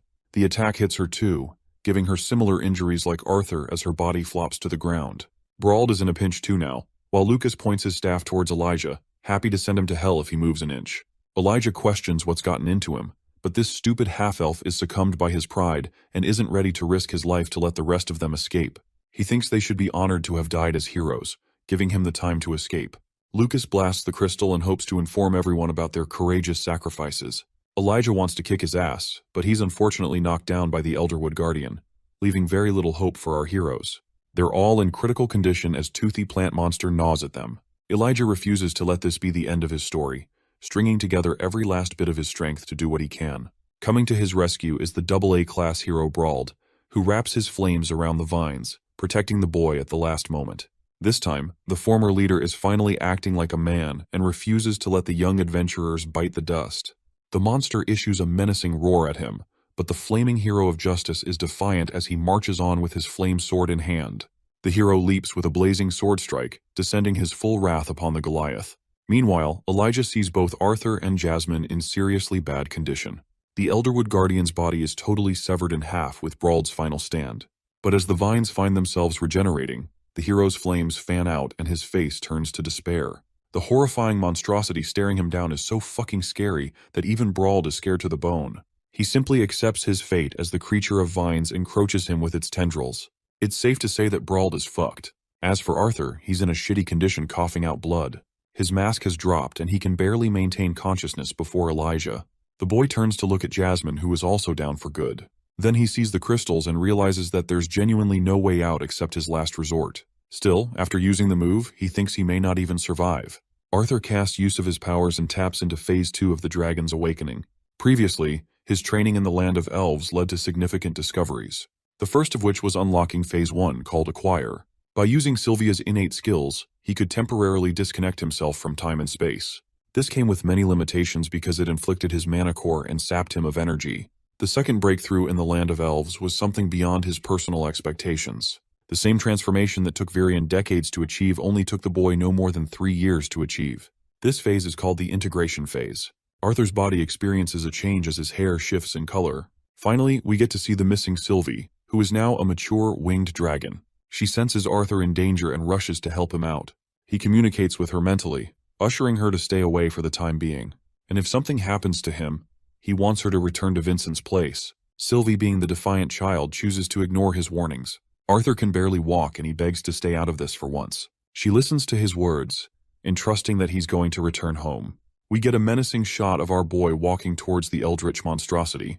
His brain scrambled in emotion as he leapt on top of a rock. Arthur then casts an ice spell and concentrates his undivided attention on the S-class beast. He's the first to launch his attack, reflecting how Varian felt necessary to knock him out immediately after the boy entered the integrate phase. He's hoping to get this done quickly so he can reduce the backlash of the ability afterwards. Arthur's ice affinity freezes the vines in place. However, despite his control of ambient mana, he still has trouble dealing with the spell. With the vines frozen in his path, he lunges forth to freeze everything ahead, clashing nearer and nearer to the monster's face. Arthur's trouble increases when he sees the vines breaking free and moving despite being frozen. He freezes them again right before they reach his face. In fact, The ability he used just now is called Absolute Zero, and it has completely neutralized the monster. With all the time in the world, Arthur concentrates 3 elemental affinities in the palm of his hand, his body eroded in purple, crackling lightning. This attack obliterates the creature's face and obliterates what was left of its vines. With the boss monster defeated, blood floods out of his body from every opening. Our boy has saved the day at the cost of his own life. He faints to the ground with nothing more to offer. Cutting back to the city of Xyrus, his family is having a moment of their own, with Ellie exhausting herself due to training. They put her to bed as Reynolds hovers over her. All of a sudden, a noise followed by the glowing gem puts both of them at unease. Arthur's mother is in utter disbelief and hopes that the ring is malfunctioning. The boy's consciousness is weary, and his entire body is filled with pain. He coughs blood as Elijah sees him finally waking up. He begs Elijah to break the healing crystal in his glove. Following his instructions, Elijah quickly gets to work. He shatters the gem, which releases a pool of healing magic that frees Arthur's fingers from his unrestrained ice magic. He experiences a small sense of relief, but just can't seem to forget the bastard who ditched them. His mind is fixated on the thought of revenge for a second, until he remembers Jasmine and asks to see how she's doing. Elijah points to his side as she's also knocked unconscious. Unfortunately, in her case, she suffered an even more brutal attack as her body wasn't enhanced with mana at the time. Elijah could treat the burn the best he could, but he's certain that she suffered internal damage on top of that. Arthur senses urgency and instructs him to use the second gem on her. Elijah follows through sensibly, healing Jasmine's injuries by a lot. He's certain that she'll be fine in a few hours to come. The boy is thankful of his birthday present being the gemstones made by her mother. He recalls his current level of suffering to be familiar from when he was 4 years old. Switching to Sylvie's side, she senses that her father's awake now and lunges to approach the dungeon. Meanwhile, the bastard Lucas is seen hurrying out of the place barely in one piece. Arthur tells the winged dragon to simply focus on her training for now, since they're clear of danger. He reminds her that there's nothing to worry about, so she should simply focus on her training for now. Their conversation cuts off there with Elijah checking on our boy's health. Arthur jokes that he's in tip-top condition to run a marathon. Bro is out here competing with David Goggins. He's sure as hell persistent. Busy in thought, Elijah decides to shift the topic, finding himself surprised to see the masked swordsman being just as young as him. This makes our boy remember that he's lost his ultra-cool mask. Not even Elijah could find it in the ruins of the battlefield.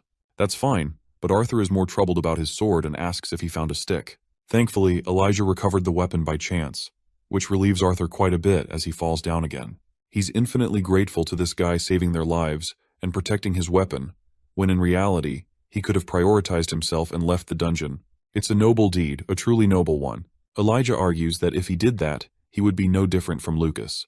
The boy laughs, disagreeing with that statement, because that spoiled brat is far worse. Glass's boy wants to know why Arthur chose to stick around and fight for others when he could have left at the right moment. To this, Arthur responded that he promised someone very dear to him to become a person who could cherish others around him. This kind of confession makes the usually stoic Elijah laugh because he thinks Arthur is speaking no differently from an old man. He wonders the kind of life someone his age must have led up until now to believe in such things. Arthur changes the topic and asks how long he was knocked unconscious for. Elijah isn't sure for certain but claims it's more than 1 day's time at the least. Arthur regrets that they'll be stuck here until Jasmine is up and running, so he thinks this is a good opportunity to become familiar with one another. He extends his hand to Elijah, this time introducing himself by name and even his nickname Art, with a smile. Thus begins the start of a new friendship. Elijah introduces himself as one from the Dwarven lands.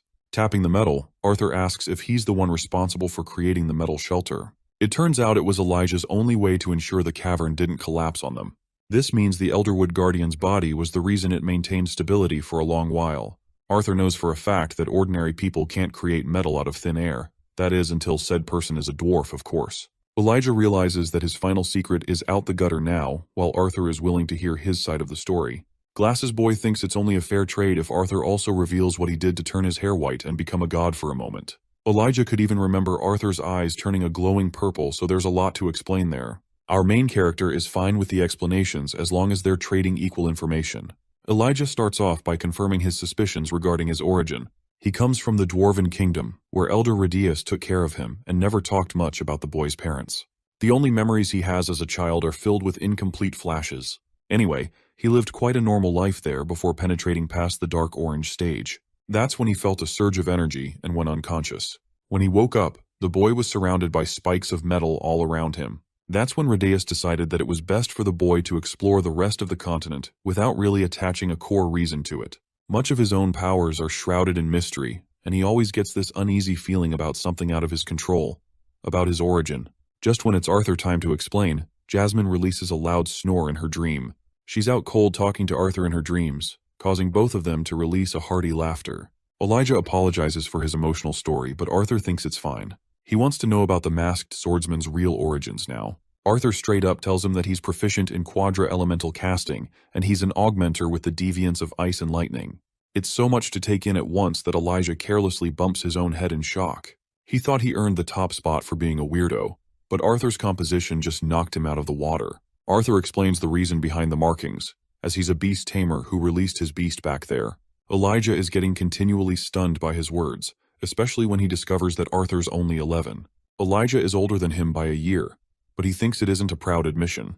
Hearing that, Arthur's the one trying his best to contain his laugh. Both misfits laugh at each other in good memories. Still, Arthur hasn't fully recovered and feels pain from his injuries.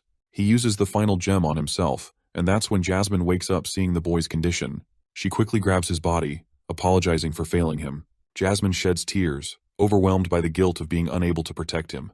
Arthur softens his expression seeing her in this state, and tells her that it's all right. He embraces her with love as she finds herself overlapped with her actions. Arthur soothes her, stating that it was his choice to stay behind and fight, and she got hurt for it. While this is happening, Arthur muses a thought. It's the first time he feels that Jasmine is smaller than him. He releases a slight ache, which makes her worried about his injuries. She wants Elijah to use the storage ring to release their bags. Thankfully, she packed an emergency kit for them to use. After a while, she gives our boy a bandage treatment. He looks like a mummy with how much he's covered. Arthur takes his stand, supported by his friends. It's time for them to head home now. The trio makes it out alive as Elijah releases his metal barrier. Outside, the entire place is frozen in ice. Arthur questions if anyone from their team survived. It turns out that Brauld and Reginald didn't make it, so it's likely no one else made it either. Arthur's overcome by guilt, while Jasmine is curious to what happened to Samantha. Elijah explains that he created the metal shelter around her around the girl before they separated, but he's unsure if she made it out alive. Then again, Arthur's asking the same question. There's no telling how they're going to escape from this cage. He searches for the monster's beast core that was lost in the barrage of ice.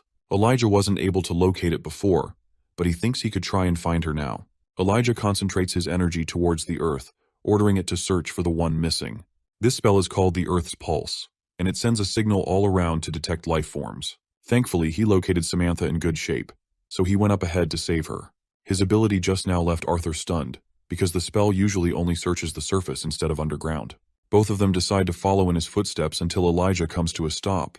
There, he sees the metal encasing he wrapped around Samantha. He grabs the metallic wall and carves it open, asking for her. Samantha is in seriously bad shape, burned and bruised all over her body. Elijah tries to reach for her, but Arthur thinks it's unsafe, as the vine is responsible for making her injuries worse. Thankfully, her breathing is good, but her fever is concerning. Arthur is glad that she's unconscious at the very least, or else she wouldn't have survived. But Elijah wonders if that's really a good thing at all. Being the strongest of the group right now, Jasmine carries her flailing body and suggests they return. Arthur looks around, worried that he won't be able to track the creature's beast core. A priceless core of an S-class mana beast will be lost for good. As the group is walking along, they feel a sudden tremor underneath. Elijah is worried and prepares his spell, but Arthur stops him because he knows what's coming. The dungeon breaks from the top, and what appears before their eyes surprises all of them. A matured Sylvie in her mighty form is here at last. Arthur is stunned to say the least, as she was tiny just a couple years ago. And now she's tall and strong. Sylvie licks his face, ruining our boy's hair. Elijah shudders as he can't comprehend how a wyvern is capable of growing 4 limbs. Then it hits him. It's a dragon. A real dragon. Arthur confirms it, shocking him even more. He adjusts his hair and adores his bond, introducing her as Sylvie. Elijah can't figure how dragons, who were thought to be extinct for centuries, have reappeared again. Arthur emphasizes that he needs to keep her very existence a secret. Jasmine isn't a threat since she already knows. Sylvie gives her the same licking treatment, ruining her hair also. Elijah is probably having the same reaction as us, because he's trying to figure out how an 11-year-old boy can be so overpowered on top of having a dragon on his side. Anyway, they decide to use her as a lift. Arthur instructs Elijah to hop on as it's time for them to leave this hellhole. They land outside the boss's lair, and the rest of the journey is traversed by foot, where the group takes on the Batrunners. The monsters end up getting scared the heck away after seeing a giant dragon nearby. Elijah is really confused why they didn't bring Toothless over here from the beginning of the raid. As for Samantha, She's slowly regaining consciousness. They put her on the ground for some rest. She opens her eyes and finds our boy even prettier without the mask on. Arthur just wants her to conserve her energy. Samantha reveals that she's holding on to something Dara and critical. She not only acquired the Beast Core but also protected Arthur's shattered mask. Both things make him smile and he praises her for it. Arthur thinks it's a good idea to split the Beast Core's profits after selling it. However, Jasmine doesn't want it and thinks Arthur is the most deserving of the group. The same goes for Elijah, who seriously doesn't want anything to do with the monster's remains. Arthur tries to remind these fools how much the mana core is worth. Samantha leaves it in his care, emphasizing that she's only breathing right now because of Arthur's final stand. She thinks he's rightfully deserving of the reward. The boy takes it as the rest of his allies are content leaving the core in his hands. He thanks them for entrusting him and turns to Samantha. He checks her pulse and recommends both Jasmine and Elijah to get some help as soon as possible. The both of them get up, but right before leaving, Elijah leaves his emergency bag with our boy to make sure he's up to date with supplies in case he needs them. It's here where Arthur sees the mana scroll and senses the urge to write back to his parents to make them not worry anymore. The message is sent, and he's glad they won't be worried when he returns to them. Next up, he's curious to learn how Sylvie grew so much by devouring cores. Sylvie hunts a lot of creatures to get this big and strong, which makes him wonder if she's capable of using her transformation ability. She demonstrates it by molding her form back to the tiny little lizard we all know and love. The little girl draws near as Arthur pets her well. His own injuries are getting rough on him, and it's going to take at least a few hours before help arrives. He thinks he should be okay with the newly acquired Beast Core. Taking a deep breath, Arthur remembers the name of Lucas Wykes well. The same boy who belongs to a family filled with a notorious reputation. One man's actions caused the death of Brauld and inflicted dangerous injuries upon the rest of the group. While he's filled with vengeance, Arthur wants to be careful with how he settles things. Only one thing is for certain this time. He doesn't care how long it will take. This man will make sure to settle the score with Lucas no matter what. The rescue team eventually arrived and took care of the situation. Samantha is rushed to the hospital while Brauld meets his end. Arthur is doing all right in one piece while his friends are handling the report with the branch master. The traumatizing retelling of the story comes to an end. Arthur is fed up that they're going this far just to pursue the truth of the story. Each of them shared what they could. Caspian lets them rest up for the meantime when suddenly, Lucas Wykes the bitch comes thriving with his guards. Jasmine and Elijah draw weapons to demolish this fucker at once, but Arthur recommends they don't do anything for now. Lucas acts like he's the innocent one of the group, only increasing Caspian's headache. The spoiled brat wonders how the group managed to escape from a clinch, and even accuses them for sacrificing a life in order to save their own. Caspian roars, standing to shut him up, but Lucas keeps on going, claiming that Samantha must have become the sacrifice of the group. Next, he turns to accuse Brauld of being the sacrificial pawn. His words are tossed shut when Arthur slaps a blade right next to his face, slicing his ear clean without even his notice. Lucas acts like he's the one getting attacked, but Arthur has had enough as he gets up with his overwhelming rage. Each of the men experience a strange shift in pressure. Lucas can't believe that they're standing around without even trying to protect him. The guards are ordered to attack at once. In response, Arthur merely makes a fool out of all of them in his injured state. He doesn't even have to kill them and casually dodges their attacks. Caspian warns the boy to be careful as his premature actions could lead to issues. However, Arthur has already chucked his fist for a strike. Turns out, he just wanted to retrieve his weapon, but his attack just now scared Lucas shitless. That's for sure.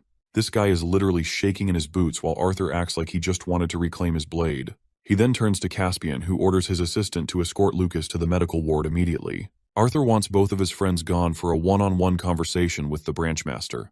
Caspian was scared for a moment and recommended Arthur to not fall to provocations. However, Arthur ruthlessly marches with a case of his own. He has the full power to squash the bug and protect his identity using his mask. He also really doesn't like Caspian's tone, as if to suggest that he's the one threatening the boy. Arthur releases a bone-chilling question, asking if Caspian is capable enough to protect Lucas from his wrath. This time, his eyes are different. These are the eyes of a merciless killer. The branch master maintains his calm and explains that he isn't threatening him, but rather saying for the best of his interests. Even if he manages to squash the bug, the Wykes family won't stay silent. They'll start with Jasmine and then target the rest of the group. Their connections too. He thinks it's unwise to earn the Wykes family's attention until Arthur fosters the capacity to protect his loved ones. Even with his strength, it's impossible for him to deal with someone like Lucas's half-brother. This is actually an enlightening realization for Arthur, who thanks Caspian for his words. He comes forward for the real subject of interest. He sits on the branch master's chair and claims that the guild would only do its best to benefit a talent like him. Caspian feels an air of confidence coming from him and offers whatever assistance he can. Arthur lays out a list of his demands and promptly exits the room. There, he finds his friends waiting for him, who are worried he might kill Lucas for sure. He changes topics because he's seriously hungry after all that. Arthur walks away, leaving both of his allies concerned over his state. Let's see how the hearing goes out. Both Arthur and Lucas are presented on each side for their case in front of the jury. They've come to conclude that among the reports, Lucas is the rat who betrayed his party, and thus his ranking is stripped at once. Also, he can never be enlisted as an adventurer again. They want him to return his card, which is what follows. Arthur is unimpressed that he was freed with such a minor punishment when his crime could have ended with him in prison. The panel turns to Arthur for his crimes against Lucas Wykes and potentially the rest of the Wykes family. The Adventurers Guild has come to a conclusion to ban Note completely from the city until Lucas Wykes' term at the academy ends. This is the exact outcome the boy wished for. He's smiling under his mask and decides to object against the decision on purpose to make it seem like he's worried. The panel emphasizes their order, claiming that they refuse to take away his guild license because of his righteous acts. He will be allowed to continue his adventures as an adventurer, so long as Lucas Wykes isn't around. The spoiled brat's smile quickly fades as he brings in the obvious concern regarding Note's identity. After all, he could easily unmask himself and decide to target the Wykes family under a different identity. The panel has judged for the boy's identity to be recorded right after the sentencing is cleared. They will not inform Lucas's family of his identity either, but only a few conjurers of the guild will keep an eye on the boy's whereabouts. Lucas's temper tantrum doesn't do him well, and he's left disappointed on the side. He leaves Arthur with a warning to stay as far away as possible from him. In response, the masked swordsman responds calmly, claiming that he's nothing more than a pretty boy. Lucas turns away as Arthur is requested to be escorted. However, the panel's head decides it's best to grant the boy his own protection and leads him the way. They go through a secret passage room, and as the door closes, it's revealed that everything was a setup from the ground up. Arthur is glad they compiled. The court is hoping that he doesn't cause any more trouble as they won't be able to contain the truth from the Wykes family for long. Arthur emphasizes that underneath the mask, he's cautious. A secret passageway opens. The panel is hoping that Arthur remembers this favor that was granted to him because they really might need his help someday. The masked swordsman is glad that they chose to support the correct person. He turns to remind him that he'll never forget. And then he walks away. The final impression of this Note character, according to the Elder, is that Caspian was right to call him truly frightening.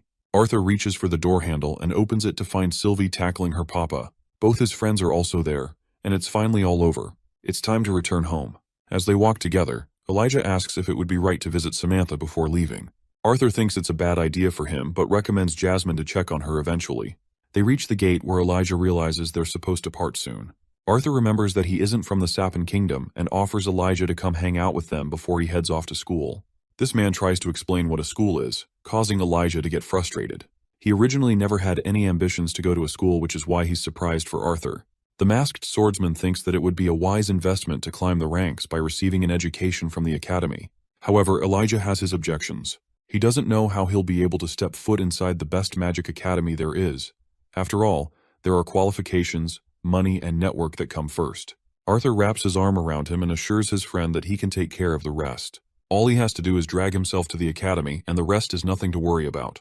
Arthur tells Jasmine to take their new friend home because he's got something else to deal with for the meantime. There's the issue that Lucas is also going to attend the academy, which is one reason that Elijah decides to go. He is grateful for Arthur's help, having earned a really good friend. With them gone, he tells Caspian to emerge from his hiding spot. Arthur is thankful he got the judge to act the way he wanted. Lucas is blinded for the time being, and the issue has been resolved. However, Arthur is quick to remind the branchmaster that this shithole still resulted in the murders of valuable heroes. Caspian emphasizes that he doesn't want to start a fight. He tosses him a bag, a parting gift for the boy. It's full of gold, the kind of money that could really help him in Caspian's eyes. Arthur thinks he'll only face trouble if he wills it. The only concern is if Lucas has spotted Sylvie before. But in response to that, the creature simply changes into another form. This surprises him as he wasn't expecting her to wield so many transformations. It's just a benefit of having a familiar dragon. Fast-forwarding ahead, Arthur adjusts his hairstyle and decides to enter an inventory shop to buy a dimension ring. The boy acts clueless and lost, so the shopkeeper reminds him about the hefty price of the ring. Arthur decides to showcase a bag full of gold and ends up leaving the man speechless. He foolishly spends most of his gold on a dimension ring that could barely fit his sword and a beast core. Still, with this, his preparations are now fully complete. He books a carriage to the Hellstay Manor. Busy in thought, the boy remembers how 2 years have passed since he adopted his new identity of Note.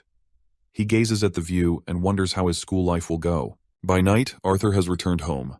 Ellie angrily stares him down, before tackling her brother mid-sentence. She can't believe that he returned, but she did say it with angry, tear-filled eyes. Arthur's happy and returns her a smile. She relieves him at last and goes inside. Arthur is glad to find her growing up quickly, but a shocking realization hits him. There's going to come a time where she'll date some bozo, and that's just every brother's nightmare. His parents are quick to welcome him in loving arms. Reynolds mocks his son's hair for the only growing factor in his physique. They tease each other lots as Arthur's mother hugs him dearly in open arms. She's just happy that he returned in one piece. The boy apologizes for always worrying her. Vincent and the others are also here to welcome him in. The whole family and friend group shares a circle while Arthur freshens up taking a shower. He realizes that Jasmine left a letter before going on a mission again. He's sad to see her go. Her letter is very to the point and has scribbled out any affectionate words from it, reflecting her personality. He's sad he couldn't see her off. At least he knows about her coordinates. As for Vincent, the man's beaming like an angel to announce that Lilia is currently a part of Xyrus Academy and has been attending for almost a year now. Arthur's glad to hear that. Vincent's family will forever be in his debt for helping their lineage become mages. They never expected it from the Hellstay house. In return, Arthur looks towards Elijah and claims that he's got a request to make for someone. Before that, though, Reynolds is all up and excited to hear about the boys dungeon diving. It's a long story, and he has trouble starting it. Anyway, they get to the really scary bits, and that's how the story concludes. Vincent is left shuddering by the end. They can't believe an Elderwood guardian faced them off, and Arthur single-handedly defeated the monster. The boy is curious to ask about his father's stage. He learns that Reynolds hasn't advanced from the Dark Orange stage no matter how much he tries to purify his mana, so he tosses a beast core to Reynolds, recommending to use it. He did use some of its energy to heal, but the rest of it is intact and powerful enough to break through the level. Reynolds hesitates to take this gift as this is something Arthur risked his very life for. None of them could imagine him gifting an S-class beast core, as it would reap a lot of profit. However, the boy has his priorities straight and wants his father to catch up to him using the beast core. Reynolds has a striking realization that his son has surpassed him by achieving the light orange stage at last. This gives him the strength to grasp the beast's core, promising to beat his son the next time they duel. The father-son rivalry just never ends. The same day, Elijah's having a relaxing shower when Arthur foolishly barges in to deliver his pajamas. He doesn't seem embarrassed even a bit and leaves quickly while Elijah slams the door shut. The boy observes his mask and reflects how so much has happened in 2 years. Sylvie agrees even though she grew taller than her papa. Elijah comes out from his shower and asks what took him a while. Arthur explains that he was talking to Vincent and helping him get sponsored for the academy. Elijah is excited as Arthur closes the door while confirming that everything is in the green. That night, the dwarven boy is full of excitement that he'll get to be a student of the academy. He wonders if they'll have enough opportunity to learn. Arthur expresses that they're super powerful for their age group, so it might be a boring experience if anything. Even so, Elijah can't wait to encounter powerful rivals and awakening greater powers. Arthur thinks the best benefit for him would be information regarding his 2 deviance affinities. Lightning especially exhausts his mana, while ice is hard to control despite his beast will. Worried, Elijah asks how they'll handle Lucas. For the time being, the spoiled brat doesn't know about Arthur's identity, which is good since he only wants to challenge his entire family when he's ready. Glasses Boy is surprised that he can hold himself that much. On the other hand, Arthur can't figure out why Elijah is so shy that he built a pillow wall between them. He teases the kid and receives a body pillow smacked in his face. Curious about relationships, Elijah asks if he'll be able to score a girlfriend at the academy, which comes as surprising to Arthur. He thinks the nerd will end up finding a nerd girlfriend, and then they'll have Jimmy Neutron for a baby. It will be a nerd family, basically. On the other hand, Elijah is easily confident that our boy will be the Riz Master 69 at the academy with his lethal face card. Arthur assures him that girls their age aren't his type, so there's nothing to worry about. Both of them head to sleep after that. Arthur wakes up and runs into Vincent, who came in contact with an inventor called Gideon, known for being one of the most accomplished in his trade. The inventor will return to the city in 3 days, allowing them the chance to make a detour before meeting everyone in the city. Arthur's okay with that idea and wonders if something is happening in the downtown area. Vincent tells him that the royal families of all 3 kingdoms will make an important announcement which will be broadcasted in the downtown square. The boy is glad that Uncle Vincent over here is giving him so much of his time. Arthur's interested in a meeting with Gideon, and he's ready to use the knowledge of his past life in action. Vincent's confused until they run into Reynolds, who reminds the dude that he's got an important meeting to catch. The auction house owner bolts off, leaving the father-son duo together. The old man has officially broken into the solid orange stage. Interestingly, the beast core refused to crumble even after he absorbed everything from it. He leaves it in his son's care before thanking the boy for his help. Later that day, Arthur finds himself perplexed. He can't place how the jewel didn't crumble. It's only when he meditates and sees the haunting image of the towering beast that he realizes that the beast still exists inside the core. Let's explore how beast wills work. These things are powerhouses that seriously ramp up the intensity of the user. They're only obtainable via a powerful mana beast passing on their will. This makes Arthur excited as to what would happen if he integrates two beasts. He tests that theory out by meditating and interacting with the horrific Elderwood Guardian. His body is enveloped in a coat of purple as Sylvia's will manifests and terrifies the giant. Arthur breaks free of the experience and has confirmed one thing. The two beast wills are at odds with each other. He wonders why his father couldn't absorb the whole of the crystal. The kid suddenly remembers that a large factor is dependent on one's compatibility. So now, he's absolutely certain of the person he should grant this beast core to. He wonders how Tessia is holding up. The next few days flew by like nothing. He continued training and enjoyed a fun time with his family like any ordinary kid. One day, Ellie came to inform her brother to eat breakfast, but she could hear him knocking him cold talking in his sleep. It's the day of the announcement, so their mother wants them to get ready. Ellie is getting pissed and she decides it's a good idea to slam her brother full force, knocking the daylights out of him. Arthur teases her for learning weird habits for a lady, while Ellie reminds him to catch breakfast while she's gone. She hums away while our boy is left wondering why his sister has to be so damn violent all the time. Skipping ahead, we see both Elijah and Arthur deciding to check out a few stores. While our boy may be hard stuck with his savings, Elijah has been keeping his savings intact. The boy suggests his bond to follow Elijah while he chats with the inventor. Later, he and Vincent go and greet the inventor, whose butler scares them both. Himes leads the way, when suddenly Arthur catches a musty smell that stops him dead in his tracks. The old butler thinks he's asking the wrong question and should instead focus on what isn't a smell. The inventory pops out his clothes, looking like a zombie who hasn't showered in 2 centuries. He's furious at first, but quickly realizes that it's Vincent who's come here to meet him. The inventor Gideon expresses his annoyance with meeting people nowadays, as he's got over 12 messengers from the royal family coming to him. They've all tried their best to coerce him to travel the ocean for his abilities. Arthur questions why they would ever try to do that, which only makes the inventor more pissed. Anyway, Gideon wants to know about the pipsqueak that Vincent has brought along. The boy introduces himself in good manners as one of the Lewin family and admirer of Gideon's work. The inventor seriously doesn't like the fact that Vincent brought him here regardless, as he doesn't like taking disciples under his name. The auction house owner expresses that it's rather the boy who wanted to come here on his own. Arthur uses this opportunity to express that he's got an offer, and is willing to take care of the fact that this musty, smelly bastard has to travel safe distances over the ocean. The inventor is listening, so Arthur grabs a chart and starts drawing away. Gideon belittles the boy for drawing a bunch of doodles until he finally sees what's on the canvas, causing him a great deal of shock. Gideon's expression worsens every second as he reads the concept of an engine powered by steam and generated by external materials, an idea that not even the great inventor himself could come up with. However, even with this idea, he feels as if something is missing from the equation. Arthur expresses that he intentionally left out important details, which he would be interested in sharing as long as their negotiations are finished. The inventory quickly realizes that this smiling boy isn't just any ordinary kid. He swipes off the feeling and requests his butler Himes to show the boy something worthy of his knowledge. The chest opens to reveal a brilliant ironized diamond in all its beauty. But Arthur isn't impressed. The inventor explains that this gem is one of the most valuable on the planet, and can store 5 times its size through mana. However, Arthur is disinterested as the object has little to no use for him. Gideon thinks it's time to bring out the big guns and shows the boy a whole bunch of valuable items. Among the pile, he takes out one mirror that is so special he hasn't shown to anyone. The boy coldly turns down each one of his suggestions, causing the inventor to drop the mirror in utter disbelief. If Alfred the butler wasn't here to catch it, they would have lost it permanently. Vincent sees how Arthur consistently turns down the great inventor himself. It gets to the point that Gideon is throwing shit at our boy to just take something for once. Vincent can't even comprehend what's going on anymore. Forced into a corner, the inventor thinks the pendants are the only options left. The butler reminds his master of their original worth, but he's snapped now. Himes quickly rushes to fetch the pendants and comes back a moment afterwards with 2 boxes.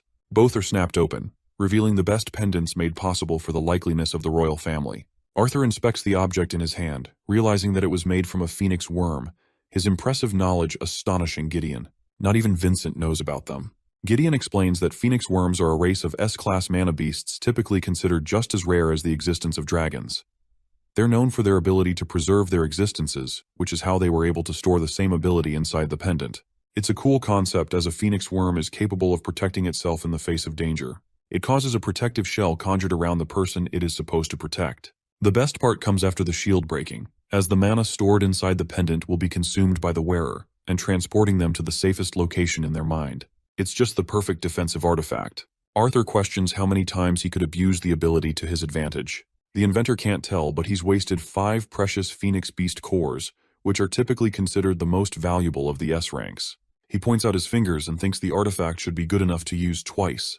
The boy is thinking of both his mother and sister considering the effects of the object. Also, he quickly remembers that these were crafted for the royal family. The inventor confirms that they were responsible for donating the cores after all, but he doesn't care much about that.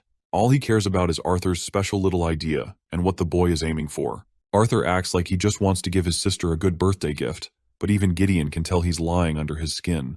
The boy adds one condition to his knowledge, stating that he won't reveal any information unless he knows the intentions of the inventor. Gideon thinks it's pointless since he'll find out soon in the announcement to come. Arthur points out the shortcomings of the speeches reserved for the masses. He wants to hear the cold, hard truth from the inventor himself.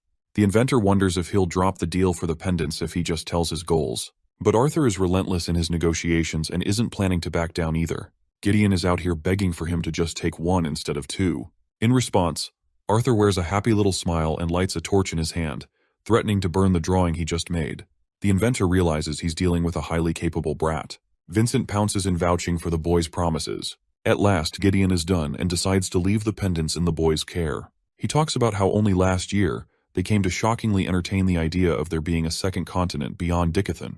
This information stuns Arthur. While Vincent can't believe the rumors are true, he was informed by an employee of the royal family who told him not to pass information on. Gideon's confirmation just now has added another layer of truth. The boy goes deep in contemplation and asks for proof of certainty. The inventor is nearly offended that he thinks they didn't compile evidence for the fact. He sits down on his chair to explain everything in detail. It turns out that they discovered a unique artifact attached to a mana beast a few years ago, an artifact never seen before on their continent. It had the unique ability to camouflage completely, blending in with the world. Vincent is shocked and wonders how they were able to catch it. Lady Luck favored them that day as one adventurer aimed to strike down a squirrel and eventually struck the bird instead. They found an artifact attached to it that was so complex not even the great inventor could figure out its intricacies. The purpose of the artifact is not revealed to anyone unless they're from the royal family, so Arthur threatens him by threatening the blueprint again. Now pissed, Gideon reveals that the artifact efficiently records moving and still images with ease. The boy's curious if that's everything. Vincent thinks it's the best kind of proof, but Arthur doesn't get how that could work as it could be made by any inventor in the Dicathan continent. The auction house owner explains that he's already introduced him to one of the best artificers known to the world. It just so happens that Gideon is at the top of the list for being the greatest artificer the continent has ever seen. But our boy out here is seriously doubting this guy's reputation, causing Gideon to lash out, claiming that he's living proof of the fact that there can't be a secret artificer like Arthur is suggesting. The boy outlines how foolish of an idea it is for the royal families to conclude that there's another continent based on Gideon's inability to comprehend the artifact. The inventor agrees and adds that the same artifact had recorded images of all the 3 kingdoms, complicating the matter. Arthur's calm reaction sends this dude's temper flying as he highlights the dangers of stronger and better mages and inventors on the opposing continent.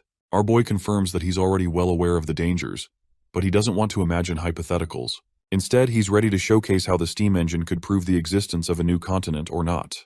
Later that day, Vincent remarks how Gideon's the happiest he has ever been, ever since receiving the blueprint. At the same time, not even the auction house owner can envision a steam engine powerful enough to move a large ship across the ocean. Arthur thinks it's only natural for the people of this world to have completely become dependent on mana and forget about the capabilities of technology. Vincent goes ranting about his own crap, while Arthur zones out recalling how he could easily manipulate the use of a harmless technology in exchange for a good weapon for his family. Still, the fact that there's a second continent outside their own makes him excited. Sylvie communicates with him, telling Arthur she's coming to see him and Big Glasses Boy, which is Vincent.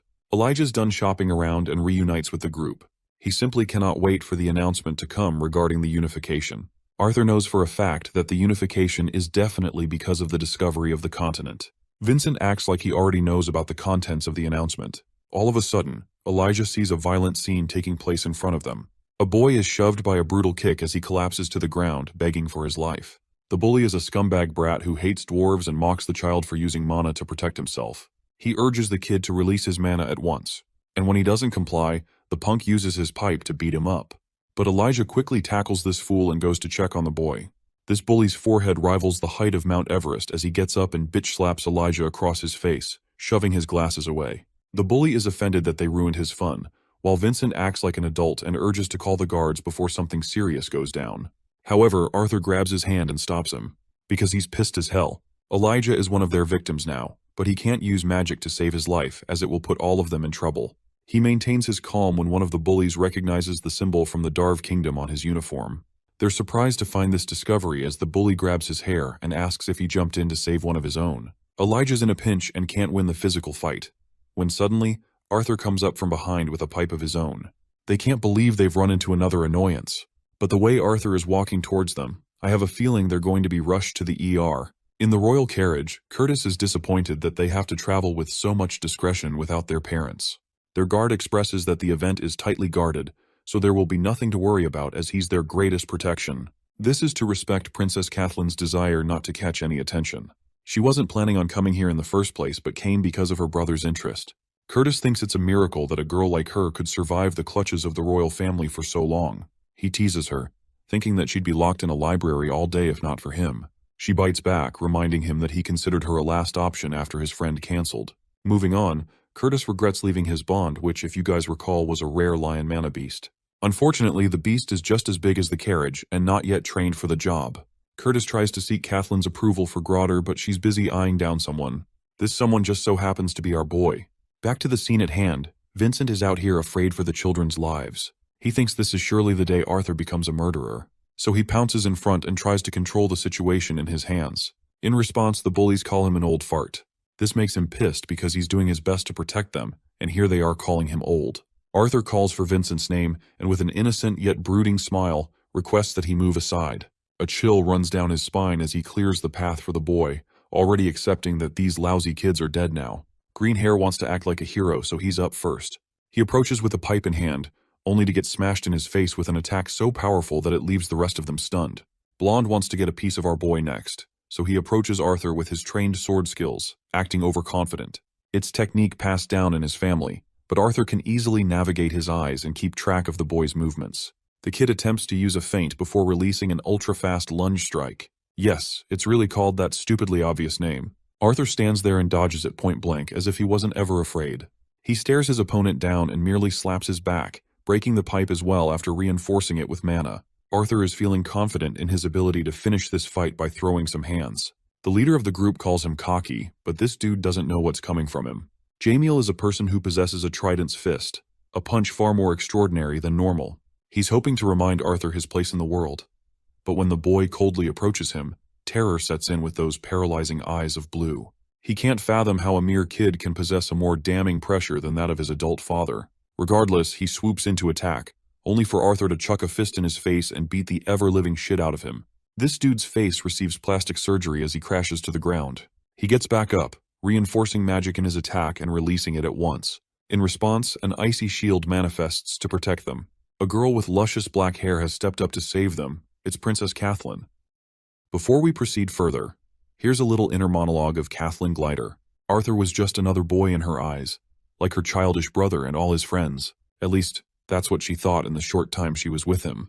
But her gaze seemed to always go back to him. Maybe that's how she realized he wasn't like the immature boys she had grown to dislike. Arthur was different. As she steps forward and freezes everything, her brother, Curtis Glider, also steps forward, demanding to know the meaning behind all this fuss.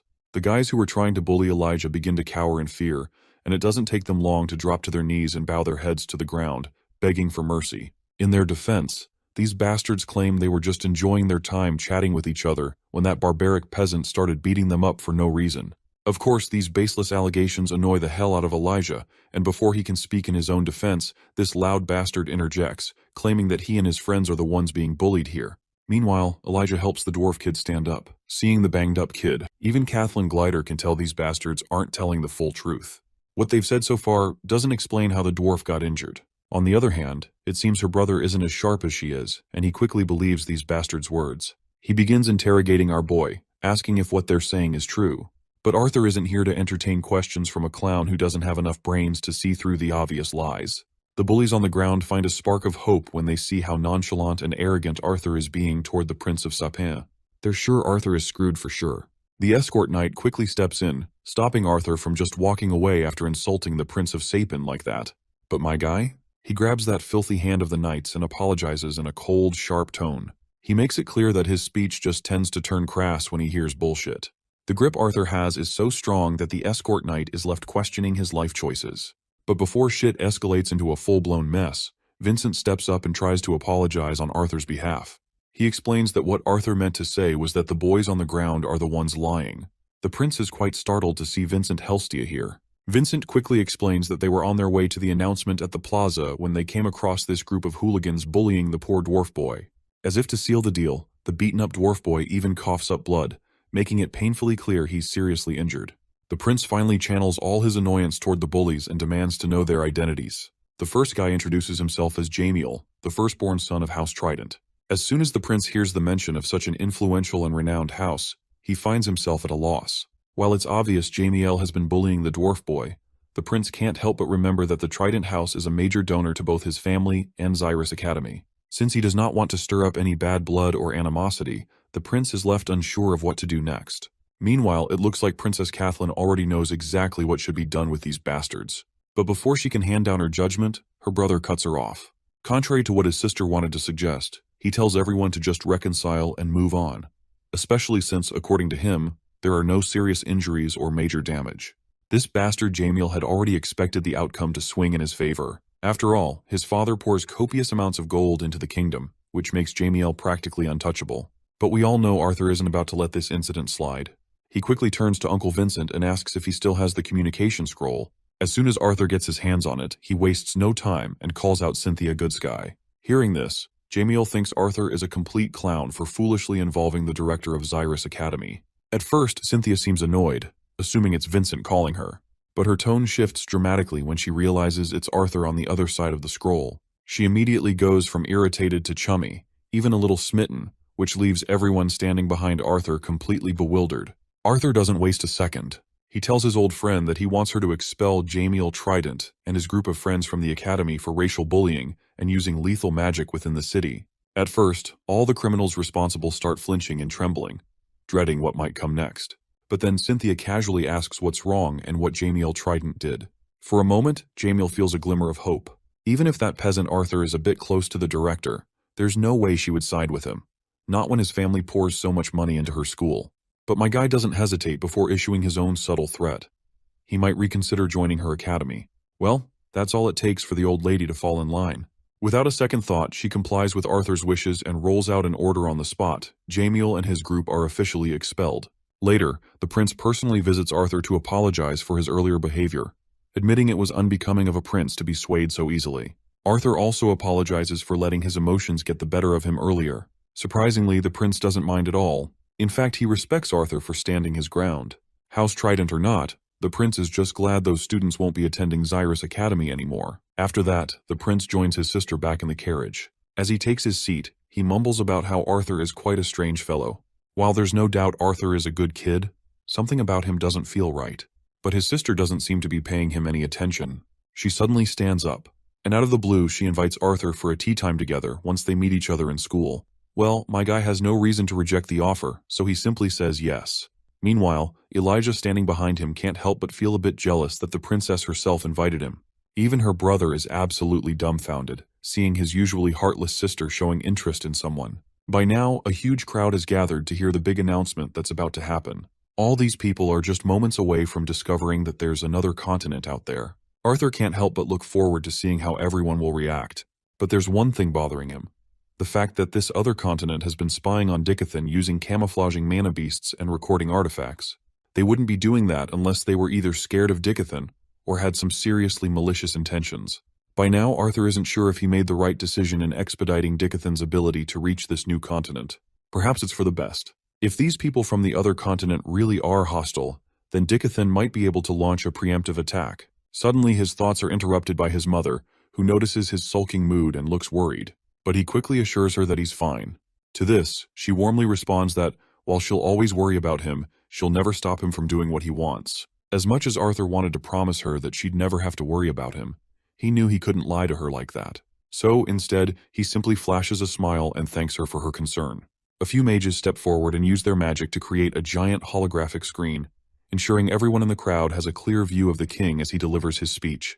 The king begins his address, introducing the other big shots that are beside him. Then, finally, he reveals the main reason everyone has gathered to listen. He assumes that many in the audience are aware of the animosity that has existed between humans and elves, while even the dwarves have long been considered just business partners. However, that's not the way they want things to continue. He explains that he, along with other leaders of their respective races, has met countless times over the past few years in an effort to unite their races. 2 years ago, they took the first step by allowing members of all three races to become adventurers. It brings a smile to his face to see parties of humans, elves, and dwarves forming and working together toward a common goal. Last year marked another milestone. Xyrus Academy welcomed students from the Kingdom of Elenoir and the Kingdom of Darv. Now, a new generation of mages can form friendships and memories without the outdated barriers that once separated them.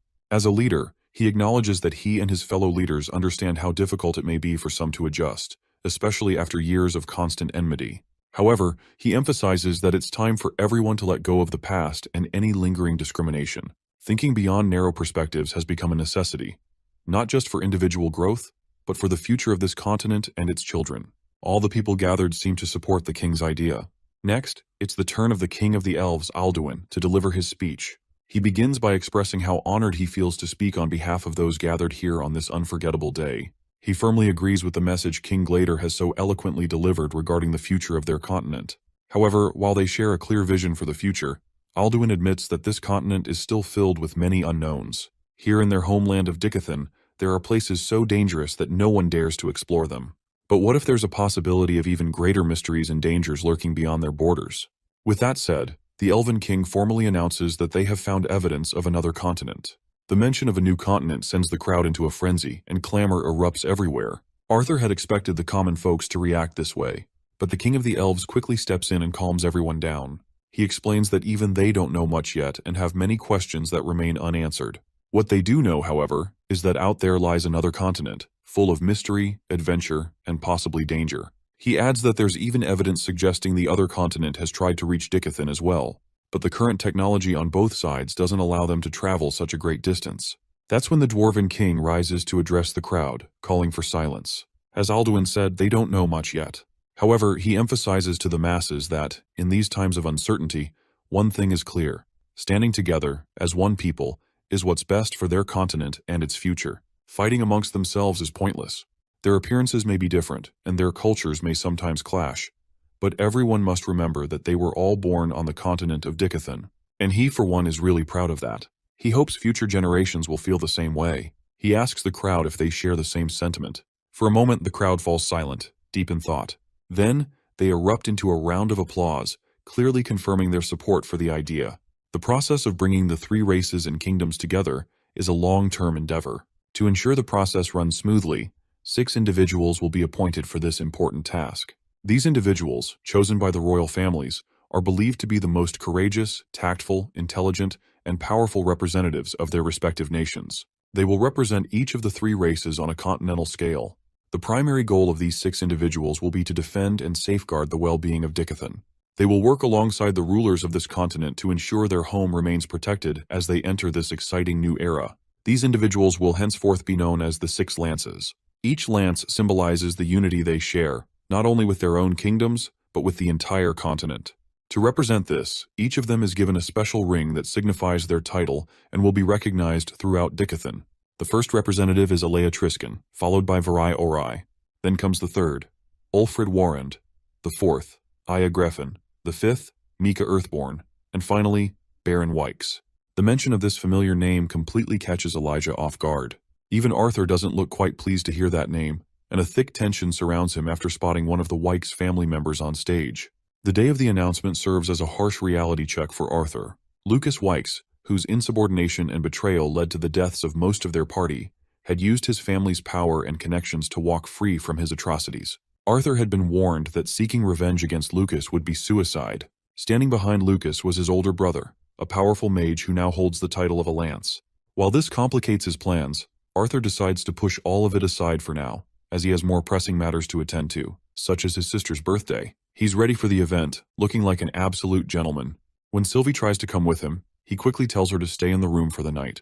There might be some guests at Ellie's birthday party who are watching him as a pretense, so he doesn't want to take any chances. He reassures his little buddy that he'll make sure someone brings back lots of food for her. That promise is enough to perk the little one's spirits, and with that, they happily wave goodbyes to each other. The night is lively, and the mansion is getting busy with the arrival of all the guests. Arthur can be seen standing at the door, welcoming everyone inside. Meanwhile, Elijah is in the corner, talking to some hot chick. He doesn't waste the opportunity and invites her to grab some lunch together later. But his clumsy attitude causes him to spill his drink all over his clothes, and it doesn't take long for the girl to put some distance between him and her. Arthur quickly twirls around to avoid eye contact with his friend, knowing it would only embarrass the poor guy further. Finally, the spotlight of the day arrives, with her mother playfully covering her eyes. As soon as they reach the living room, the mother quickly uncovers Eleanor's eyes. There Arthur stands, along with all the family members and everyone dear to her, gathered to celebrate her important day. Her brother takes this opportunity to request his sister for a dance. Of course, Eleanor is startled to see her brother inviting her like this for something she never expected to happen. The father, on the other hand, quickly orders the musicians to let the rhythm fill the room. As soon as the music begins, so does the dance between brother and sister. Their performance is a sight to behold, leaving all the guests in awe and amazement. We also see another unexpected guest gracing the party, and it's Gideon. It seems even here this nerdy guy wants to discuss some serious business with Arthur. The scene then transitions to outside, where a carriage that screams royalty pulls up. And honestly, it wouldn't be surprising if the guest inside is Tessia. Though she doesn't leave the carriage, she's just here to drop off a gift. After all, today is Arthur's sister's moment to shine, and Tessia doesn't want to steal that spotlight. Instead, she simply tells her servant to deliver the gift. Now back to this nutjob Gideon. Once they step aside for a private chat, Arthur is hoping Gideon didn't crash the party just to talk business. But Gideon quickly denies it, adding that he even brought Eleanor a gift as well. Whatever the case, Arthur quickly asks Gideon what pleasure he owes to a visit from the #1 artificer of Dickathon. Gideon, with his usual annoyed expression, explains that he just wanted to deliver the news that the council has approved the design he refined from his blueprint, and it's already undergoing construction. The council, by the way, is what the kings and queens of Dickathon now prefer to call themselves after abandoning the monarchy they once held over the 3 kingdoms. Arthur congratulates him, sure that Gideon's efforts are deserving of a reward befitting his achievements. But for Gideon, money and fame are just means to an end. What he actually wants is something even the council can't provide. Suddenly, Gideon's fans start surrounding him, completely occupying his attention and leaving Arthur to his thoughts. As Arthur stands there, he notices Lilia calling out to him. She's out of breath after sprinting all the way here and apologizes for being late. Arthur assures her it's fine, mentioning that her parents had already told him how busy she's been these days as a secretary of the student council. Putting that aside, Arthur greets her properly, as it's been forever since they last saw each other. As they stand face to face, Lilia suddenly notices how tall he's gotten. They spend some quality time catching up, and Arthur finds himself glad to see how much she's grown. The little girl who used to hide from her parents and eat meals with the maids and butlers has now become so accomplished. Lilia looks charmingly annoyed, thinking he's teasing her just because she once showed him her secret hiding spot. Still, Arthur can't help but point out how far she's come. The girl who used to stress about her future is now thriving at the most prestigious academy in Dickathon. Judging by the number of boys who've been sneaking her soulful stares during their conversation, Arthur assumes she's become quite popular as well. Well, there goes her Freudian slip. Lilia unintentionally lets it slip that she doesn't even have a boyfriend. But our boy doesn't catch on to what she's trying to imply. Instead, he cheerfully tells her that he'd be happy to critique and approve any boy she might bring home, though he makes it clear that he won't be any easier to please than her father. Of course, this devastates Lilia. To think that Arthur doesn't even consider her in that way is just heartbreaking for her. That's when Gideon joins their conversation. Lilia quickly bows in respect to his senior and then excuses herself, walking away to give Arthur and Gideon some time alone. Gideon can't help but notice that he always seems to be surrounded by girls. Lilia, in particular, seems quite interested in Arthur, so he asks if Arthur doesn't plan on doing anything about it. Our boy simply states that Lilia is someone whose life has been changed by him, and her feelings towards him aren't exactly love, but more akin to gratitude. As far as Arthur is concerned, what she's feeling now is more like the infatuation a damsel might have toward a hero. But in the future, he's sure she'll be able to distinguish those feelings. Gideon finds it frustratingly repulsive how deeply and thoroughly Arthur seems to analyze these situations. In any case, Arthur is certain that Gideon isn't here to give him advice on love, so he asks what he really wants to discuss. Gideon then claims that he wants to use the money, fame, and power that the council has bestowed upon him to get something he can't obtain elsewhere, which is Arthur's knowledge. Arthur had already started having second thoughts after giving Gideon the blueprints for the steam engine because he didn't want to change how this world works any more than he already has. This continent is doing just fine without his interventions. Hearing this, Gideon becomes more certain that Arthur has even more inventions in mind that could change the world, but he just doesn't want to talk about them. Arthur finds it concerning how easily Gideon picks up only the parts of his thoughts he wants to hear. So Arthur coldly addresses Gideon and makes it clear that he's not here to indulge his selfish curiosities. In response, Gideon decides to offer a trade. He promises not to ask about any world-changing inventions, but he wants to borrow Arthur's mind from time to time. In return, he offers to become Arthur's personal benefactor for whatever sort of artifacts or goods he might need. The deal is lucrative, and Arthur sees no reason to deny it, so he shakes Gideon's hand to seal the agreement. Meanwhile, we see Ellie unwrapping all the gifts she's received, and among the sea of presents, Arthur notices an oddly shaped one that stands out the most. Ellie quickly unwraps it, and besides the gift, there's also a letter. As Arthur reads the letter, Ellie finds a bow and arrows inside, and the design looks very elven. While Arthur has no clue who might have sent this gift, we already know that it's from Tessia. That's when Ellie extends her hand and demands her brother hand over her gift. Arthur doesn't waste a moment and produces 2 small jewelry boxes, one for his sister and one for his mother. Once Ellie opens it, we see that it's the same phoenix feather necklace Arthur got from Gideon. These necklaces are meant to protect them in case he or his father isn't around. While Mrs. Helstea is in awe of such a lavish item, her husband claims that these 2 pendants are the only ones in existence. After putting one of the pendants around his sister's neck, Arthur greets her with a heartfelt happy birthday. Later, we find ourselves at the manufacturing facility, where Arthur walks alongside Gideon. This place is restricted to council members only, yet Arthur is being given the privilege of walking around. As they talk back and forth, Gideon remembers that Arthur's birthday passed not long ago. It's actually been 4 months since Ellie's birthday, and the days have blurred by. But still, even though it's late, Gideon presents his gift to Arthur. When Arthur opens the box, he finds exactly what he's been hoping for a long time.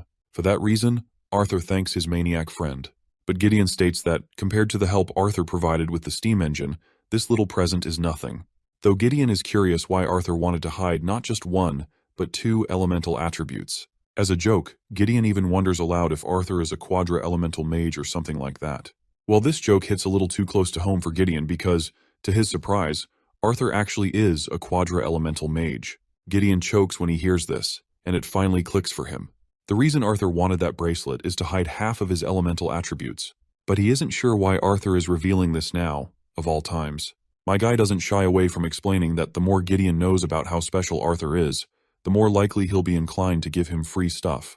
However, Gideon still believes the secret Arthur just shared is literally world-defying, and he actually wants some proof to truly believe it. Arthur is more than willing to prove himself.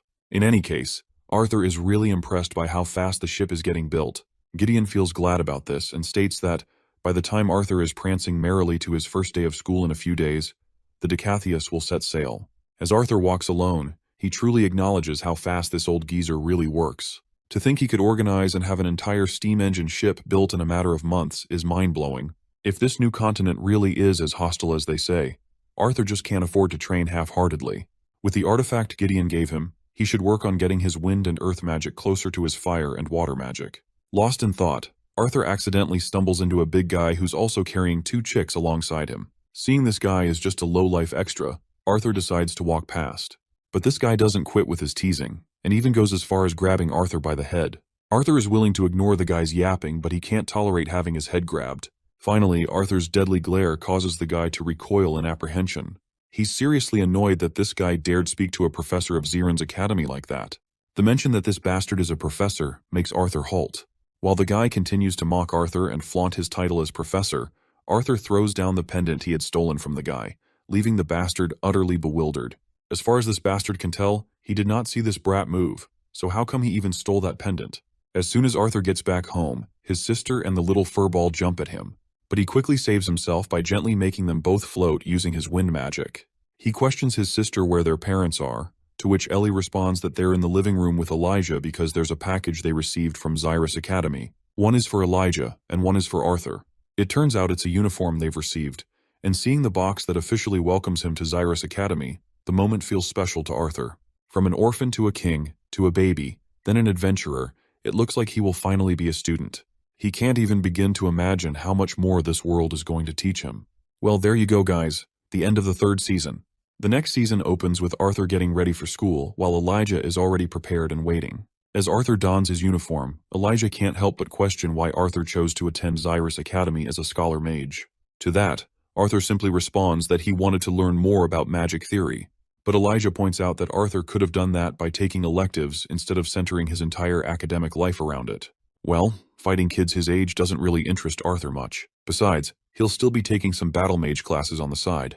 Elijah knows all this, but he's heard that scholar mages tend to be looked down upon by battle mage students. He's worried about how many students Arthur will end up sending to the medical ward for looking down on him. Anyhow, as Arthur finishes getting ready, he assures his friend that he'll try to behave. Later, they arrive in the dining area and sit down for breakfast. Ellie is sulking because she wanted to go to Xyrus Academy as well. Seeing her brother in that prestigious uniform doesn't make things any easier for her. After breakfast, Arthur and Elijah are finally ready to depart for their academy. Before boarding the carriage, Arthur makes sure to give his parents a sweet hug. He also makes sure to show some love to his sister, ruffling her hair playfully. Arthur reminds them to keep the pendants he gave them on at all times. Both his mother and sister proudly show the pendants they're already wearing. His father, not wanting to be left out, asks if his son has any final words for him. To this, Arthur simply smirks and advises his old man to just don't burn the house down while he is training. After their short journey, Arthur finally arrives at the academy. The scene is bustling with all kinds of students arriving, some riding fantastical animals as their means of transportation. As the students gather, one of the seniors steps forward and informs everyone to form a single file line in front of the grand white central building up ahead. Attendance at the entrance ceremony is mandatory. One by one, the students approach the receptionist's desk to register and verify their identities. When it's finally Arthur's turn, the receptionist is visibly shocked upon learning that Arthur has affinities for both earth and wind magic. After a brief moment of surprise, she regains her composure and directs him to proceed further. The auditorium is already packed with students, and there isn't a single seat left unoccupied. Arthur and Elijah navigate their way through the crowded seating area, finally managing to secure seats after quite a bit of effort. Soon after, the chairman of the academy, Goodsky, makes her appearance. Her sharp eyes immediately catch sight of Arthur, and she acknowledges him with a subtle wink. With just a single snap of her fingers, the noisy students, who had been chattering amongst themselves, fall into complete silence. Arthur is thoroughly impressed by her display of power. While he never doubted her abilities, seeing her exert enough control to encompass the entire building is truly awe-inspiring. The old hag finally begins her speech. She starts by apologizing to all the students for silencing them so abruptly, but explains that, at her age, she can only speak so loudly. After introducing herself, instead of the usual generic speech she gives every year, she decides to get a little creative since this year is special. She takes a lot of pride while revealing that ever since the founding of the institution, this academy has never had as many elves and dwarves in attendance as it does today. With that in mind, who better to welcome everyone than the very students who will help lead and give voices to all? She then calls for a round of applause to welcome the members of the Xyrus Academy Student Council. The first 3 members of the council make their way onto the stage, but they don't draw much attention. However, the one who walks in last commands an undeniable presence, instantly stealing the spotlight and drawing every pair of eyes in the room.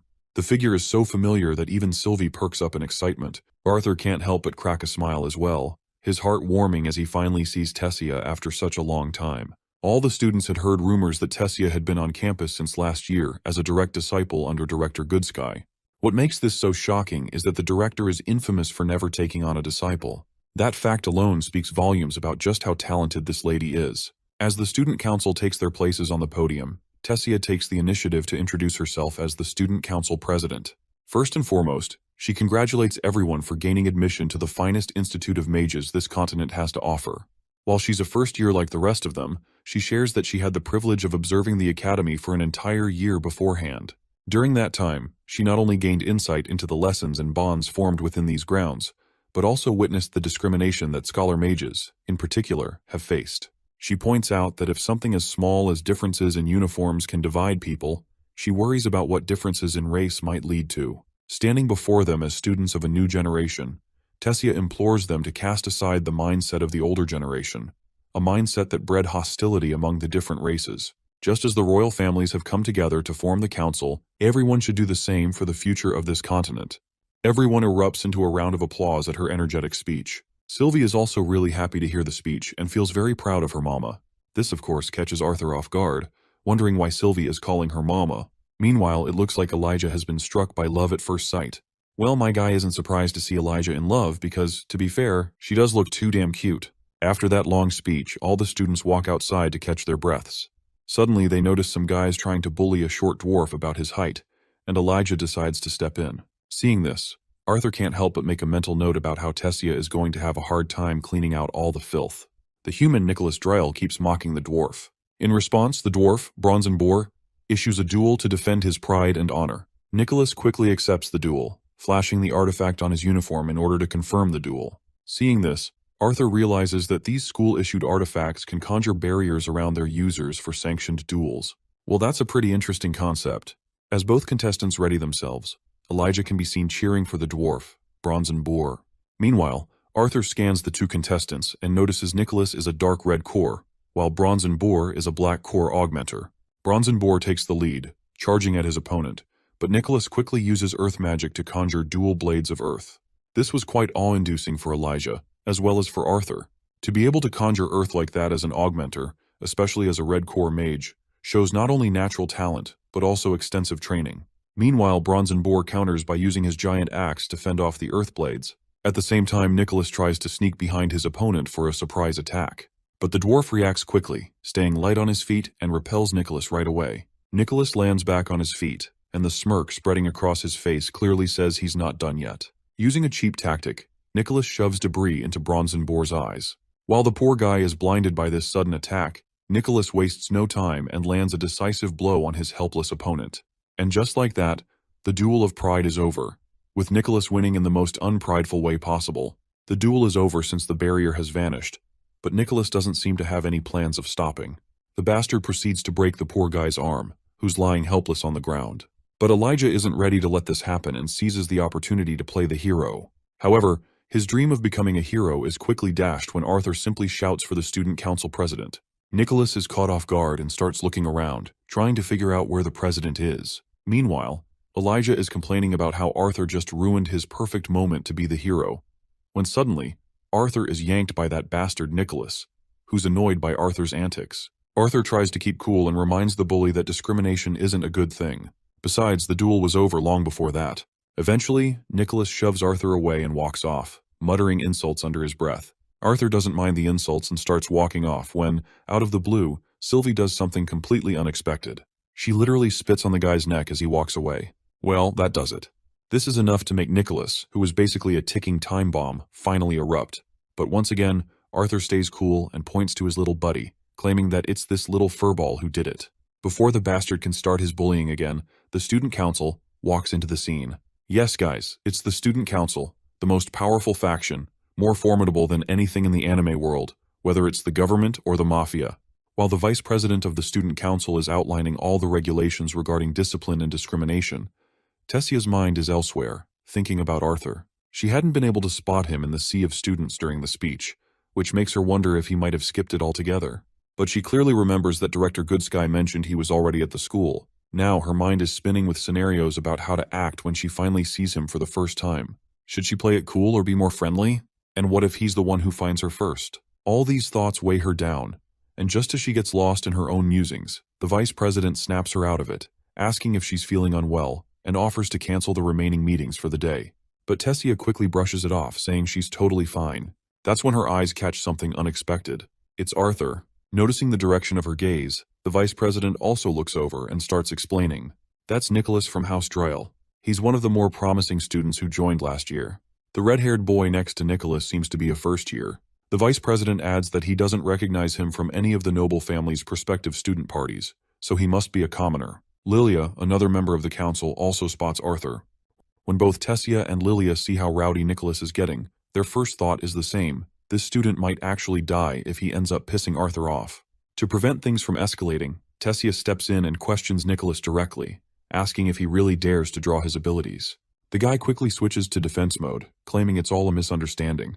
He insists that he simply accepted a duel from Bronzen Boar when this first year rudely interrupted. Arthur also notices Tessia and casually waves at her, but before he can say anything, Lilia interrupts and questions him about what actually happened. Seeing this, Tessia turns to Lilia and asks if she knows him. Lilia doesn't hesitate to reveal that Arthur's father has worked for her family for several years, so they've been friends for a long time. Arthur further clarifies to Tessia that he and Lilia have been living together for a while now.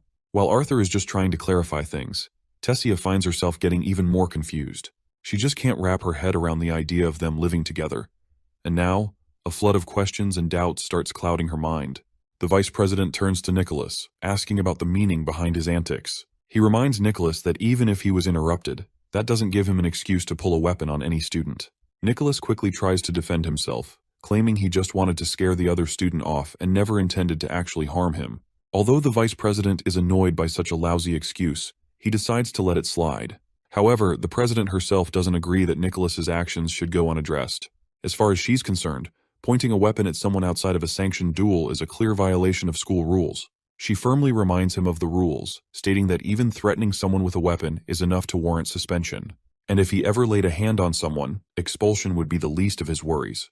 With a commanding tone, she questions him again, demanding to know if he dared to act recklessly. Seeing no way out of the mess, Nicholas finally owns up to his mistake and quickly offers an apology for acting rashly out of anger towards Arthur. Arthur acts nonchalantly, not bothering to respond to Nicholas's apology. Tessia steps in and reminds Nicholas that his actions will be reported, but for now, he's allowed to leave. The rest of the cowards with ill intentions start retreating, not wanting to get caught up in more trouble. Tessia then turns to Arthur, questioning why he's starting fights on the very first day of school. As far as she recalls, her grandfather had told her Arthur was trying to keep a low profile, but beating up a senior is hardly something that could go unnoticed. Arthur is visibly disappointed to see how she is taking this matter so lightly. He reminds her that she's judging him based on just 5 seconds of what she saw and insists that he never intended to fight in the first place. Tessia doesn't back down, making it clear that it doesn't matter who started the issue. He should have kept the consequences in mind that could have followed if the situation had escalated further. Arthur stands his ground and clarifies that Nicholas was about to seriously injure that poor student. If Arthur hadn't intervened to distract Nicholas, that student would have been dealing with far worse than just a few injuries. Seeing how Arthur is getting so serious about the situation, Elijah tries to snap him out of it. He tells his friend to let it go since the president isn't entirely wrong either. With all the frustration caused by the people around him, Arthur has had enough and starts walking away from the scene. Seeing how rudely Arthur is acting, the vice president quickly stops him and throws an insult, questioning if he was raised in a barn. My guy, however, just lets out a heavy sigh, clearly fed up with people always putting their filthy hands over his shoulder. This naturally pisses Clive off even more. But before the poor guy can react, Arthur releases a heavy pressure that makes everyone around him cower. Before anyone can make sense of what's happening, Clive is sent flying into the air, only to come crashing down butt first onto the solid ground. Lilia quickly rushes over to Clive, who's sprawled on the ground, and checks if he's okay. Arthur is seriously sick of everyone around him and simply walks off. Even Tessia doesn't have the courage to stop him. Later that day, as dusk settles, Tessia is inside her dorm room building, banging her head against the wall in frustration after messing up so badly. She's both frustrated and embarrassed with herself. All she had been trying to do was help Arthur avoid trouble. If he got into trouble, he'd lose access to the library and training facility privileges, something she thought he'd value. But she realizes she shouldn't have been so biased in her judgment. After all, Arthur wasn't the one holding a weapon in the first place. Though, let's be real, Arthur himself is basically a weapon. But currently, this fiasco is the least of her concerns right now. Most importantly, why the hell did Arthur end up living with Lilia? Her irritation only grows as she blames it all on Director Goodsky. If not for Goodsky making her the student council president, she wouldn't have had to deal with all this fairness nonsense. She could have just reunited with Arthur like an old friend, without all the formalities and pressure. But now, everything's ruined. Suddenly, a knock on the door pulls her out of her thoughts. It's Clive on the other side of the door. He just wanted to check on her since she seemed a bit drained after their earlier encounter with that first-year student. The lady doesn't bother opening the door and simply tells Clive that she's fine. As Clive walks away from her door, her mind remains stuck on Arthur. What makes her situation worse is that damn guy has somehow gotten even more good-looking, making him even harder for her to resist. Now that she thinks about it, she becomes convinced that countless girls in the academy must be hitting on him by now. This realization only fuels her panic, and she ends up letting out a scream so loud it grabs Clive's attention as he quietly walks away. Meanwhile, we catch up with our boys, who have just arrived back at their dorm room. Elijah can't help but ask Arthur why he got so worked up earlier, pointing out that it's pretty rare for him to get that irritated. Now that Arthur thinks about it, he realizes that what Tessia said wasn't entirely wrong. Whatever the case, he decides to shove all the gloomy thoughts aside. What's done is done, and there's no point dwelling on it. Suddenly, there's a knock at the door. When Arthur opens it, it's none other than Director Goodsky herself. Elijah is completely shocked, unable to believe that Director Goodsky is standing right there in person to meet Arthur. The poor guy starts bowing frantically, overwhelmed by the honor of meeting the director so up close. Good Sky acknowledges Elijah, even sharing that he's been on her radar and that she's heard great things about him already. While Elijah is practically glowing from the praise, Arthur casually invites the director inside. Once they're alone, Good Sky reminds Arthur that she had already told him to call her Cynthia, but Arthur, in his usual style, blatantly refuses. Cynthia then notices the seal Arthur is wearing and senses only wind and earth attribute mana. She is quite intrigued to see that he is trying to hide his other two elements. Though she also can't help but feel a bit disappointed. She was secretly hoping to flaunt him as her little quadruple elemental protege. Shifting the topic to school life, Arthur remembers that there's something else he needs her help with.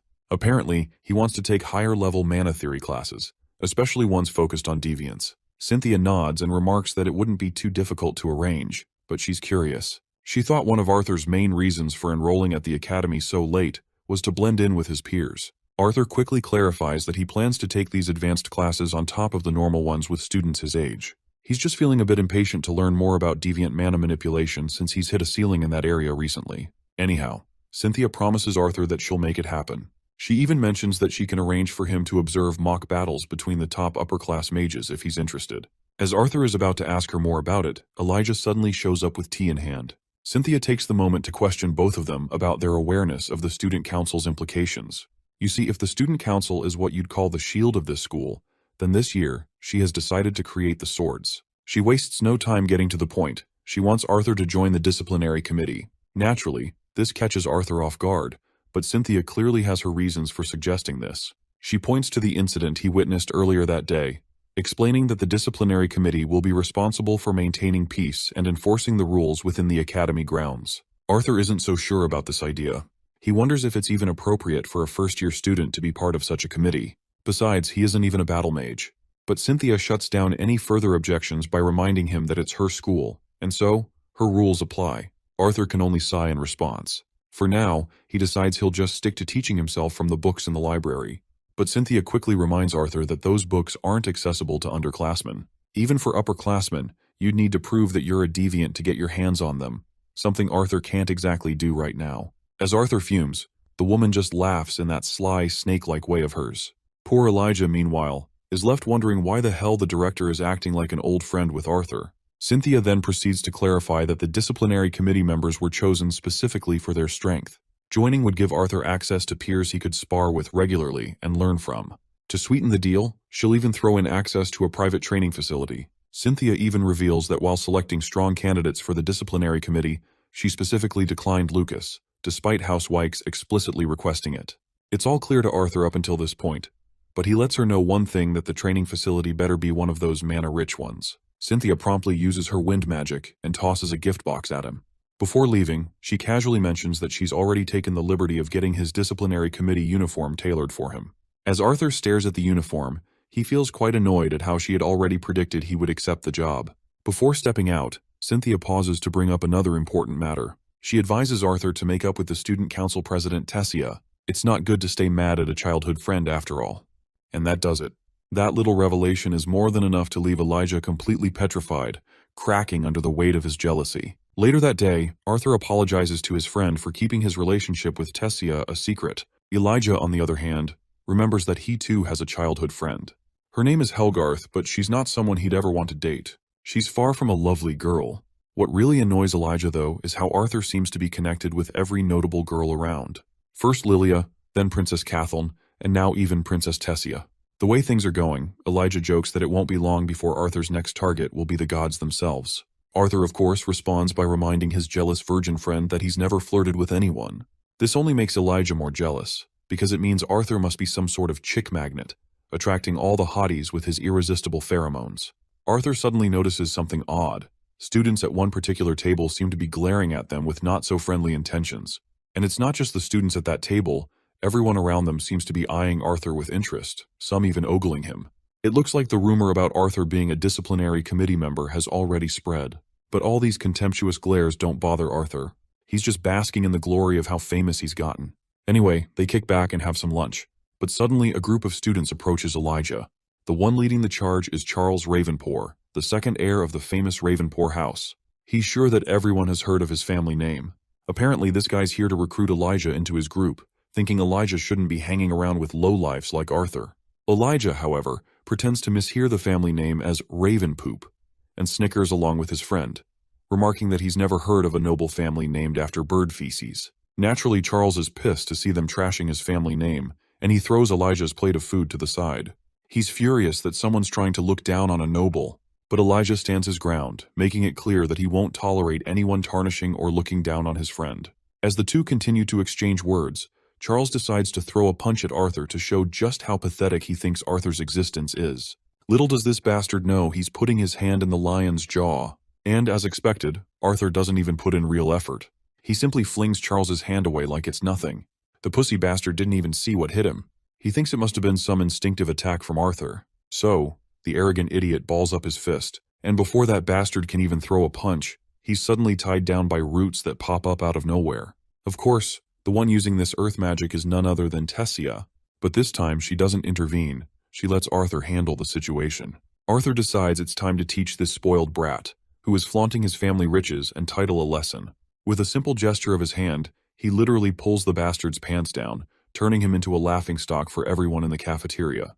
With that, my guy walks away. Outside, he finds Tessia sitting on a bench beneath the vast, starry sky. Arthur thanks Tessia for the help back there, but Tessia knows he didn't actually need her help. Arthur insists that she saved him and Elijah from getting into trouble for the second time today. After this little exchange, silence falls between them, and Arthur has no idea what to do in the situation. Eventually, he turns to apologize, but Tessia turns to him at the same time, too fast. After tending to her aching head, she apologizes to him regarding that recent event, but our boy apologizes in return. He knew she was just looking out for him, so he shouldn't have acted ungrateful by lashing out like he did.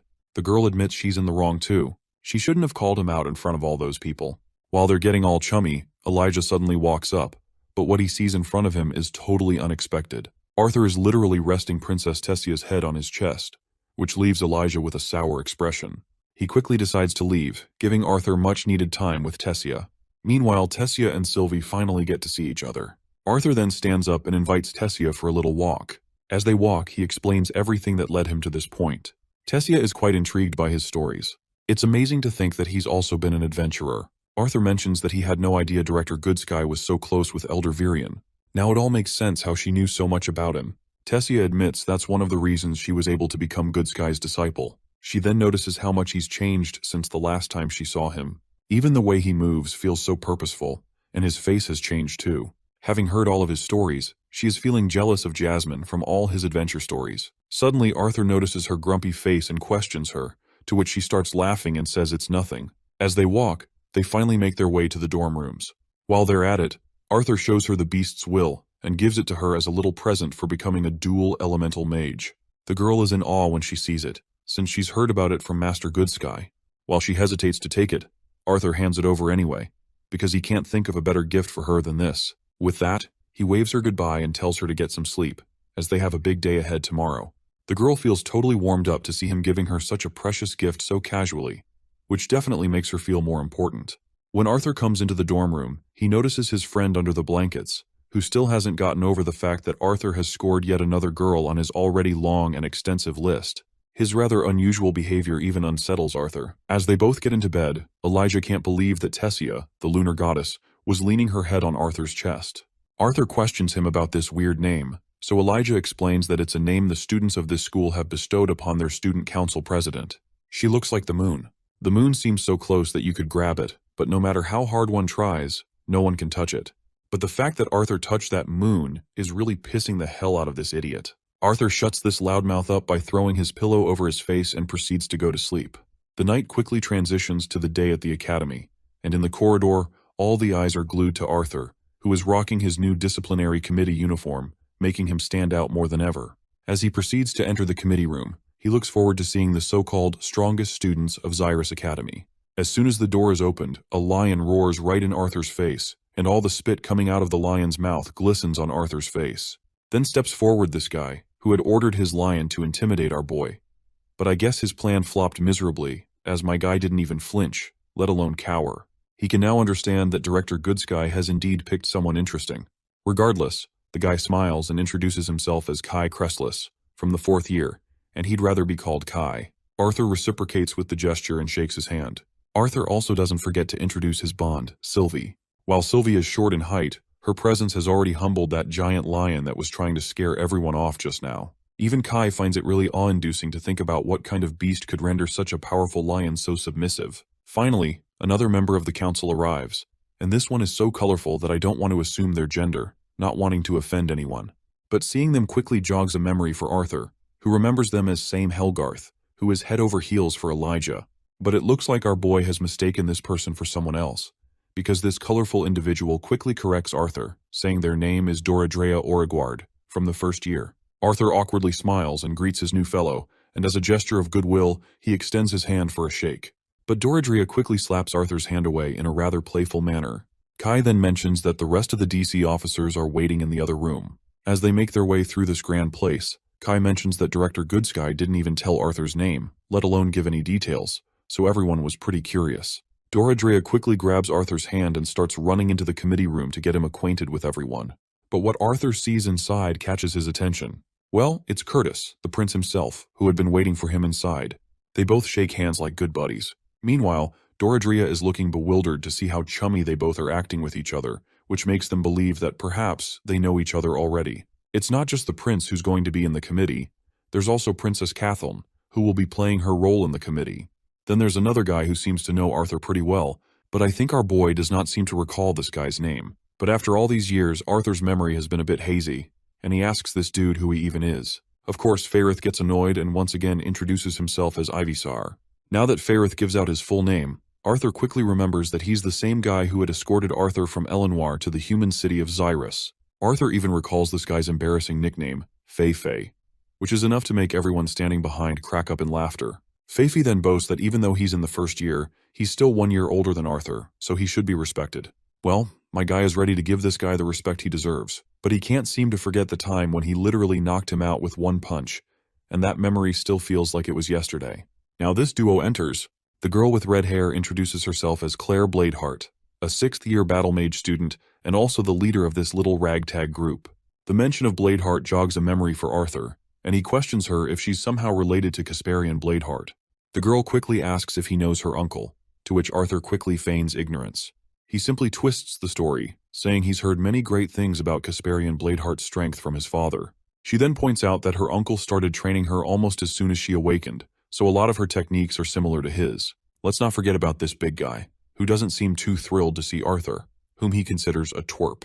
Anyhow, he extends his hand to shake, and as soon as their handshake takes place, Arthur feels this gravity magic pinning him down. He now knows that this big guy is just trying to test him, but, well, Arthur breezes through this test like it's nothing, and it's all thanks to his body's assimilation with Sylvie's beast will. All the guys watching are in awe to see that Arthur made it through the big guy's test, and the big guy officially recognizes him.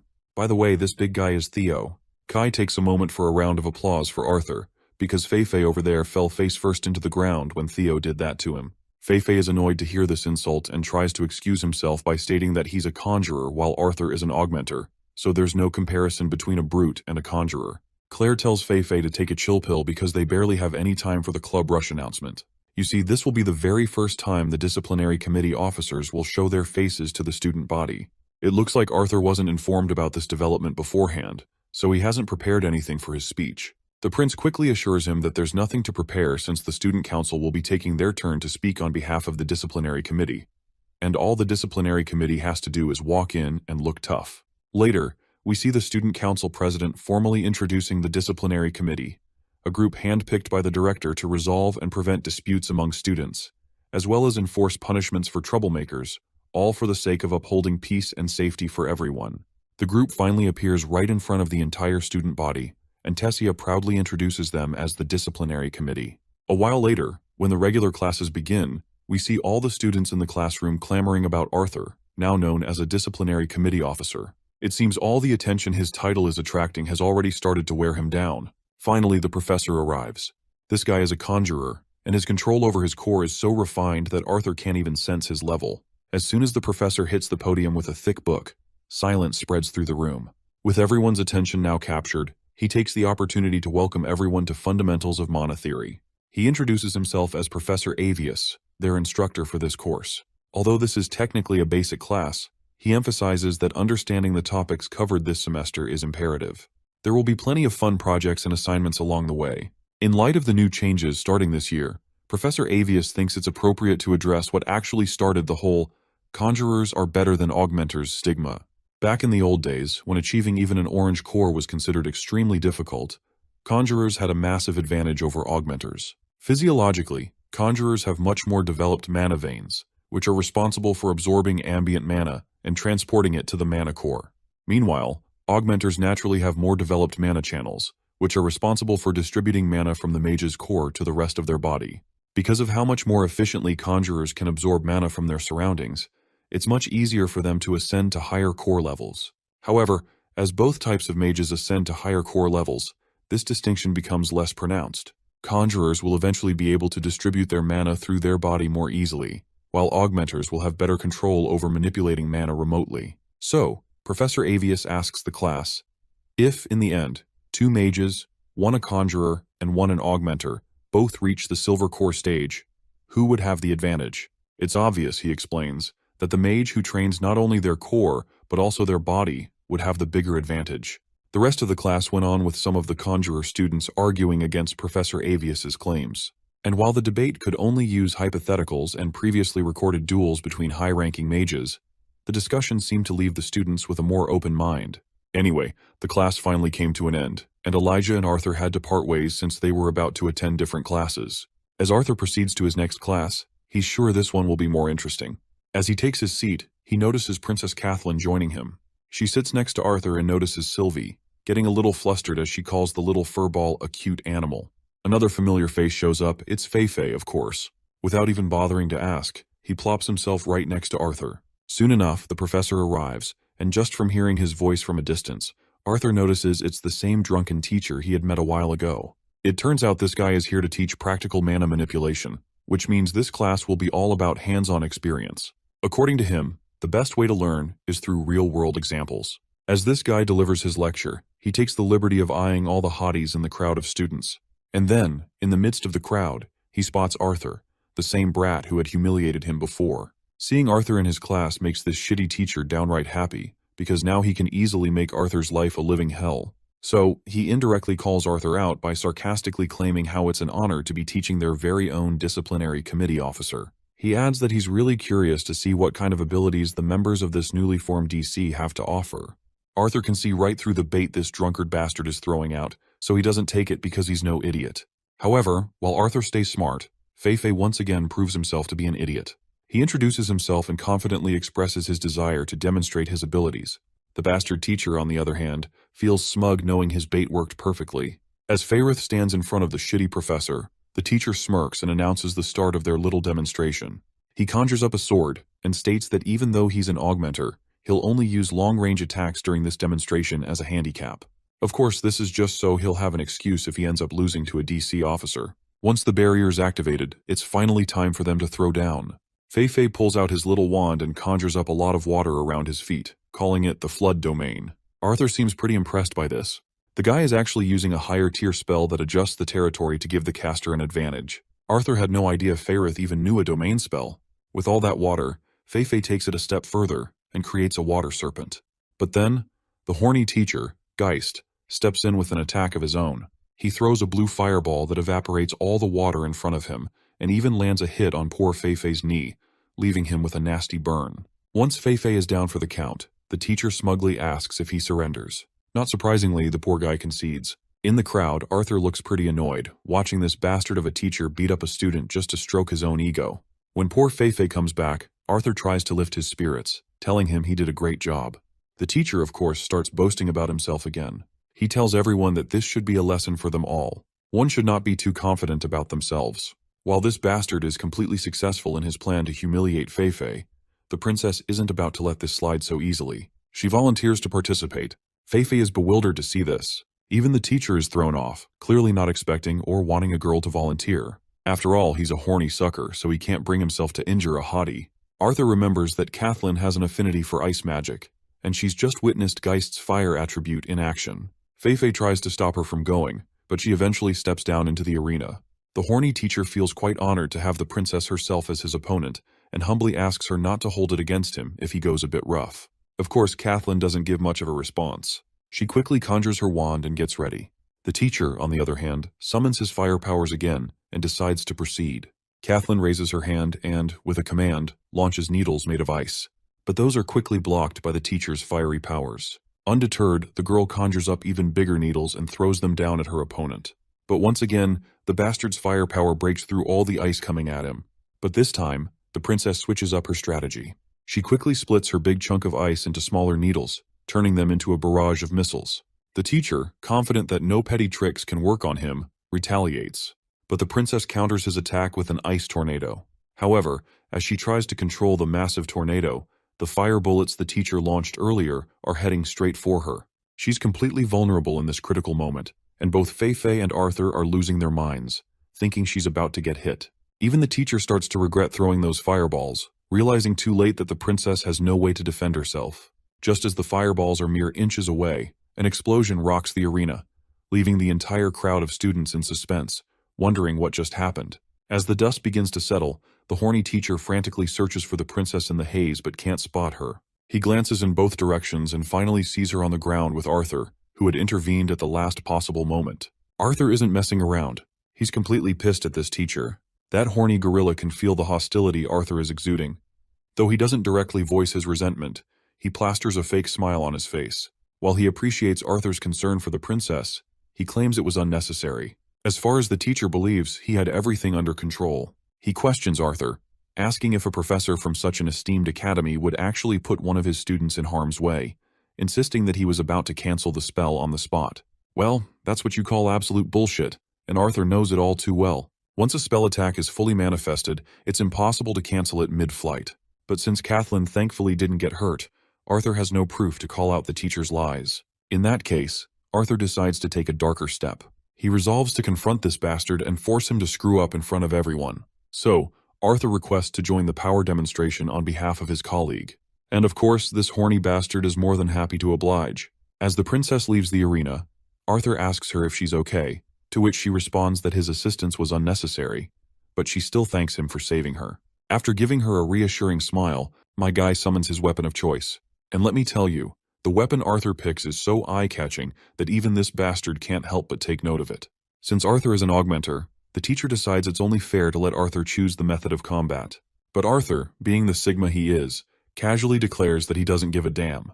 This response makes the teacher flinch, and veins start popping out of his forehead in frustration. Yet somehow, he manages to crack a fake smile. Arthur, still cool as ever, gives the teacher the opportunity to use whatever method he's most confident in. Now that Arthur's given him this opening, the teacher decides to make the most of it. Infusing his sword with a serious amount of fire, the bastard smugly claims that he'll try to go easy on Arthur. Now that both contestants are equipped, they finally clash their swords. You can tell that this bastard is putting every ounce of power he can muster into his swings, while still claiming he's going easy on Arthur. But as strong as those swings might be, Arthur is dodging them left and right.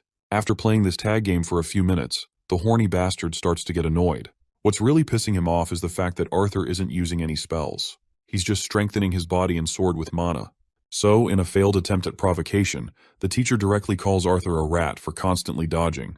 But Arthur's got sass for days. He fires back, asking this bastard if there's really a point in attacking back when his esteemed professor can't even land a single blow on a first-year student. Of course, the teacher takes the bait and gets provoked as expected, and with all the strength he can muster, he launches an attack that causes a massive eruption of fire. But that still isn't enough to take Arthur down. He continues dodging them left and right. As this game of tag continues, with the teacher giving his all to take Arthur down, the students begin to suspect that this is spiraling out of control. This fight doesn't look like a demonstration anymore. At some point, Arthur decides it's time to finally retaliate. And once he does, my guy easily pushes Professor Geist back. Seeing this, Fei and the princess are left in awe. Arthur looks like he's on a completely different level. He charges at the teacher and launches a barrage of air blades. No matter how much the professor tries to block these attacks, nothing is able to withstand the mighty wind blades Arthur throws at him. Geist finally falls to the ground, which was his rightful place all along. Once the battle is over, the students break into a round of applause directed to Arthur. After the class wraps up, Arthur tries to catch up with the princess, who's walking ahead. But before he can reach her, Fei interrupts him, clearly thrilled and eager to express how impressive Arthur was back there. But in return, our boy gives Fei some props for his own solid performance as well. As the two chat amongst themselves, the princess also joins in. She turns to Arthur and asks his opinion regarding her performance. Well, if Arthur had to be brutally honest in his critique, he'd say that ignoring her defense in order to finish that last spell was her biggest mistake. An awkward silence follows, which only gets more uncomfortable until the princess herself turns around and walks away. As Arthur walks his own path to the next class, Sylvie notices his off-putting expression and asks why he looks so sad. At first, Arthur brushes it off, saying it's nothing and that he's fine. But it's clear that there's something weighing on his mind. You see, not being able to finish off Geist quickly with just his wind attribute made him realize that he has to work a lot harder to get where he wants to be. It's almost noon, and Arthur is looking forward to his next class, Basics of Artificing. The class is all about manipulating and coding mana into objects for specific uses, something Arthur didn't have in his old world. As Arthur takes his seat, another student approaches and asks if she can sit beside him. Arthur gives her permission, and the girl promptly takes her seat. She looks quite shy and reserved.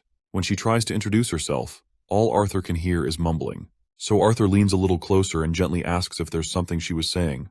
The girl gets a little scared and quickly introduces herself as Emily Watskin. In the same breath, she tells Arthur she wants him to become her friend.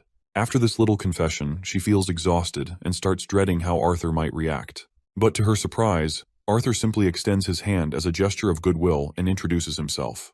He's more than willing to be her friend, but he wants to start off as acquaintances. The girl gets so embarrassed that her cheeks turn bright red. With a happy smile, she quickly shakes his hand. While Arthur is shaking her hand, he feels the roughness of her palm and the calluses on her hands. She suddenly retracts her hand, thinking he must be grossed out by her dirty hands. But Arthur, being Arthur, doesn't mind at all. He shows her that he has calluses too. The girl perks up with happiness at the realization that he must practice a lot as well. She admires him even more now, especially since he's on the disciplinary committee. For Emily, she really loves artificing, so she spends a lot of time fiddling around with gadgets. But unfortunately, it makes her hands pretty rough. Hearing this, Arthur feels a little jealous. She has such a passion for artificing, something creative and constructive. With fighting, the only thing he can get better at is destroying and killing. But with artificing, the better she gets, the more things she can create.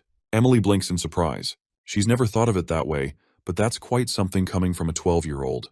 It's been a while since anyone said anything like that to her, not since she created the projection display artifact. The mention of the projection display artifact catches Arthur's attention, because he had seen this projection display during the announcement of an unknown continent. Now that he thinks about it, he wonders just how young she was when she invented that. By now he feels truly honored to be in the presence of a genius like her. Well, she finds it hilarious that someone as talented as Arthur is trying to flatter her with those words. After all, this genius even has a weird mana beast. This is a magic academy, so it's no surprise she knows so much about him. News travels fast, and gossip travels even faster. Finally, the professor arrives in the classroom. And of course, it has to be Professor Gideon, the nutjob himself. When Gideon notices Arthur in his class, he can hardly contain the overwhelming excitement bubbling inside him. He acts like he had no idea Arthur would be in his class. Of course, that's a blatant lie. He totally knew about it beforehand. Once the class finally begins, Gideon wastes no time boasting about all the inventions he's created so far. He's bragging so much that the lesson feels like it's just an excuse for him to show off. Suddenly, a mana beast sneaks up behind Arthur. Sylvie immediately notifies him that the creature is dangerous. That's when Gideon chimes in, casually mentioning that it's Director Goodsky calling for Arthur. With that, Arthur leaves the classroom. As he walks through the corridor, he notices the princess stepping out of Goodsky's office with a rather moody expression. Seeing this, Arthur is sure that something serious is about to go down. So he cautiously peeks into the office and politely asks the director if she called for him. There's no doubt she looks pissed, but she invites Arthur in and tells him to take a seat. As Arthur sits down, he nervously begins venting about how much of a shithead Professor Geist is. But the lady quickly assures him that she didn't call him here about his affairs with Professor Geist. After a few moments of silence, she finally asks Arthur how he would feel about acting as an intern professor for the practical mana manipulation class. Arthur immediately goes on high alert and wonders what exactly Princess Kathleen told her that led to this sudden decision. The cheeky old woman jokes that Arthur better not be stealing the hearts of both princesses, because the last thing she wants is for him to start a civil war between elves and humans. Arthur sighs and gets back to the main topic at hand, reminding her that he's just a student who hasn't even completed his first day of school yet. How could he possibly be both a student and a professor at the same time? The old hag tries to reassure him that it's not as complicated as he might think. Being the director of the academy, everything is allowed as long as she says so. There have been cases in the past where highly qualified upperclassmen were given the opportunity to teach basic courses, So Arthur becoming a teacher isn't anything out of the ordinary. Arthur then asks about Geist, to which the woman explains that Professor Geist has been dismissed from the academy. She quickly assures him that this isn't because of him. Apparently, she had launched an investigation as soon as she heard what happened, and with Princess Kathleen's help, Geist had no room to defend himself. That being said, she admits she's never seen the princess as worked up as she was today. Even so, Arthur still doesn't understand why she wants him to join as professor. To this, the old hag casually states that a spot opened up, and she wants him to take it. She insists that she has no ulterior motives this time, so he should cast aside any lingering suspicions. But she believes this would be a good opportunity for him to build his reputation, without having to conquer her professors. He might get backlash from students hating him, but the old hag would be well placed to defend him if necessary. All in all, it's now his choice. But she suggests that it would be better for him to make use of his time, rather than sitting through a class he's clearly overqualified for. Eventually, Arthur agrees to what the old hag is suggesting, especially since his plan to keep a low profile has already flopped. Good Sky finally smiles, seeing him take the opportunity. She's sure he's going to perform exceptionally well. As he walks away, the old hag watches him through the window. There's something about Arthur. Something that always keeps her on her toes. Negotiating with him is more nerve-wracking than dealing with royal families. She asks her beast, Avier, for his take on the boy. The Vice Owl simply replies that Arthur is not ordinary. He warns her not to make the mistake of viewing Arthur Lewin as just a child. Whether it is mental acuity or emotional maturity, there is far more to Arthur than meets the eye. Cynthia questions Avier, asking what makes him so sure about this. To this, Avier explains that it's his bond. Sylvie is not a fox as she appears to be, but a dragon. Avier suspects that when Sylvie fully develops, her strength could easily overshadow his own by an immense margin. Avier further warns Cynthia not to make an enemy out of Arthur. If treated with trust and respect, he could become her greatest ally. But if betrayed, he might very well be the cause of this continent's downfall. In the cafeteria, Elijah spots Arthur and calls out to him. As the two sit together, Elijah introduces the girl seated across from him, Charlotte. While Sylvie drools at the sight of the delicious chicken steak on Arthur's plate, Charlotte tries to pet the little furball. But of course, Sylvie gets defensive and lets out a sharp hiss, causing Charlotte to retract her hand quickly. Meanwhile, Elijah explains that Charlotte is in his chain casting class and that she's exceptionally skilled. Elijah then remembers rumors circulating in the academy about Arthur defeating a professor. My guy reveals to his friend that not only did he defeat the professor, but he also ended up taking his place as professor. This revelation leaves Elijah utterly dumbfounded. So much so that he chokes on the water he's drinking and accidentally spits it all over Arthur. Our boy wipes his face in mild irritation. As the conversation continues, Elijah mentions that he and Charlotte are planning to head downtown for some shopping later. He extends an invitation to Arthur, asking if he'd like to join them. Arthur politely declines, explaining that he still has 3 classes left to attend and doesn't want to miss the upper division lessons. With that, Elijah decides to go alone with Charlotte. However, Charlotte immediately turns Elijah down. It becomes clear that her interest was less in shopping with Elijah and more in hanging out with Arthur. After giving a warm goodbye solely to Arthur, she starts leaving the cafeteria, with her intentions totally apparent. Poor Elijah watches her go, visibly deflated. He turns back to his friend with hope, asking if Arthur thinks he has any chance with Charlotte. Arthur smirks knowingly, and reassures Elijah that he deserves someone far better and believes his friend can do even better. Later, after class, as our boy walks freely through the academy grounds, he can't help but attract the attention of the people surrounding him. Soon enough, he hears the familiar voice of Claire calling out to him, and alongside her stands none other than Prince Curtis. As the friends catch up, they notice members of the student council mingling in the crowd as well. It doesn't take Tessia long to notice Arthur's presence, and her face lights up with happiness at the sight of him. Meanwhile, Claire is practically suffocating Arthur under her shoulder wrap, but Tessia doesn't look too thrilled to see him clinging to another woman. She can't help but pout. So disappointed, Tessia literally just walks right past him. Claire also notices Tessia's bad mood, but little does she realize, it's all her fault. Once Arthur finally escapes Claire's grasp and catches his breath, he senses a familiar yet utterly disgusting presence walking past him. That presence is none other than Lucas Wykes. All the horrible memories come flooding back, making Arthur clench his fists in frustration. Then out of nowhere, a giant hawk lands in the courtyard. Riding on its back is none other than Professor Glory, the instructor for team fighting mechanics. The massive bird, a flare hawk named Torch, is actually her bond. Arthur quickly decides to scan Professor Glory from head to toe, trying to gauge how powerful she is. However, before he can even sense her power level, she glares at him so fiercely that it makes his head throb. Well, it's not surprising that she's hiding her level and elemental attribute, especially around a bunch of students, though Arthur isn't quite sure why. It seems like she has noticed him, and she starts walking toward him. She appears genuinely glad to see her new colleague, and looks forward to working alongside him. A murmur breaks out among the students as they begin making wild guesses. Could Arthur actually be their new student professor? Their curiosity gets the better of them, and they directly ask Professor Glory if Arthur is really their teacher.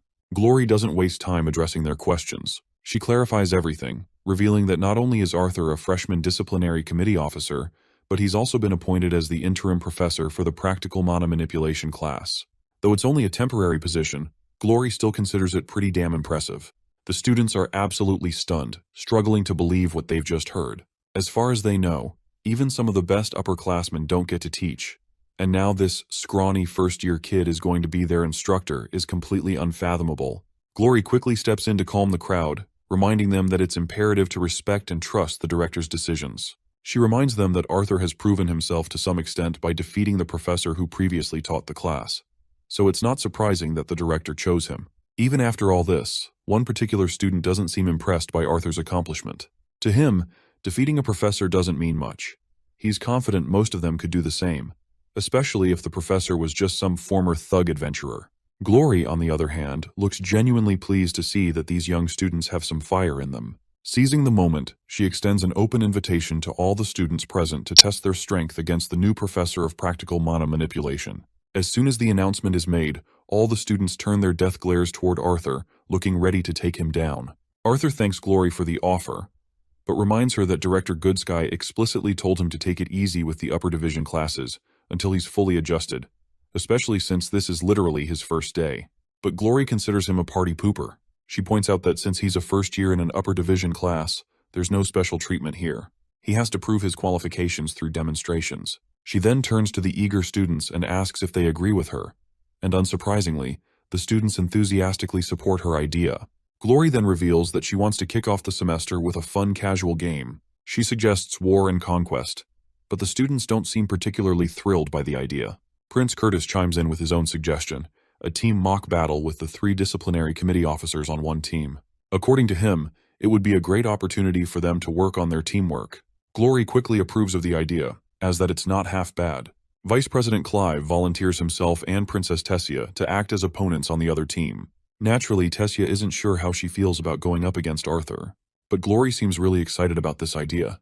In fact, she's now even more interested in seeing the disciplinary committee go up against the student council. However, she admits that having 2 people against 3 wouldn't be fair. That's when Lucas Wykes steps forward and volunteers to join the student council team to balance the playing field. Since Wykes is another genius freshman, Glory has no objections to him teaming up with the student council.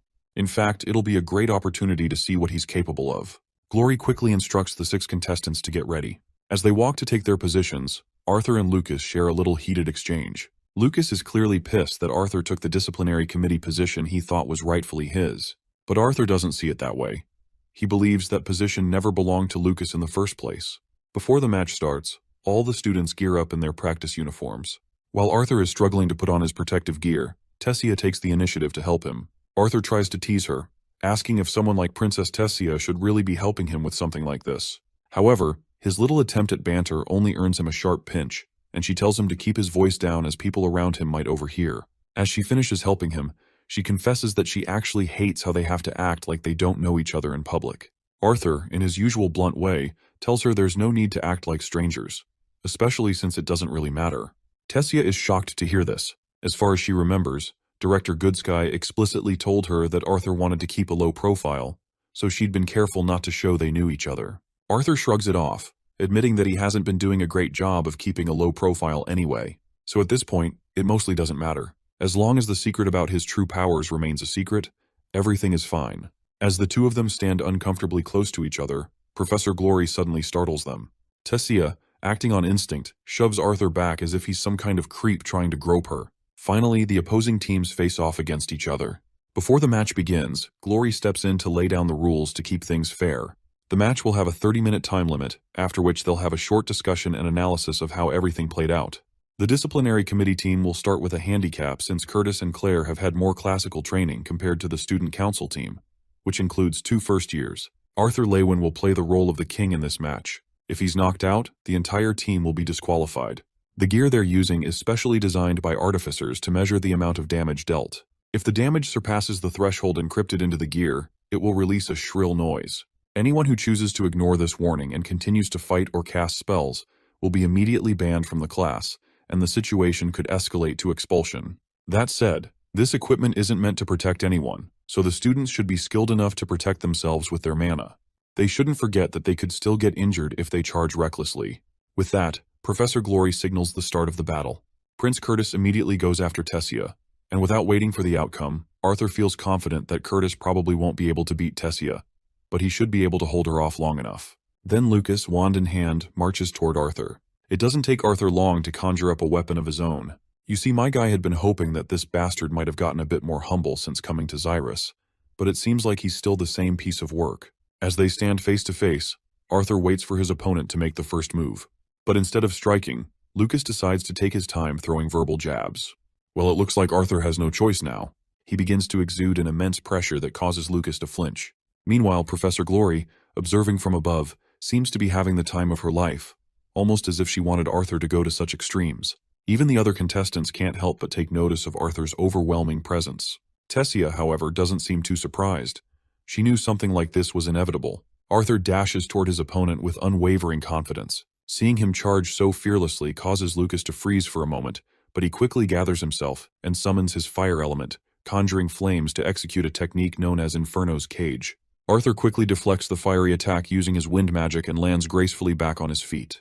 It seems Lucas is already prepared for his next onslaught. This time, he conjures glowing fireballs, and he is prepared to unleash them. The fiery orbs light up and begin to surround Arthur, trapping him in their blaze. Some of the fireballs even travel towards our boy, but my guy begins dashing left and right. One of Arthur's steps accidentally triggers one of Lucas's traps, causing an explosion. Thankfully, he is safe, but Lucas is having the time of his life watching Arthur struggle and dance around his attacks. He continues to bombard our boy with those relentless fireballs. Sylvie gets concerned to see her papa struggling. Arthur reassures her that he's fine and quickly inquires about how the rest of the team is doing. Sylvie happily reports that Mama is winning against Curtis, and Claire is holding her own against Grumpy Guy.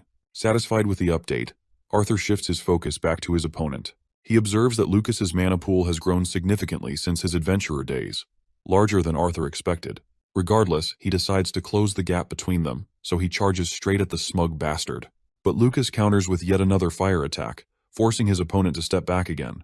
Without fire or water elemental mana, Arthur struggles against the intense heat. He starts to worry that if this drags on, his mana pool might eventually be drained. Another explosion erupts, sending Arthur flying backward. Lucas, on the other hand, revels in his dominance. He's glad he didn't join the disciplinary committee. If he had to work alongside someone as incompetent as Arthur, he says he might have quit school out of sheer embarrassment. It looks like Arthur is struggling more than he anticipated. He wants to conjure a wind spell strong enough to counter the scorching fire, but he's not getting any space to make it happen. He focuses himself, recalling that wind magic is essentially about pushing, pulling, and manipulating air to achieve desired effects. But what if he manipulates the air particles themselves? He could get rid of the very thing fire needs to keep burning, which is oxygen in this case.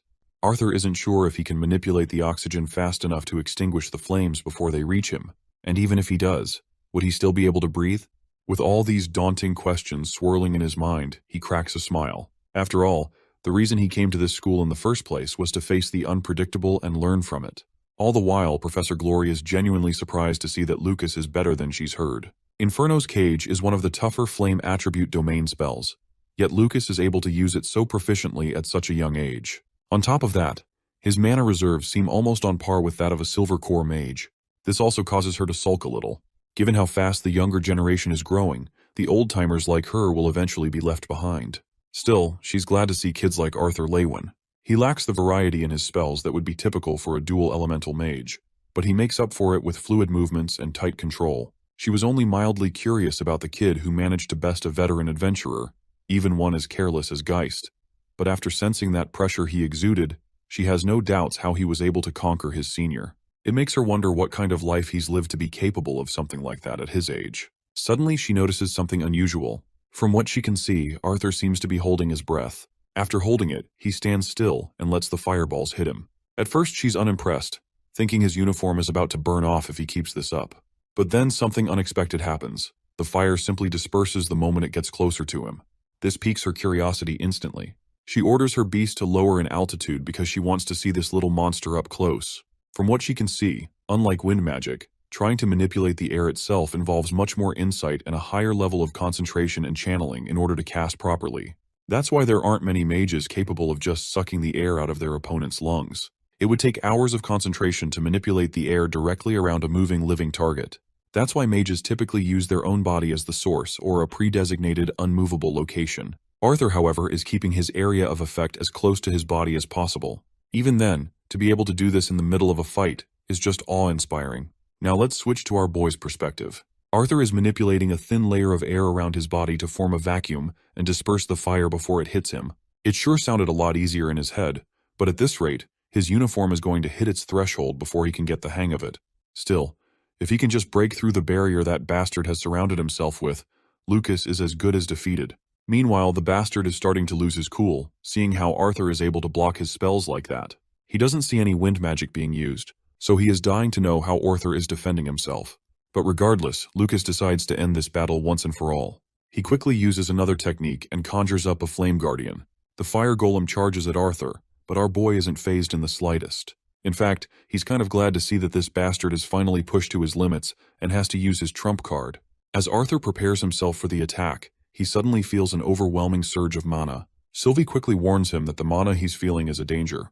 Before Arthur can figure out who is exuding this copious amount of mana, the Fire Guardian sneaks up on him and hits him hard, sending him skidding across the ground. Thankfully, he manages to save himself from getting hit directly.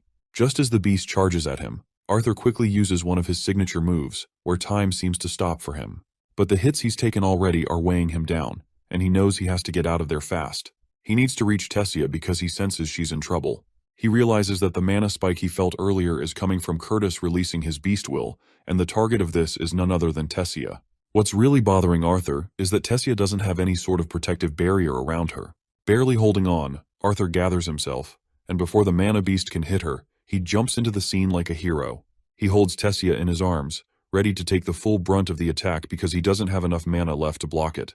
It's going to hurt, but he knows it's a sacrifice worth making. But before we see the climax, let's rewind a little and see how Tessia ended up in this tough spot. While she's going up against the prince, her mind is momentarily distracted, thinking about Arthur. Suddenly, Prince Curtis charges at her. She manages to block the direct hit, but Curtis is clearly annoyed that she wasn't even paying attention to him. The way she dodges his attacks with such fluid movements makes it look like a piece of cake. With some slick moves, she proceeds to deliver her finishing blow, but suddenly her mana core starts to throb. Though she manages to throw the prince away, her chest hurts like hell. She's not sure what's wrong with her, and she doesn't have time to figure it out. Curtis is ready with his beast greater, and it's at that moment the prince decides to unleash his beast will. Tessia quickly catches on that danger is ahead, given the amount of ambient mana they're both gathering. Tessia also uses her earth magic, summoning strong roots to fight against her opponent. But Prince Curtis just hops over those roots effortlessly, making it look like a piece of cake. Tessia, on the other hand, is still unsure of what's going on with her mana core. She's struggling to properly assimilate the energy from the Elderwood Guardian's core. She even considers forfeiting the match, but then her pride gets the better of her. As the student council president, she just can't bring herself to concede defeat. She can't let anyone think she's weak, much less a coward, so she gives it her all. Prince Curtis, meanwhile, readies himself for his final attack. With all the mana he's managed to gather, he releases a massive blast of fire with a lion's roar, sending it flying toward her. All the while, with Tessia's mana core overwhelming her, she begins to lose consciousness, and the last thing she notices is the blazing fire heading straight toward her before her eyes shut. The powerful attack from Prince Curtis causes a devastating blast that rocks the entire arena. Professor Glory is devastated when she realizes that she wasn't able to make it there faster in time to prevent the destruction. She quickly lands as soon as she approaches the explosion zone. The smoke is thick, but as it starts to dissipate, she sees nothing but burning roots. When she looks into the other side, she spots Arthur on top of Tessia, his back burned to a crisp from the blast. The other students quickly rush to the scene, and Glory immediately commands them to get the rest of the team on standby, and further instructs one of the students to start the damage assessment. A while later, Arthur finds himself in the infirmary, his entire body wrapped in bandages. Sitting on top of him is an angry Sylvie, who presses her little paw against his head to express her frustration. She's in tears, overwhelmed by the thought that he had been on the verge of death. She doesn't know what she would have done if he hadn't made it through. Arthur is startled at first, but soon softens as he apologizes for worrying her. He admits that it was reckless of him, but he promises he won't ever leave her. Right then, Director Goodsky enters to check on Arthur and inquires about his well-being, but Arthur is more interested in hearing how Tessia is doing. The director claims that she is doing well, and the good news is that Tessia is in a much better state than he is. Arthur clearly understands the cause of her condition. He is sure that it is due to the beast's will that her body was not able to handle it. The old hag is startled to hear this and quickly asks how he knows. Arthur admits that he is the one who gave her the beast will. He believes he should be the one to help her with the assimilation, but he doubts if he can in his current state.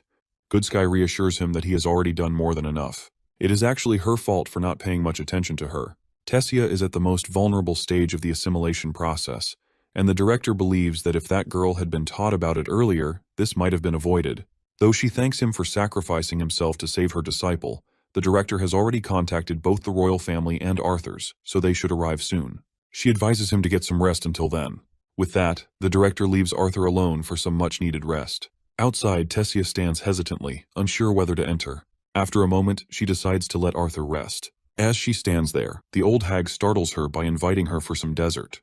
With no choice, Tessia decides to join the director, unable to summon the courage needed to face Arthur just yet.